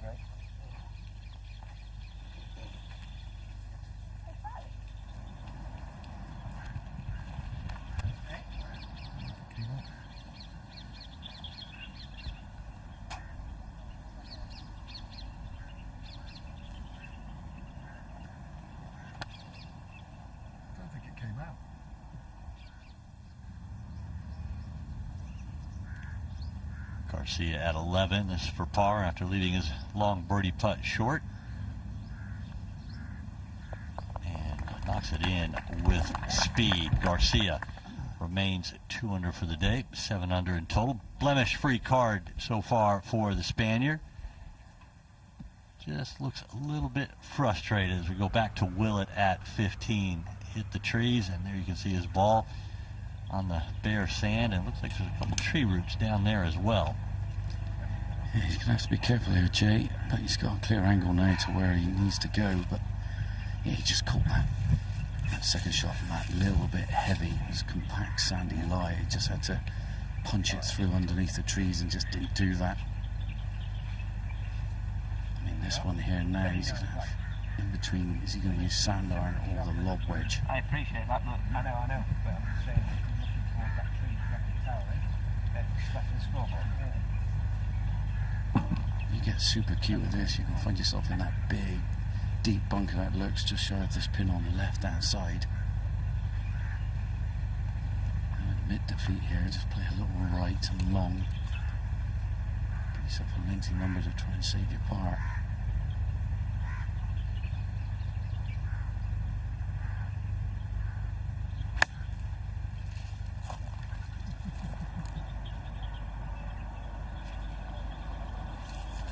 Pretty good effort there off the bare sand on top of a couple of roots as well. About a 30-foot par putt to come, but Cantor to play his second from the left rough.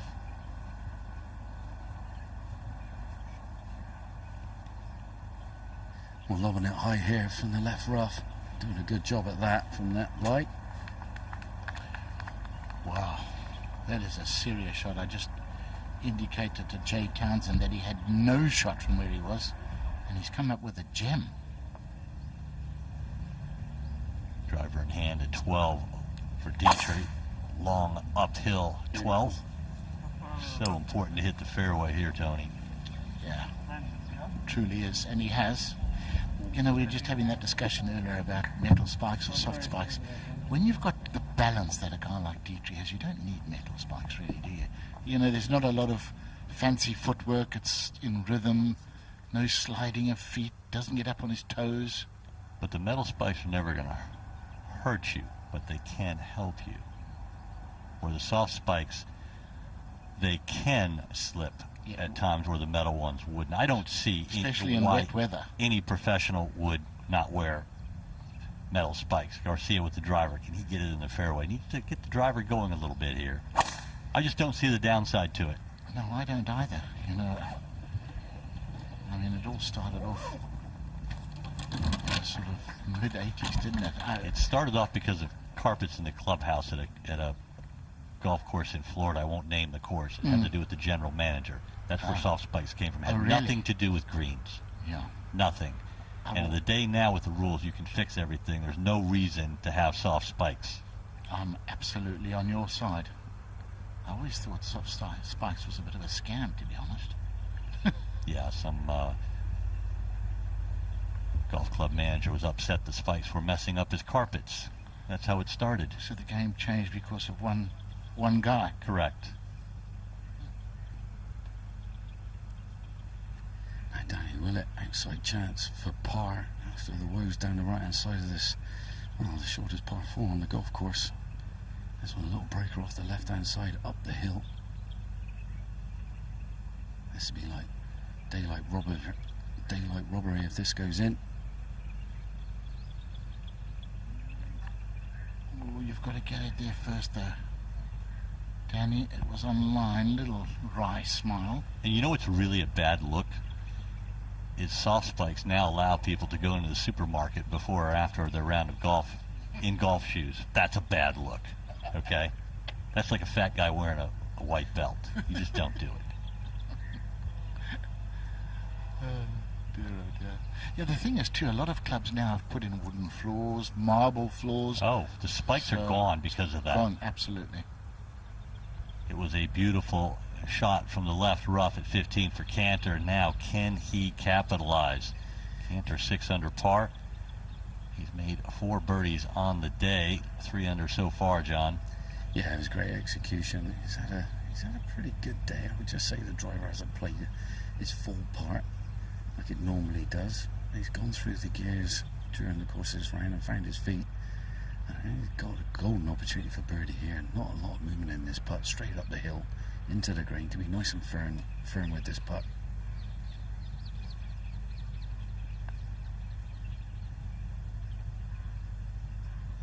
Up and out of it early and misses it on the right side. Cantor will remain 6 under par. Danny Willett is also 6 under par as it stands right now. Back to 12, fairway and Garcia. Sergio for 190, and this plays a fair bit uphill with a flag that's almost over the green, really. I mean, it's 40-something paces on today. Just need a strong flight in this to go and find the back edge of it.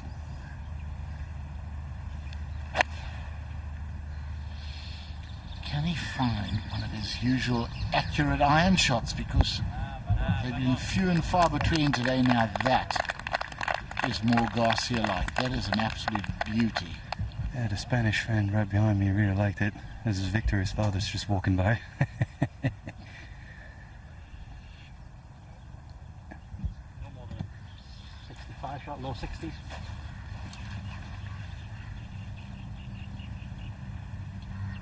Detry from a little bit closer, from 186.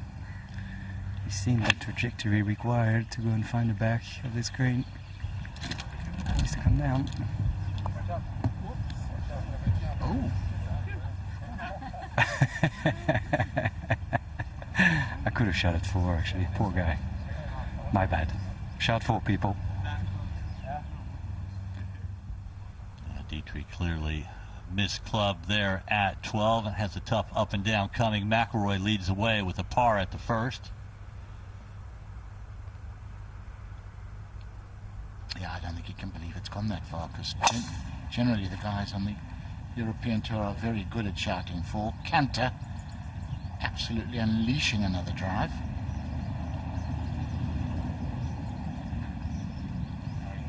Beauty. Yeah, first port of call here, Tony. Find the fairway where that pin is looking today, over in that right-hand side of this green. My goodness, you're in the rough. You've got no chance of being able to get it anywhere near that front flag. And Danny Willett now out with driver,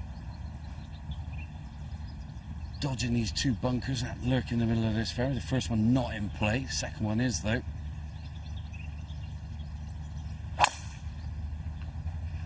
Another grip slip by the looks of it.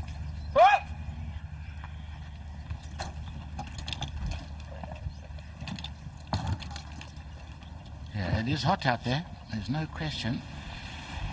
It's a good reason to change to leather grips. They're tacky and there's no slippage. But some guys just don't like the feel of them.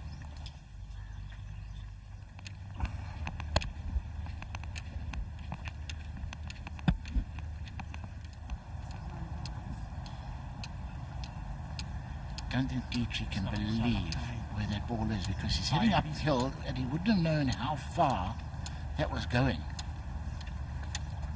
It has gone Sometimes miles. you subtract when you should have added, or vice versa, and get the wrong yardage. Clearly, Detry's very surprised. Hit the shot that he thought he needed to and carried the green by a good 12 yards. Yeah, and would have been trying to pitch it short of the flag and let it trundle up there. It was a mystery. He probably flew it 20 yards further than he intended. Well, to be fair, the wind was into off the left on 11, so he would have been down off the right here on 12. All you need sometimes is the ball just to take off a little bit quick. And when it's downwind, you can maybe add up to 7 or 8 yards, which is off. Now, Nico, would you putt this one? Putt? I'm teasing you. Come on, Tony, you can come up with better jokes than this one, can you? You know me. I'm great on bad jokes, Nico. Easily entertained, Tony Johnston, ladies and gentlemen. But on another note, this will just depend. You know, when you try to assess a lie, when you put your club behind your ball, it gives you the indication of how much grass there is under that ball. And it looks okay, but it's going to have to be really soft and very delicate to be close. Oh, it's a tester.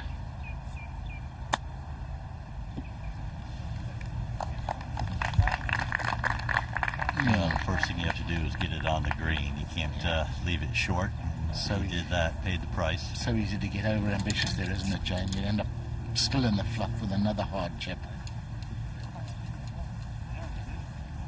All he needed was just a bit more height, actually, gents. Yeah.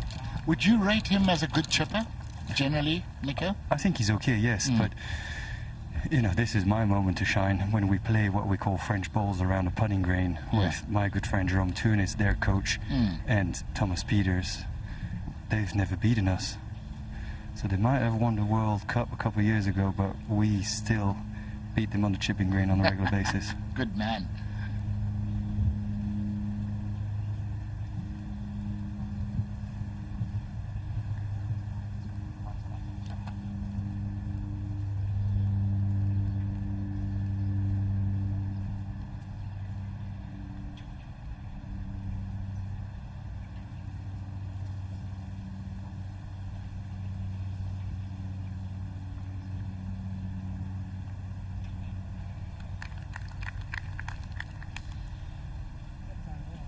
Detry would surely like to make this one after hitting 2 good shots, and clearly the second one was a mystery.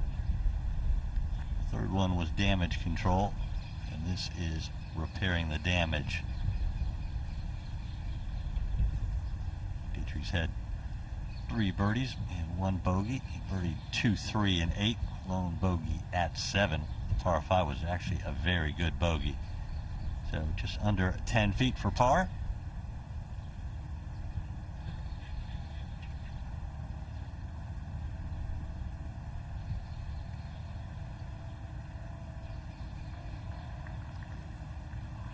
No, I think he pulled that 3 feet off the putter. He was on the walk. He knew it wasn't going on the intended line, I don't think.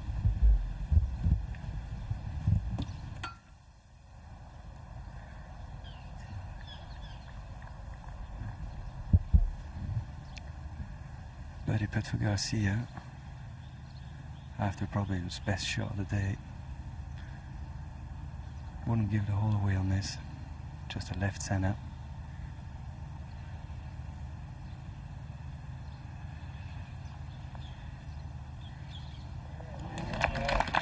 Yeah, well done.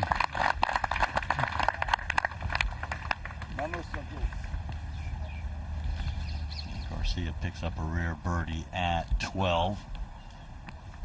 Gets to 3 under on the day, 8 under. And now in a tie for 17th. Let's go to 16 and Willett.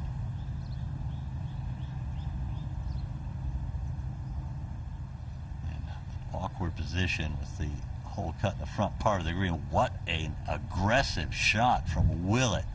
Wow, Tony. Who would have thought? Not me. Not from there.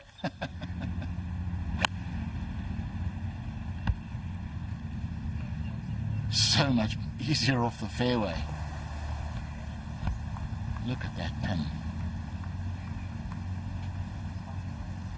That's a good shot from Cantor. That was a brilliant shot from the left rough and well back in the left rough for Willett. I mean, Danny Willett, no way he'd want that one over.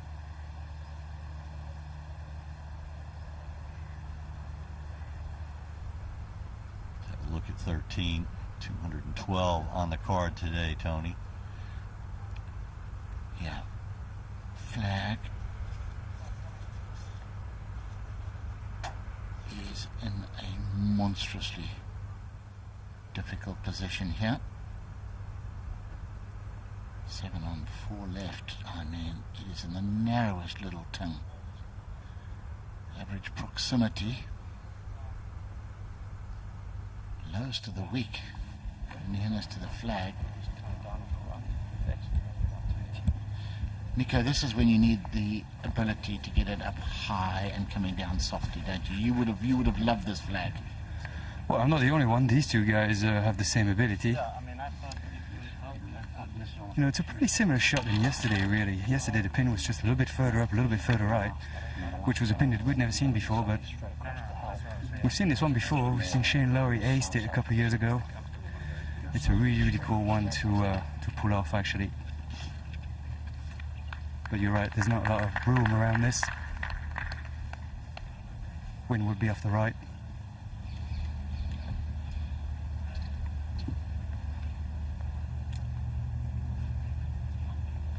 Well, a beautiful iron shot on the last hole. Maybe he's got it fixed.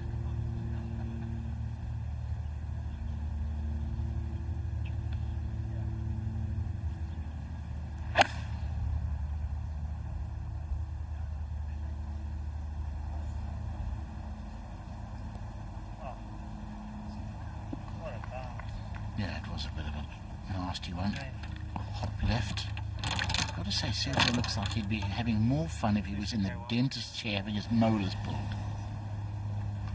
Straight right to left.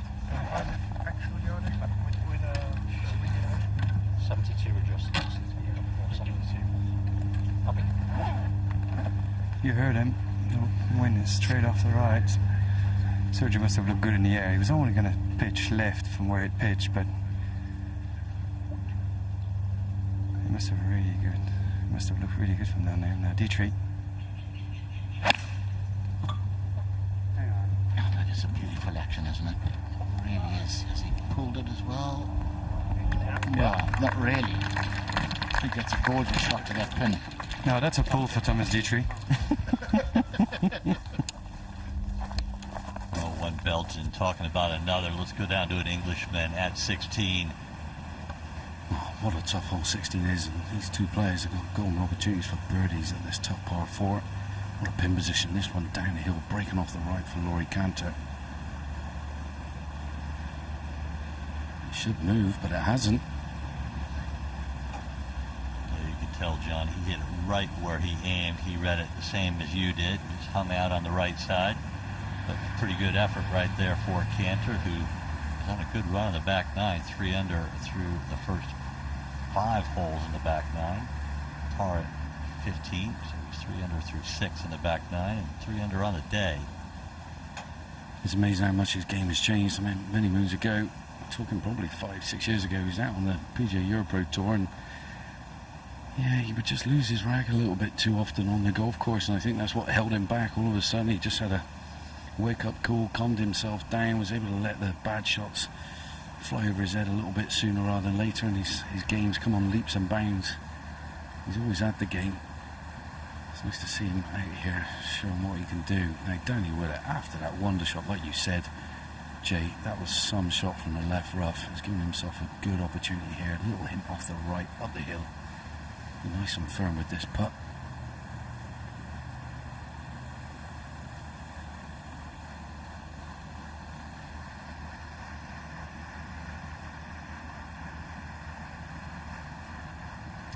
Forgot the firm part, but after the tee shot, that is a wonderful par 4 at 16 for Willett. He remains 3 under on the day, headed to 17, the par 3.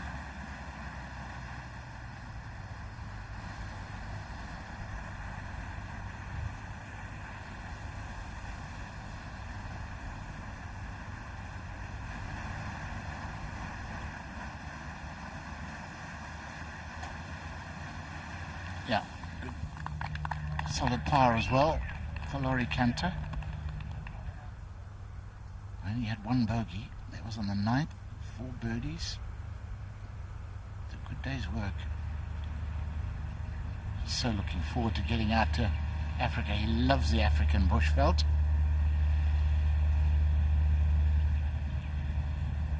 Just a little fluffy lie from Sergio, or for Sergio, sorry. If this moves, it will just have to be grain, because I can't see anything on that part of the green, the angle they're coming from, so very makeable for Sergio. He has a point to prove after that duff chip. There you go. There you go. Is he going to smile? Is he? Oh, nearly. Just, this is what we expect from Sergio around the greens. As you said, Jay, that duff chip was, I think it's the first time I've ever seen Sergio do that. Yeah, Sergio's actually giving me the wave from about 60 yards from a payback from number 8. Oh, he looks happy now, Nico. He looks Let me happy. get involved. I'll get him to smile.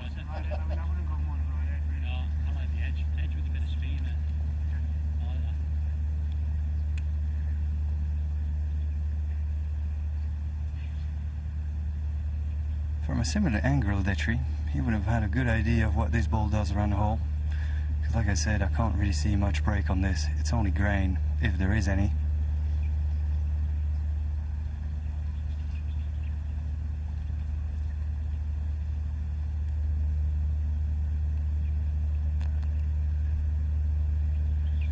You would always be disappointed not making 2 when you hit such a fine shot in that small part of the grain.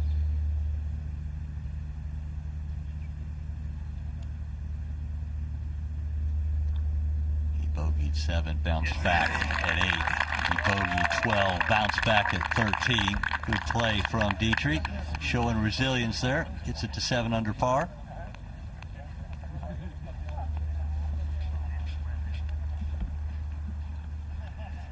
Heads to the par 5 14th. It's a long one. It's a tough one, but it is birdieable, and there you can see the tee shots at 14. There you can see all of them. Look at some of those down there. Of course, they moved up the tee for the 3rd and 4th round, hence you can see the difference between the first 2 rounds and yesterday and today. A couple of monsters down there. Let's not forget, in our feature group coverage yesterday, Will Zalatoris hit it 375 yards off this 14th tee. Left himself only a mid-iron in for his second shot. Tee might be moved up. It's still nearly 600 yards, a formidable hole. And amazingly, Jay, it's ranked the easiest hole on the course today, and it's the 2nd easiest throughout the week. Nearly 600 yards. My goodness.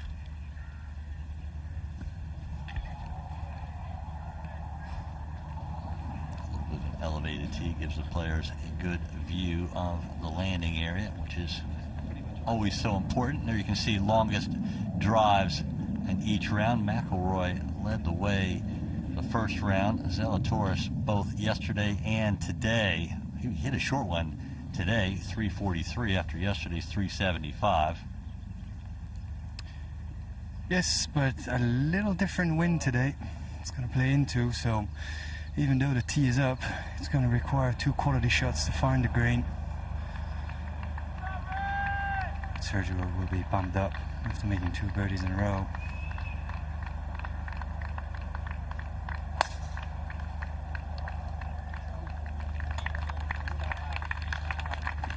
It's a bit more free-flowing now, that swing of Sergio's. He's got the bit between his teeth. Back-to-back birdies. That chipping will have done him the world of good mentally.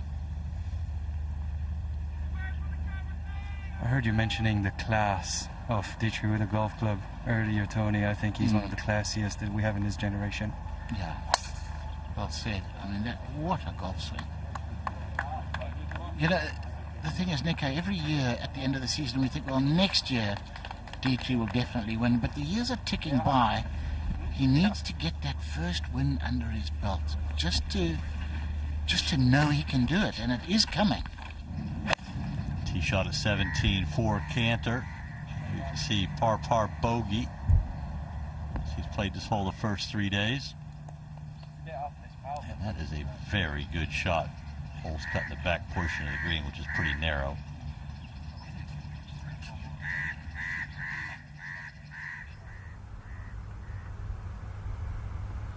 You know, we just keep hearing those crows everywhere, and you think, oh, are there any crows here? No.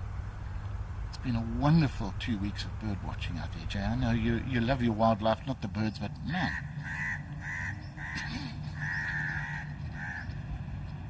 Will it par all 3 days? What can he do with this tee shot?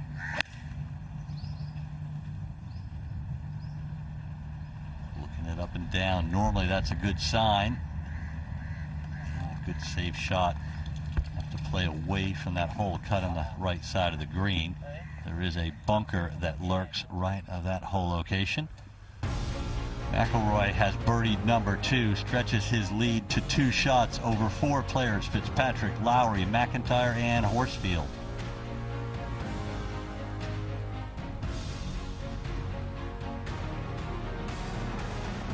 Got 1 under par through 4 holes. He's 3 behind.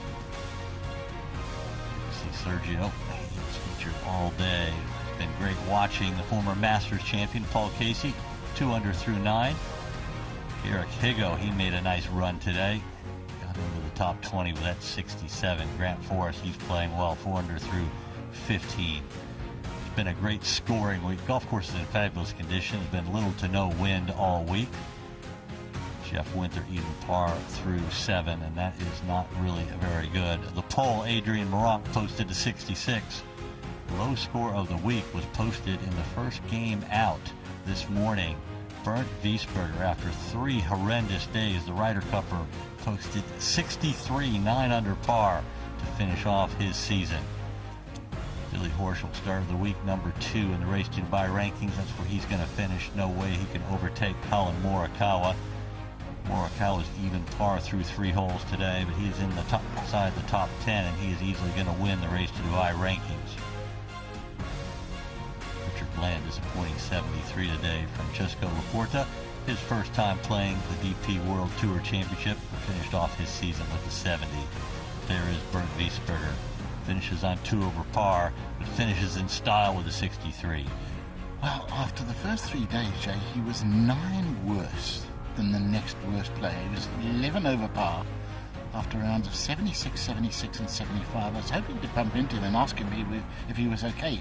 He finished tied 2nd last week. You know, how does the game disappear that quickly? And he was very happy in the practice rounds. I've got to think he wasn't feeling well. That's all I can work out. Yeah, certainly that could have been the case, no doubt about it. Bernd Wiesberger has had a fantastic season, debuted in his Ryder Cup this year at Whistling Straits. It's been a great year, and we're all big fans of Bernd, and good to know he is healthy and finished off his season well with that 63. But there's a look at the tee shots for the Detry Garcia group at the 14th. And both of them easily within reach of the green in 2 at this par 5. And you can see only 1 bogey so far today, and that came from the fairway. It must have been a wide right in the water, most likely. It's not the end of the world. Detry waiting for the green to clear. Looks like he has a decent lie in the left rough. I'm just going to hit a hard left one and try to cut it back, but if he doesn't come back, it's fine. I mean, to be honest, while he waits, it's not the end of the world. All the green we will move over to 17 green. You're watching feature group coverage. I'm Jay Townsend, joined in the commentary box by Tony Johnstone. Bringing us the action from the Sergio Garcia Thomas Detry group is Nicholas Colsaerts, and the Laurie Cantor and Danny Willett group is followed by John Morgan. And John, what's going on here for Cantor and Willett? Yeah, thanks, Jay.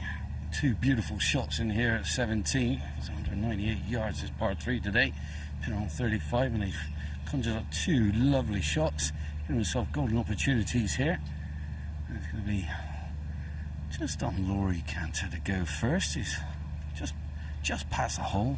Danny Willett more pin high, all down this left-hand side. Now, trickiness of this putt is that the camber of the green from left to right with the nap of the green from left to right and down. It's making this pretty slick, and also going to borrow a lot more than what you think. Good pin position this is today as well. 3 off the right hand side. Anything slightly leaking out to the right and finding a bunker is a tough up and down, but this is a place to leave yourself. Good opportunity to notch up another birdie on this back nine for Laurie Cantor.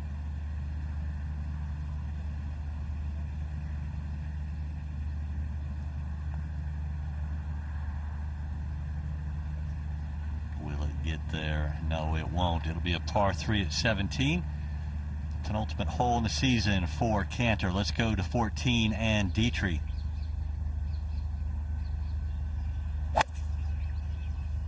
Setting up a long way left, trying to hit a sliding left to righter in there with a hybrid. Ooh, it's come out hot. Put the brakes on. Put the brakes on. Wow, it's come out like an Exocet missile. Back to 17 and John Morgan. Yeah, breaker off the left hand side here, Jake. Rare 2 on this par 3 if you can. Been some great pin positions on this par 3 this week. Only had 1 on the right. All the rest have been up near the back left hand portion of this green. Nicely done for Danny Willett. Gets it to 4 under par on the day, and that will be a very happy birdie. You could sell that one for a lot of money later on in the day. That gets Willett to 4 under on the day, 7 under in total, a tie for 25th. Let's go back to Sergio with iron in hand, second at 14th.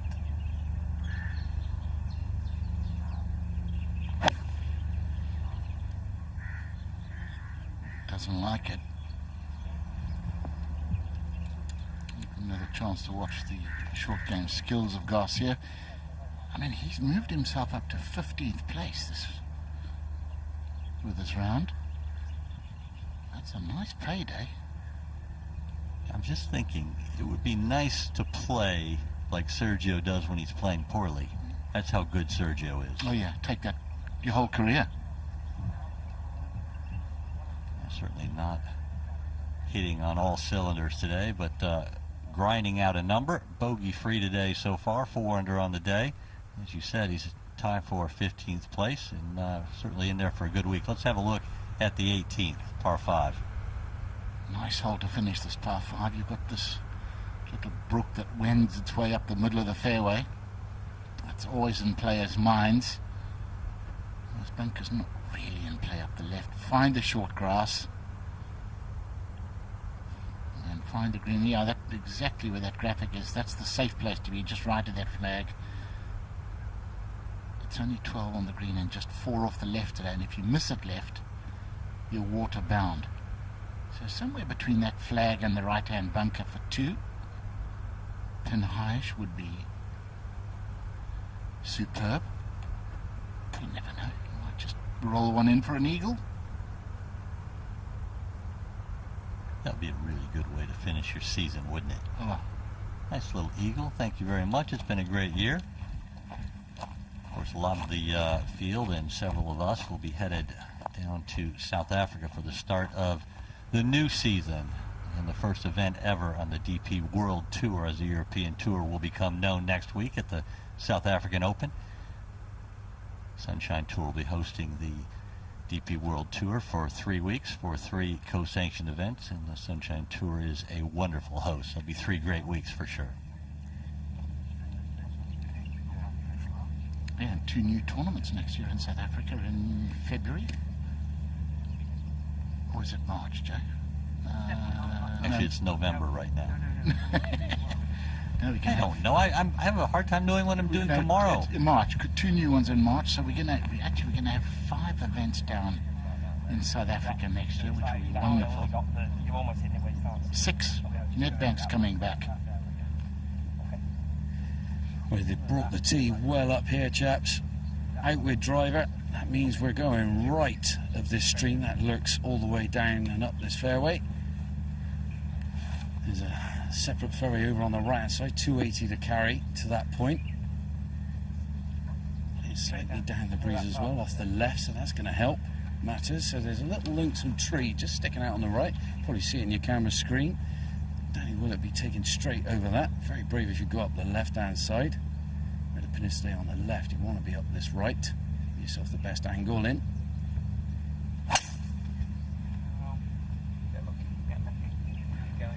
Must be headed towards the stream, begging it to get lucky.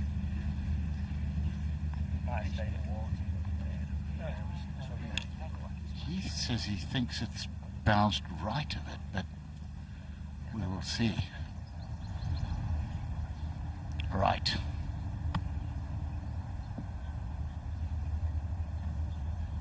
How fast is that, and how well judged? Oh my goodness. Touch of a pickpocket. Don't pretend you're not happy, Sergio.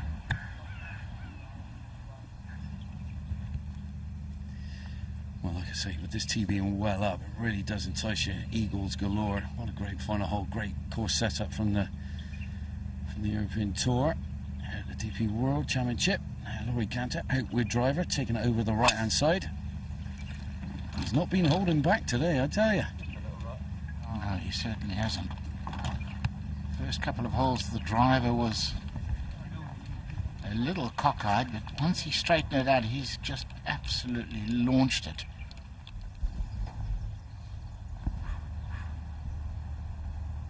Detry. Over the green here at 14. Plenty of green to work with. This is not an overly difficult shot, one would think. Played that way up in the air. All that green to work with. Tony, that's a shot I really don't understand, that shot choice. No, I don't get that at all. Get it on the ground as quickly as possible, play it with a pitching wedge rather than a lob wedge, but we see a lot of the younger players do that these days. And I think that's down to short game coaching, a lot of it, you know. Play everything with a lob wedge. Why? Well, Detry didn't lose his turn, that's for sure. Nico, was he just trying to pitch that further over that little ridge, or? Well, I mean, he had a lot of green to cover, but he had to send this a good 2/3 of the way. I think he really got unlucky with that second shot. It was one of those knuckle rescue that just basically finished over 300 yards. I mean, it was on the right line, which was mission number one. Controlling the ball was going to be difficult, but now he would have liked something a bit shorter for his birdie. 4 and 14 here. Up the hill, it's really slow.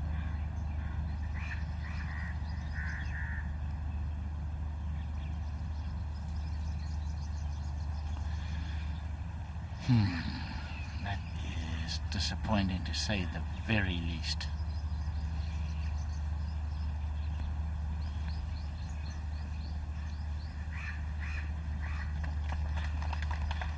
It is disappointing. You do the hard stuff, and then you walk away with a 5.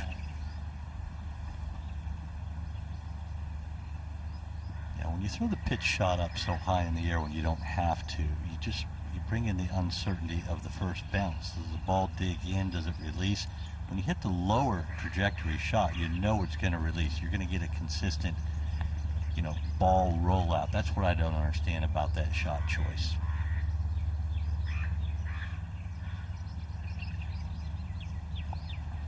Especially on grainy greens. If you get it coming in low, the grain will have less effect on it. But let's see if Sergio can pop this in. Just to get to 10 under par. 5 under on the day. Sergio does it great up and down. Fantastic pitch shot. A birdie 4. That's 3 birdies in a row for the Spaniard. And he's now lying 11th. He's going to finish inside the top 10. What an effort that would be. Confirmation that Willett is actually in the water hazard, the penalty area as it's called. Cantor in the left rough. Going to be an interesting shot with that whole location just over the water from the left rough for Cantor.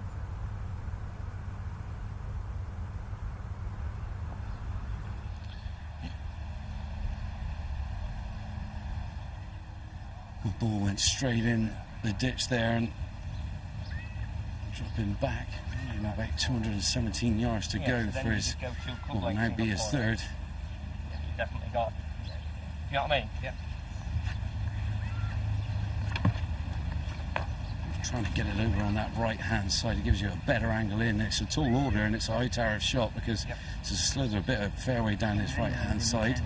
And you gain a great angle into this, an approach shot into this front left flag today on the 18th hole here on the Earth course.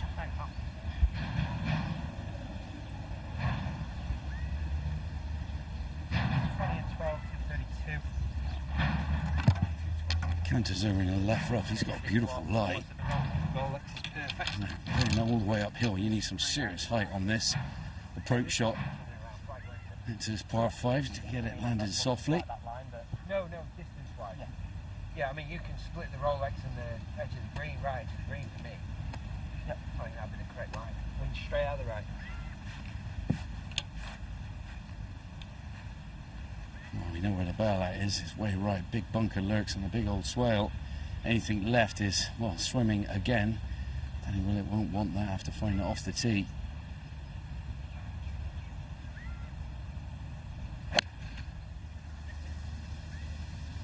Another slippage. And that is another swimmer. Wow, 2 shots struck and 2 in the water for Danny Willett. It's an expensive 18th hole for the former champion here. Yeah, seriously disappointing that is after playing so well. Now, Laurie Cantor, 221 yards. What can you show us, Mr. Cantor? Aiming just right at the stick.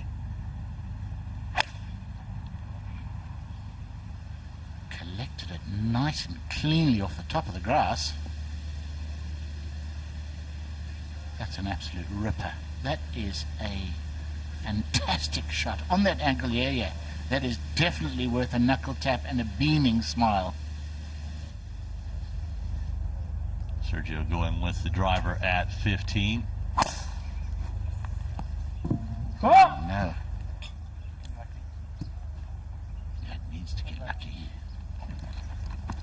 That is right underneath the tree right there. He will likely have a difficult time getting in a dressed position. He looks tired to me, Sergio. He just looks a bit run down. End of the season blues.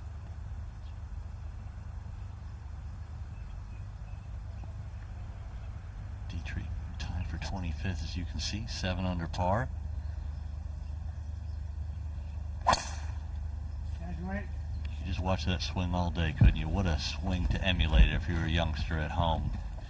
DVR that one, copy that one, emulate it, and you'll become a good player.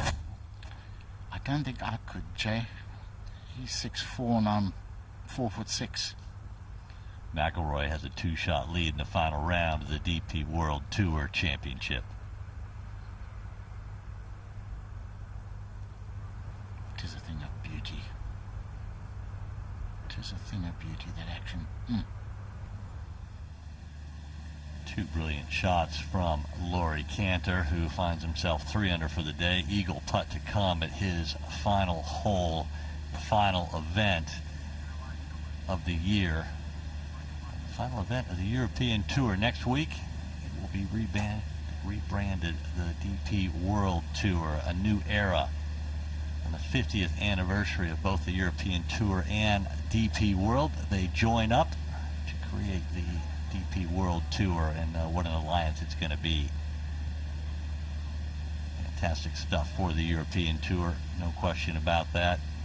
Highest prize money of all time coming up starting next year.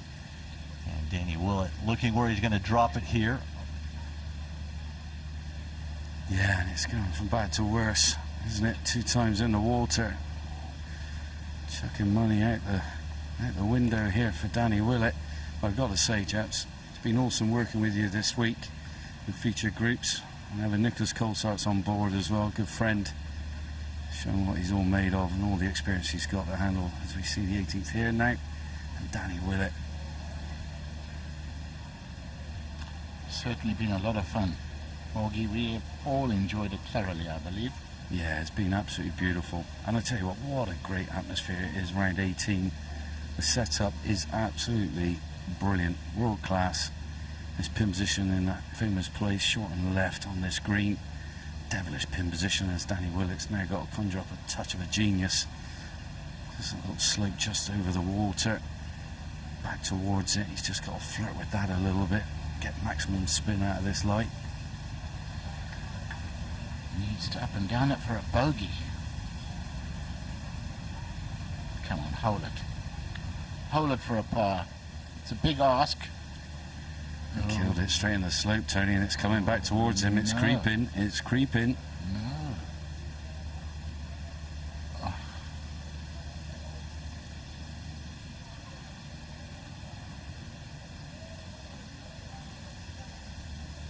Oh, and right up against the collar. Now he's got a job to make 7. Yeah, that's a tough one right there. Just goes to show you the knife's edge difference between a good shot and a poor shot here and the difficulty of championship golf. So Sergio found the bush, or a bush, on the left. He has a swing, he has a lie, but he doesn't have a line. I think he would be over presumptuous to think that he can hit the green here. I think this is just going to be damage limitation for Sergio. Maybe just trying to ask a bit too much of this tee shot.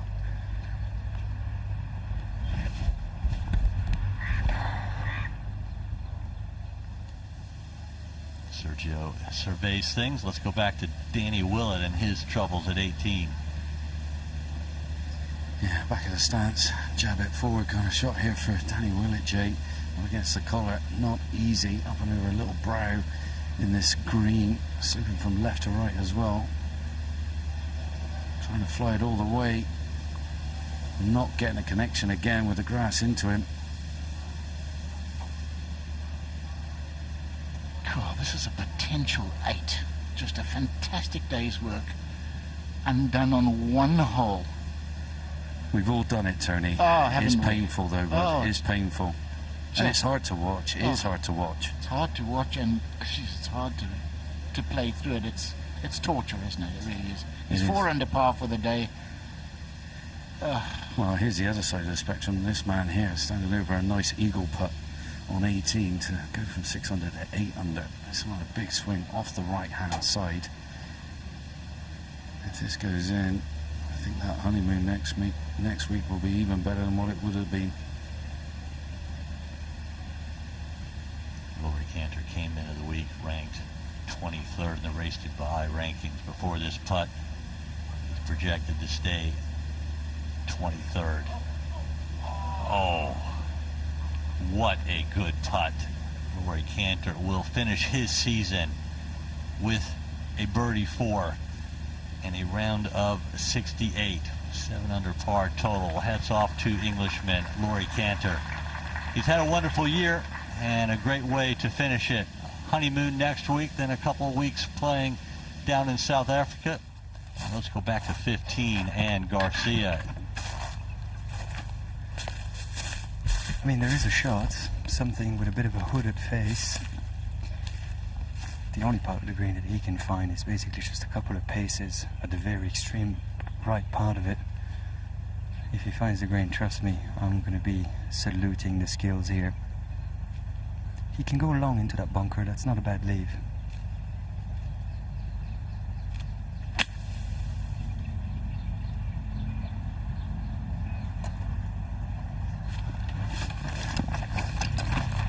Yeah, good call from Nico Colsaerts, and we know how good Sergio is at the sand.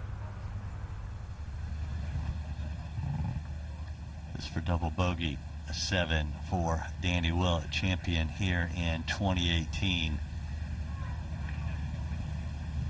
It's going to be a very unfortunate triple bogey 8. Undoes the hard work all day. 4 under coming into the final hole. He leaves 1 under for a round of 71. 4 under in total, and what a disappointing day it is for Danny Willett. Unfortunately, it happens. The excitement of the 18th hole, you can make just about anything, and certainly will it hit the high end of the spectrum there with the 8. Well, you're standing on the tee on a par 5 thinking, right, birdie, have for 67. You walk off with 71. It's like getting tied to the grandstand and having every spectator walk past you and lash you with a 3-iron. Yeah, it's just, he hit 2 bad shots at the wrong time, and clearly really paid the price on a hole that, as you said, you're really looking to make a 4. It's an unlikely 3. Let's go to Detry, second at 15.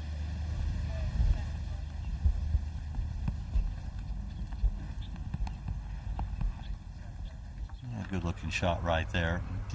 Detry has a birdie putt to come. Sergio out of the bunker, his 3rd.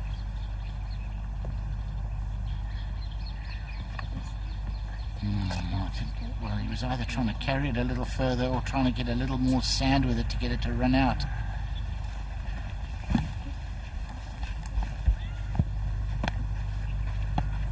Nicholas, it wasn't one of his better bunker shots, was it?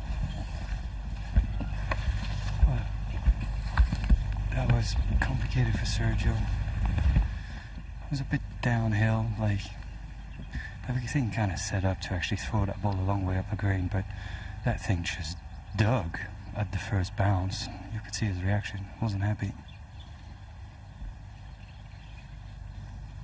And it's still going to be his putt. Very uncharacteristic wide tee shot that started his troubles here at 15. A very short par 4, one of the rare ones under 400 yards here at the Earth course.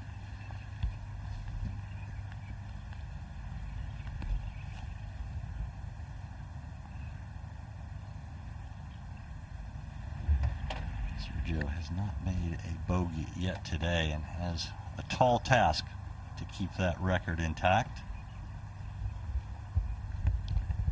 Yeah, this is going to be slow.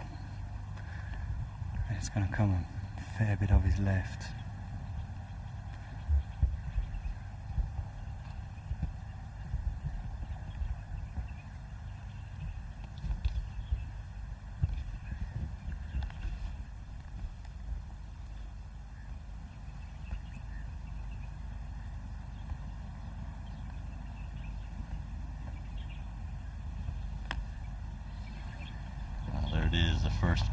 Of the day for the former Masters champion.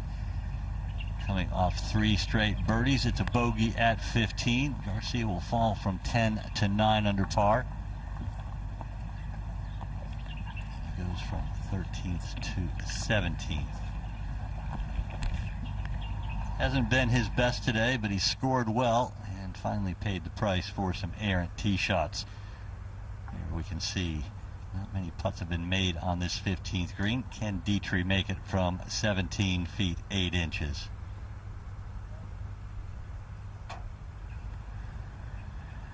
Now this has got a good solid cup and a half of break off the right.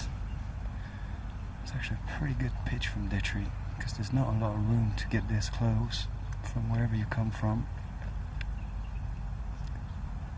That looks a bit soft to me. Yeah, it was. Pity, it looked like it was on a decent line, but yeah, it's the ultimate frustration, isn't it? 30 putts from that range, short in the jaws. We've all done it. Look at Matthew Fitzpatrick, 6 under through 10. He's tied Rory McIlroy. Fitzpatrick, a former winner here. Could he do it again at the DP World Tour Championship? McIlroy birdied the first hole. And then check here. Well, he got back to even par. He bogeyed the 4th. He's in good company there. But it's a great play from Matthew Fitzpatrick trying to post a score. Tommy Fleetwood, 2-time Rolex Series winner. He's a couple under par through 13. The Gold Star, you get one of those every time you win a Rolex Series event. And This is the fourth and final Rolex Series event of the year, and let's have a look at 16.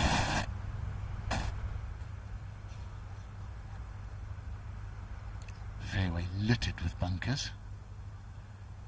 And that one, second from the left there, 316, is the one that will catch a lot of players. 486 yards, so it's not short, and a tough pin today. Detry with the driver on 16. Remember, if you pull the tee shot off, this becomes a birdie hole. He's carried the trap. It's perfect now. Perfect position there. Nicholas didn't carry it by much, but he did. Hey, he carried. That's all that matters. That is it. You're right about that. Now, Sergio coming off a poor tee shot at 15. Will that remain in his mind? Nico, what do you feel about Sergio's attitude out there today? I'm convinced that the back nine yesterday just knocked the wind out of him. He was sort of in contention, you know, thinking about winning, back in 40 on the back nine, and it looks like it's just taken the edge off the whole week for him. Well, I mean, you've played hundreds and hundreds of tournaments as well, Tony. I mean, you know what it's like when you feel like you have a really good chance and then you're not there anymore. I mean, the roller coaster rides in weeks is something that people don't really talk much about, but it is a roller coaster ride at times.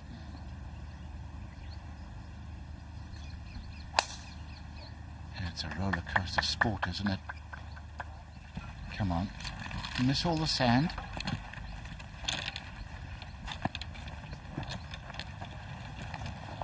Good now, just to the right. He's going to have a stance. No problem at all for Garcia. It was a few nervous moments, because if you go in that bunker in the middle of the fairway, likely can't reach the green. No problems now for Garcia. Both he and Detry in the fairway at 16.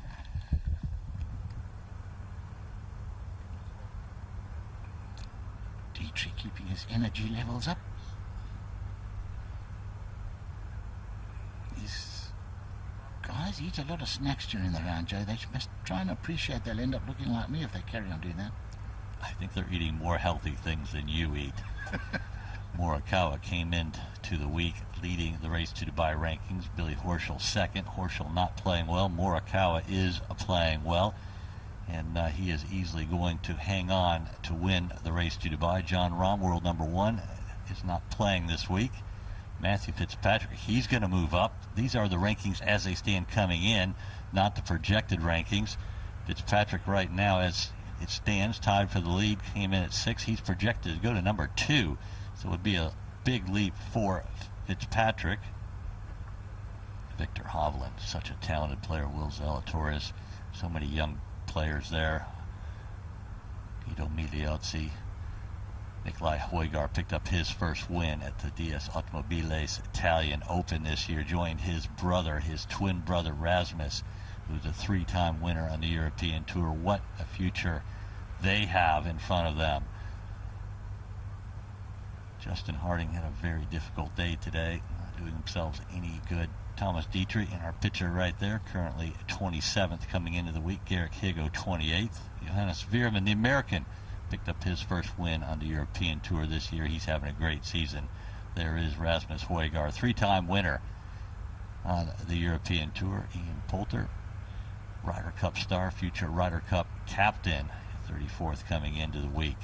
Henry Arnaus, 40th.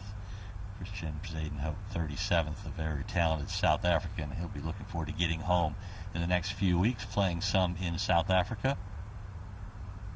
The American Sean Crocker in 44th, as I make Tony Johnstone grimace just a little bit, which brings me pleasure. Joachim B. Hansen, who won last week at the Aviv Dubai Championship, he's inside the top 45. Martin Keimer, 2-time major champion at 47th. So there you go, how the Race to Dubai rankings stand coming into this week, and there will be a lot of jostling yet this afternoon. You can see the final 3 holes, the stroke average, 16 over par, 17 over par, and 18 the par 5. It is a birdie hole. Certainly looking for a 4 Unfortunately, Danny Willett, one of our 4 players in feature group coverage today, finished with a triple bogey 8. Fantastic atmosphere around that 18th, Tony. Isn't it just a real buzz around 18 and 17, around the par 3 17th green, the island green. But beautiful stands at the back, drinking stations for the gallery. Beautiful spot to watch the golf. Couple of good tee shots at 16, Nicholas. Well, 2 different sets of lies here. You've got Sergio, who just about has a stance from outside this bunker, but he's got a bit of a hanging lie, which I like for this pin position, because anything right of this pin would be unintentional, because you want to send this just a little left and use the camber off the green. I think, I mean, there's definitely 5 yards of wind here, so that 63 is playing 67, 68, so...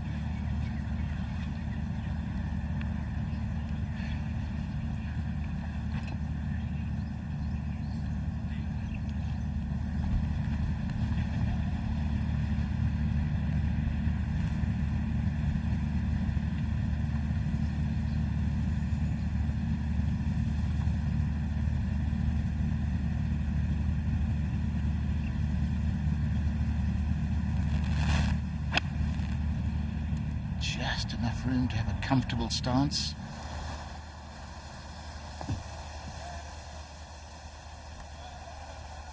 Yeah, I mean, he just hasn't been the usual Sergio Garcia tee to green. He's had moments, but all in all, hasn't been him.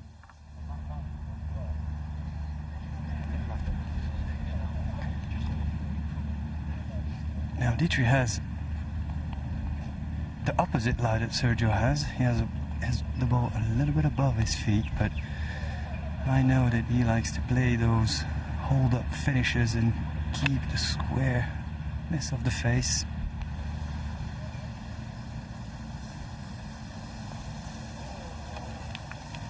Lovely bold shot, straight at it. Just sneaky pin tucked over there by the water. Beautiful. Makes it look very easy when he's in full flow, Detry. Yeah, but from that elevated position in 16 fairway, when you're hitting downhill, water short, water right, water long, it's visually intimidating, isn't it? You know you have to make a perfect contact. Yeah, exactly right. And, you know, maybe that's why Sergio pulled his shot, because the strike isn't quite there, and your intention is to attack the flag, but confidence is not there with a long game. Very easy to just flip it left and a bit safe. Yeah, you know, for a right-handed player, if you come out of it a little bit and hit a weak one, it's going to come up short and to the right. And Sergio Garcia has had a very good day. And let's have a look at some of his highlights, starting at the 6th hole. His first birdie of the day came right here. Not necessarily a short putt, but perfect speed right in the middle.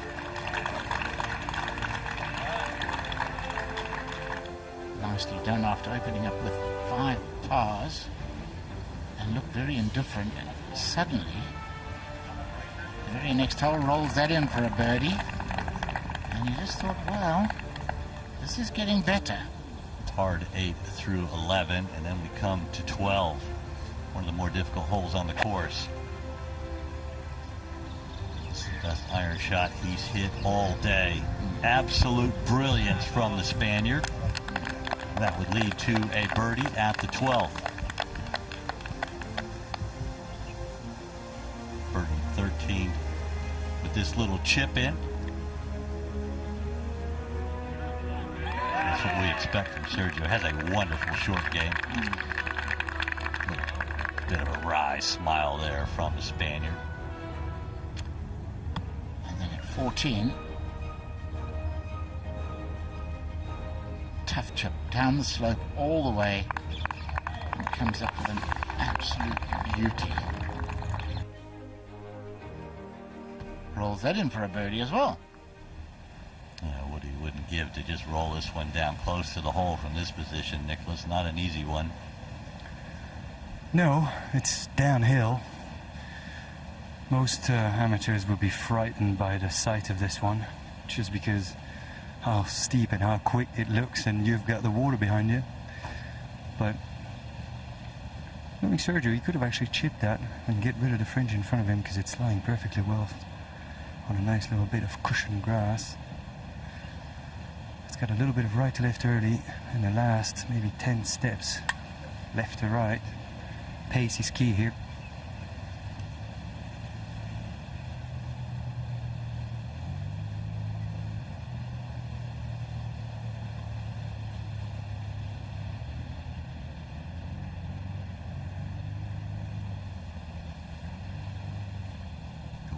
Putter off the fringe, downhill, down grain. Realistically, just trying to get down in 2.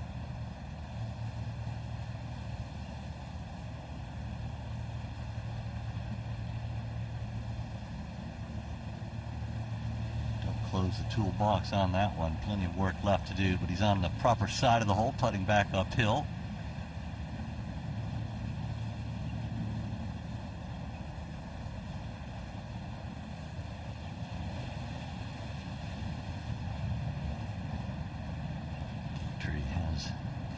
Putt to come here. What does this one look like, Nicholas?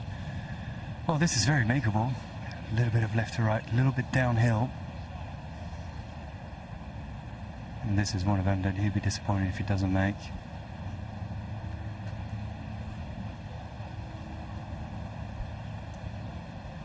A little bit outside the hole, though.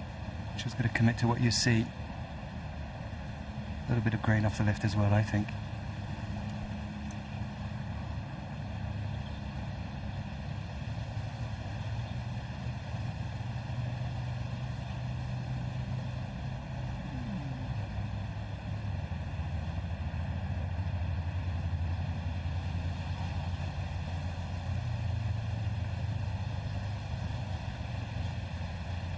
To get to 8 under par. 3 under for the day. He was up and out of it early, missed it on the low side. Still, a hole that plays over par, secures his par, and walks to the 17th, another difficult hole. 17 playing just over its par of 3 as well. Work left here for Sergio. Not taking much time here. They shouldn't have much break straight up the hill, Tony. Yeah, this will be one heck of a 2-putt. I don't think this will be any issue for him. I must say Sergio's looked as good as I've seen him since early in his career on short putts this week. Yeah, I'm 100% with you, Jay. You know, there was a spell there, really, wasn't there? Probably 8 to 10 years almost, where from 3 and 4 feet you wanted to close your eyes, and we haven't seen him come close to missing one. Let's see how things stand at the top of the leaderboard here in the final round of the DP World Tour Championship. Matthew Fitzpatrick 6 under through 11 holes of his final round. He has joined Rory McIlroy, who's even through 6. Joachim B. Hansen, winner last week at the Aviv Dubai Championship. He's challenging for the 2nd week in a row. Ian Poulter, he's 3 under through 11. The Ryder Cup star having a good Sunday.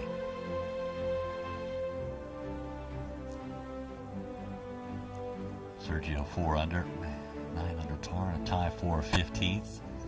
Minwoo Lee, couple under par through 13, 8 under par. Youngest ever winner of a Rolex Series event, Tommy Fleetwood. He's got 2 gold stars, and that means he has 2 Rolex Series wins. Billy Horschel picked up his gold star at the BMW PGA Championship earlier this year, which catapulted him to 2nd place in the Race to Dubai rankings, where he started the week and where he will finish. Billy was in with a round of 69. Adrian Meronk, 2nd low round of the day with a 66. We'll talk about the low round of the day in a moment. Tyrrell Hatton not having a great day today. He's 1 over par. He's one of 2 4-time Rolex Series winners. Will Zalatoris partnered Billy Horschel. He was round in 2 under par, 70. Guido Miglielsi, a 67. Good round from the young Italian. Abraham Anser, Mexican, even par. Good to see him playing over here again. Victor Perez, the Frenchman, couple over par, playing his final hole of the day, the tournament, and the season. But I alluded to the low score of the day. That was a 63 by the first man out today, Bernd Wiesberger. Great round after 3 poor rounds for the Austrian, and there is a look from behind 17 green across the calm water to the tee. And it is a challenging hole location, which Nicholas Colsaerts will tell us all about. Yeah, this is a pin that we know. You know, yesterday the pin was a lot way further up the green, a pin that we'd never seen before. This is your classic Sunday pin here on the Earth course. You have to understand that the players from the tee only see the bunker that's in front of that pin, so that's your line pretty much. Never an easy one to hit right. Yeah, but with a bit of hurt, I mean, I think you're not far off a 4 on it. Pretty aggressive on the line, okay.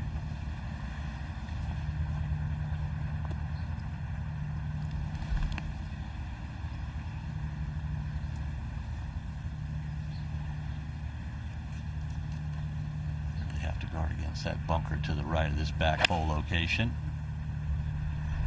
That is a swing you would just die for. That's going to go down the bank, Tony. Won't reach the water, but that's a chipping area down there. Yeah, no, it should be dry. There's a bit of fluff on that bank. I think what you said is right, Joe. I think he was avoiding this right-hand bunker because that is no fun. Yeah, we've seen a lot of people left over the years chipping from down there on 17. Like I said, you know, it's very difficult to execute. It's a very difficult shot to execute this.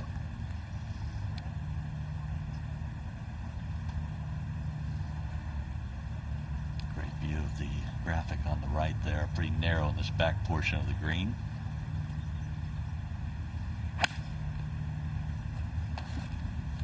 Hand off the club again.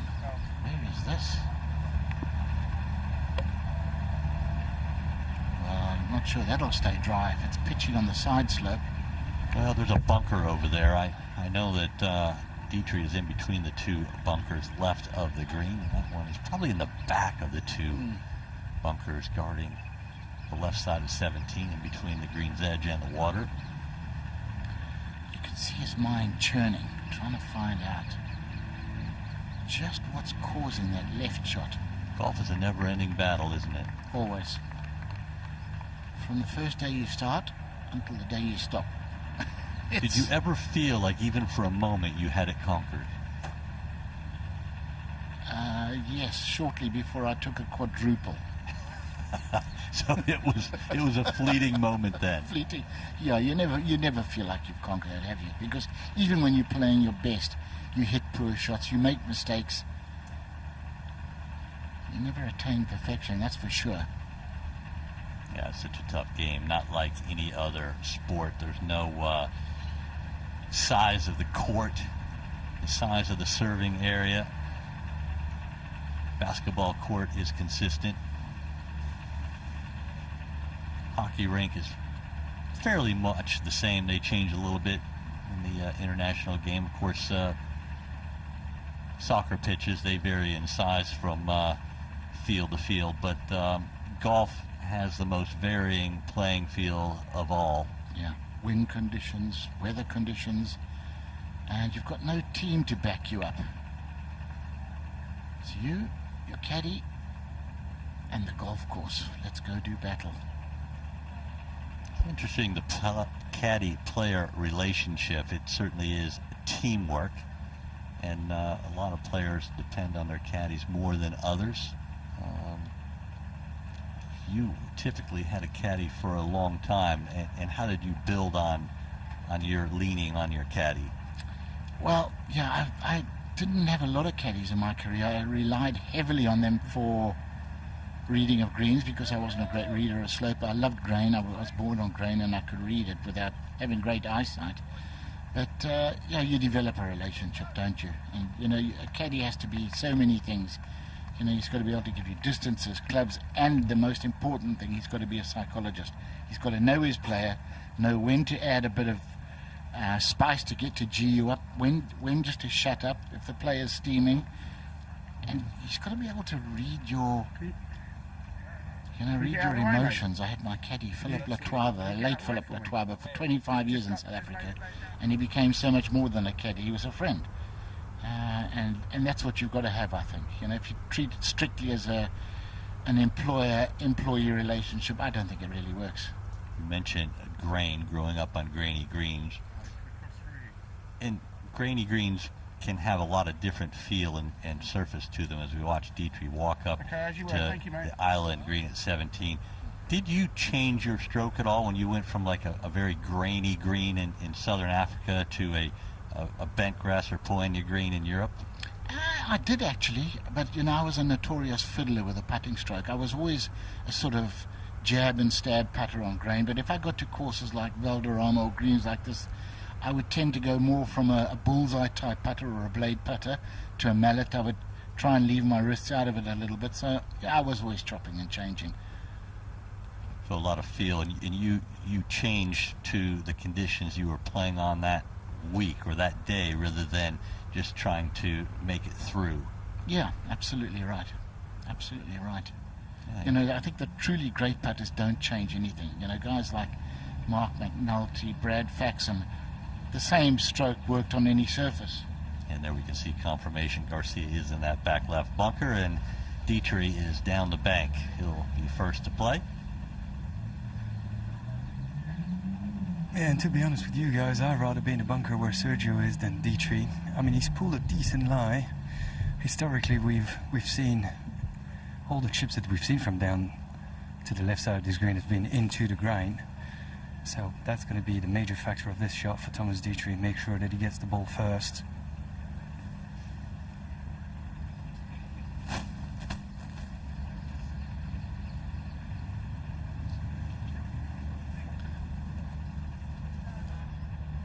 The camera makes it look like it's a lot flatter. Detry well below the level of the putting surface.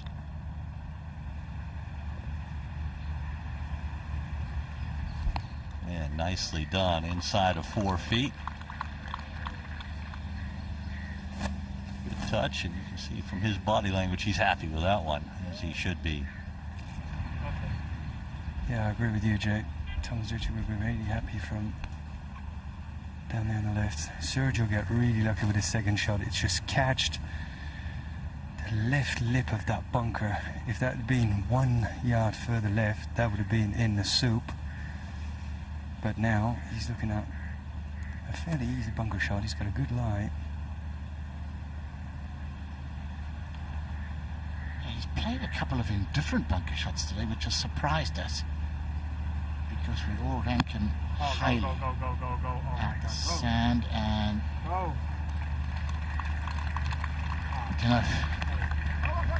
for the average human being, you'd consider that decent, but right his stand, it's another one just not up to his usual caliber. Yeah, he's really putted well today. That's the thing. He's putted the short putts well. It's not since the early days of Sergio have we seen him hole out. And not only is he holing out, but he's holing out with good speed. You can tell he's got the confidence in the putter right now, and he would do well to hold this one. Hold his position at 9 under par. Yeah, on day one he missed one putt from about 6 feet, and immediately on the next hole he changed his putting grip. He suddenly had his left forefinger down the shaft, which he hadn't done all day, and I thought, ooh, he's not that confident after all. But he's gone back to just an orthodox grip today and really has putted well. He's looked so good over the 3 and 4 footers, we're happy to say. Really has had that really nice run earlier on back 9, where he birdied 12, 13, and 14. Followed that with that bogey at 15 after the errant tee shot. A good par save at 16. Can he save par again at 17?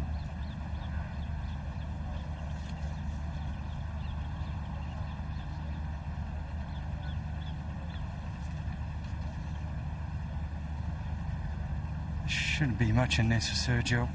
I mean, I'm too far away from the green to know exactly how far he is from the hole, but it's not a part of the green where there's a lot of movement around the hole.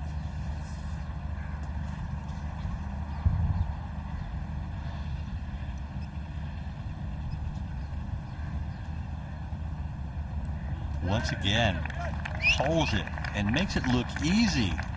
This is the old Sergio. What a good putting round he's had. Certainly hasn't had a good ball striking round. Nowhere near the Sergio Garcia we're accustomed to. Victor, his father, walking away out of the camera on the right side there, carrying his 3 medals. We saw him during the warm-up session. And what a fantastic par save at 17 from Garcia. Remains 9 under par. And we know his long game is not going to stay off for long. If he puts like that next year, keeps putting like this, I think Sergio's going to have a dynamic season. Well, certainly. I mean, he is such a great ball striker. Now, it was a nice pitch for Detry. This is about 5.5, 6 feet for par.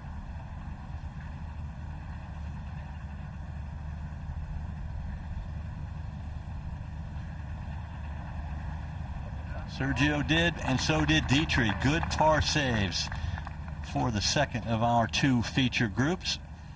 Our earlier feature group was Laurie Cantor, who was rounding 68, and Danny Willett, who was rounding 71 after a very disappointing triple bogey 8 at his final hole.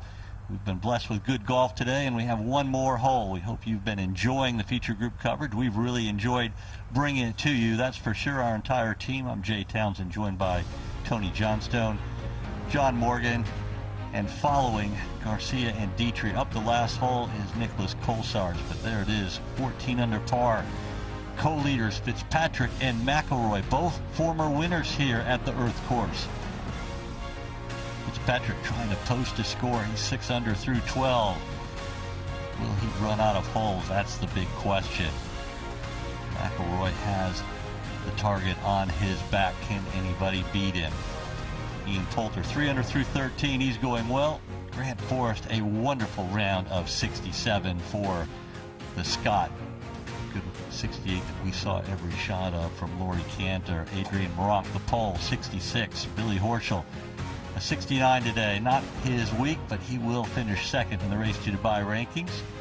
Hideo, 67. Will Zalatoris, who was in our coverage yesterday, playing alongside Horschel for the 2nd day in a row, he had a 70. There is that disappointing 71 that we saw from Danny Willett. Francesco Laporta, a 70. James Morrison, a 74. And Tapio Pokinen brings up the rear at 5 over par in total. But if you're here, it's been a good season. The top 50 made it to the DP Tour World Championship. It is a feat in itself. So many different things to play for this week. It's the 4th and final Rolex Series event of the year. And let's have a look at all the tee shots this week at the 18th. Let's not forget, it was a tee well up here for the final day, bringing the water more into play, Tony. Yeah, I mean, it's made a big difference for attackability. I mean, 40 yards up makes the tee shot in some ways more difficult because, you know, you have a choice suddenly of right or left of the stream. If it was me, I'd just aim at the stream. Figure I wouldn't hit it straight. Absolutely. You're going to push or pull it. You're lucky it'd be the one straight one you hit all day. I've never hit one. Never happened. Driver in hand for Detry on his final hole, the final event. Yeah, you always want to hit a good one on your last hole of the season. Looks to me like he's going right. I know that last year he was trying to go right and hit it left.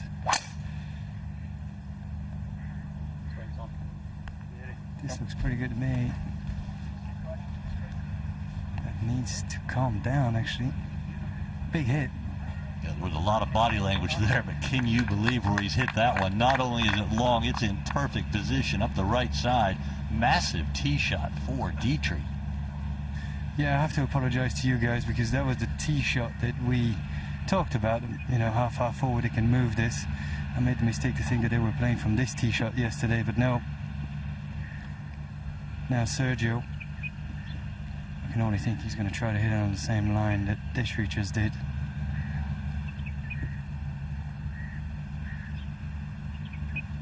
Historically, one of the best drivers in the world has not had his normal form with this club today.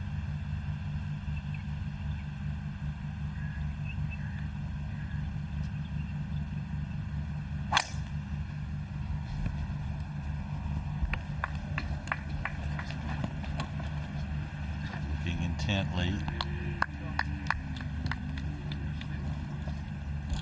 But it's okay. Well, there's Detry's ball. We'll bring you confirmation in a few moments as Sergio walks up the 18th. McIlroy and Fitzpatrick lead the way.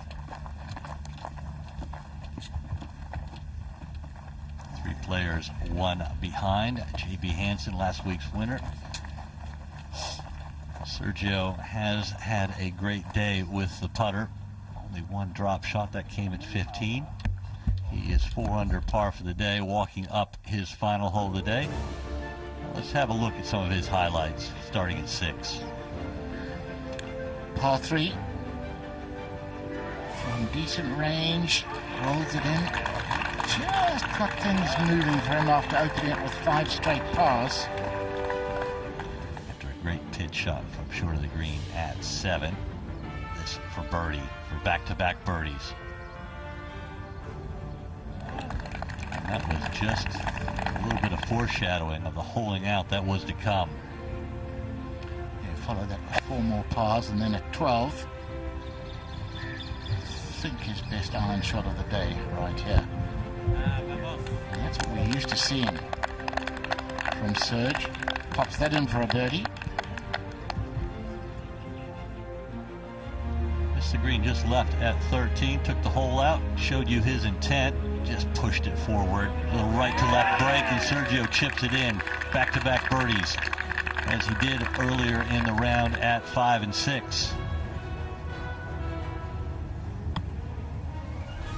An absolute little beauty with his pitch at the par 5 14th. He didn't look particularly impressed with it, but we were.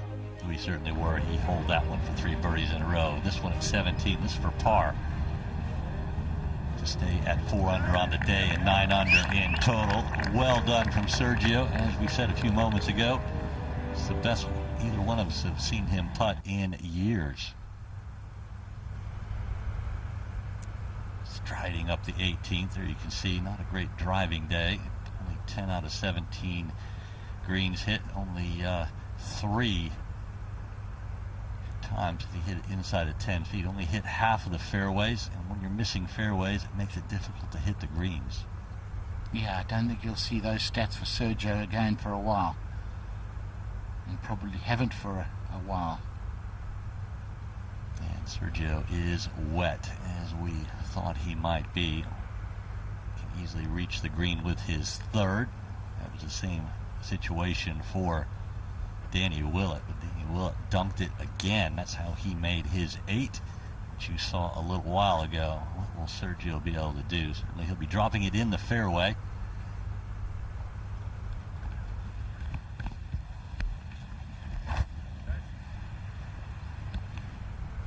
Pretty unlucky for Sergio, actually.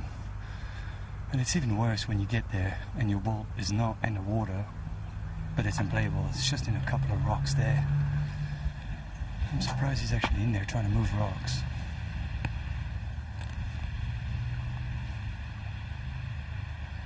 I'm curious to see what's going to unfold here, ladies and gentlemen. This is very strange, Nick. They're not loose impediments. What is it? Well, you can move what you want in penalty areas now. Oh, you can, yes, of course, sorry. Yeah, sorry, Tony. This is the last time I'll tell you this is 2021. 21st century. Too easy. I tell you, it's a long time since I played a game of golf, and you know what?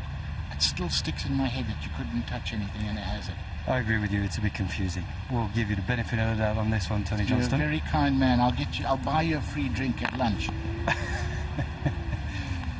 But yeah, I don't know what's he thinking here. I mean, I can't really look at how the ball is lying now, since he's moved a few stones, but maybe you'll be able to tell me. The odd thing, Nicholas, is here, unless he can advance it maybe more than 50 or 60 yards, why take the chance? If he drops it out, he can still easily knock it on with the mid-iron. Yeah, I agree with you.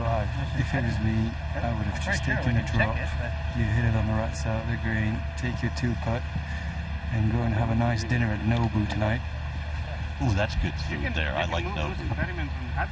Are you treating Nicholas? Oh, no, I'm not treating you, Jay. If I'm treating you, Jay, I'm treating you to a nice McDonald's. A little American cuisine? Exactly. You read my mind.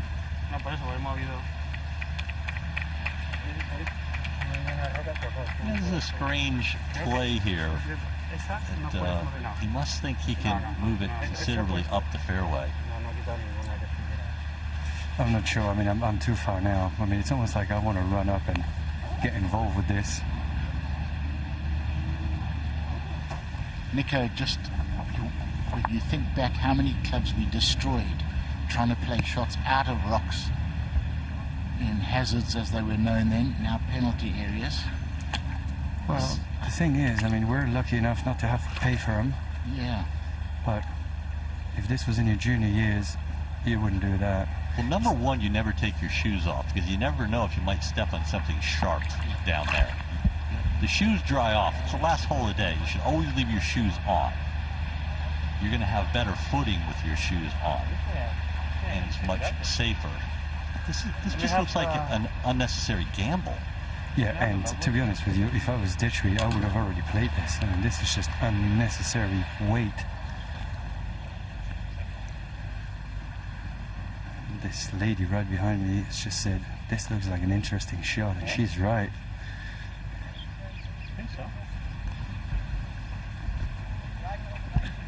Oh no, you can't get on the mic, buddy.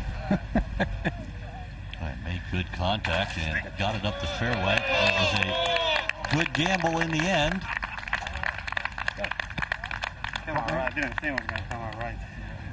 He just makes people happy. Now, Detry, after all this riffraff, will try to finish off this day in the best possible manner. It's just a mid-iron. This is not very complicated, really.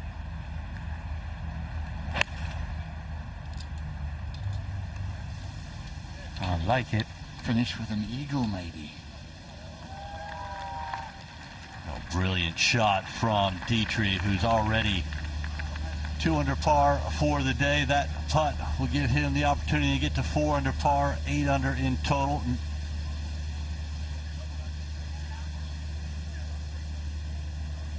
Fitzpatrick and McIlroy lead the way at 14 under par. Hansen, McIntyre, and Bjork only one shot behind. The tough thing for Fitzpatrick is he's running out of holes. He's played 13 holes. He was 6 under through 10. He's parred 11, 12, and 13.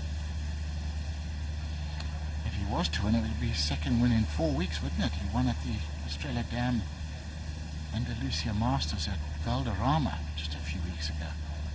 He's on form. Yeah, Fitzpatrick's a wonderful player, former winner here at the DP World Tour Championship. It's a golf course that really does fit his eyes. Not a particularly long hitter, sneaky long, gets it out there, very efficient, kind of hits it long, runs it out there, but one of the best putters in the world. Yeah, he's just brilliant, isn't he? Brilliant with a short stick. What a shot there from Detry. And set up by that unbelievable drive. I mean, so far down there, playing in, as Nico said, with a middle iron. Sergio's finally got himself more or less dressed. Now, don't trip on your laces. Oh. He's dry. Now, Detry will have some waiting to do, but he'll have a fun putt to look at. It's a very undulating green, lots of motion, but Detry's in a great position. Not a lot of swing to this one. This is an eagle putt that is very makeable. Nicholas will bring us all the information about that in a few moments. It'll be Sergio to play his third after taking a gamble, driving it in the penalty area. And there you can see what Sergio has left. Drove it in the water, pitched up to this position that you can see, and should be just maybe a wedge into the green from there. You can see Detry right up there next to the hole. Two different ways to play this final hole, Nicholas. Sergio still putting his clothes on. Come on, Serge. let's get on with it, shall we? We're all hungry. I want to go to lunch. Sorry. You know, we know that Spanish people have lunch late, but, you know. Now, this is pretty inviting still. From just shy of 140 yards for Sergio. Ideally, some sort of three-quarter shot with a couple of yard draw to find his short left pin.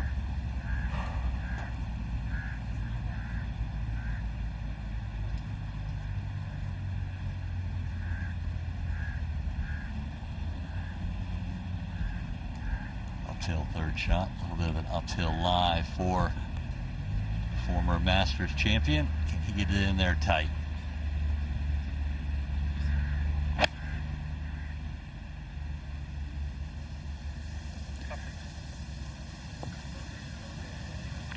Now played safe away from the penalty area, the water that makes its way up the 18th. There you can see it was all in front of him.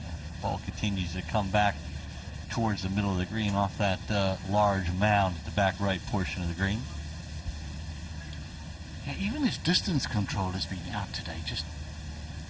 And he's hit a couple of really good iron shots, but generally speaking, distance control has been struggling with, direction with the driver he's struggled with. And it's sort of a complete reversal, isn't it, Jay? You know, we used to see him striping it and the putting being a little bit iffy at times. This complete turnaround. Just goes to show you how good Sergio is, though, because you talk about his struggles, not hitting it well, and that type of thing. He's 4 under par on a golf course that's not particularly easy. The thing is that club in his hand right there has really stepped up today. He's holed out, as we've said, as well as we've seen him easily in the last 10 years. He's looked comfortable, he's looked confident, and he's holed the putts. And signing the glove, already planning to give it to maybe one of the scorers. What a nice gesture that is. And Sergio's 27 feet away. Detry has that eagle putt from a mere 12 feet. Sergio putting for a birdie. That would be for a 67. Detry putting for an eagle for a 68. So much to play for. This Rolex Series event, enhanced money, prestige.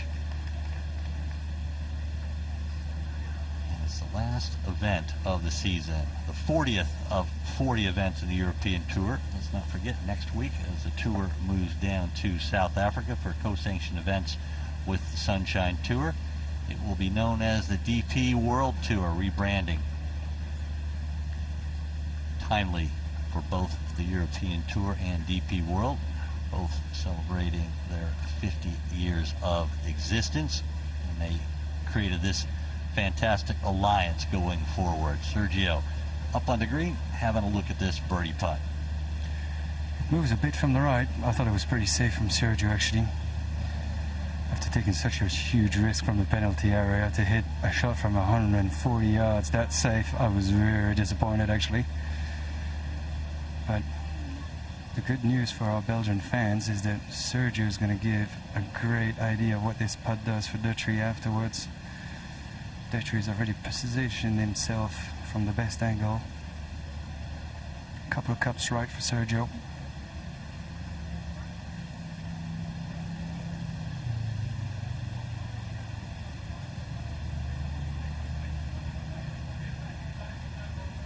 Potentially the last putt of the season for the Spaniard.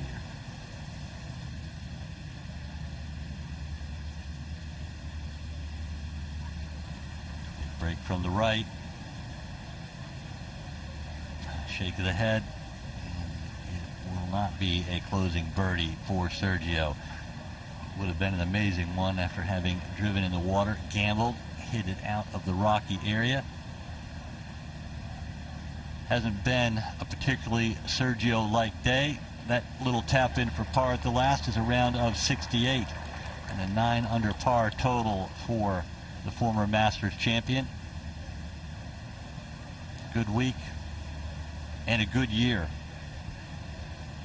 Certainly Sergio will take a lot of pride in the fact that he has his putting boots on. But Nicholas, what does this eagle putt look like? Just a little bit outside the right, and this would be an amazing way to finish the season for Thomas Detry.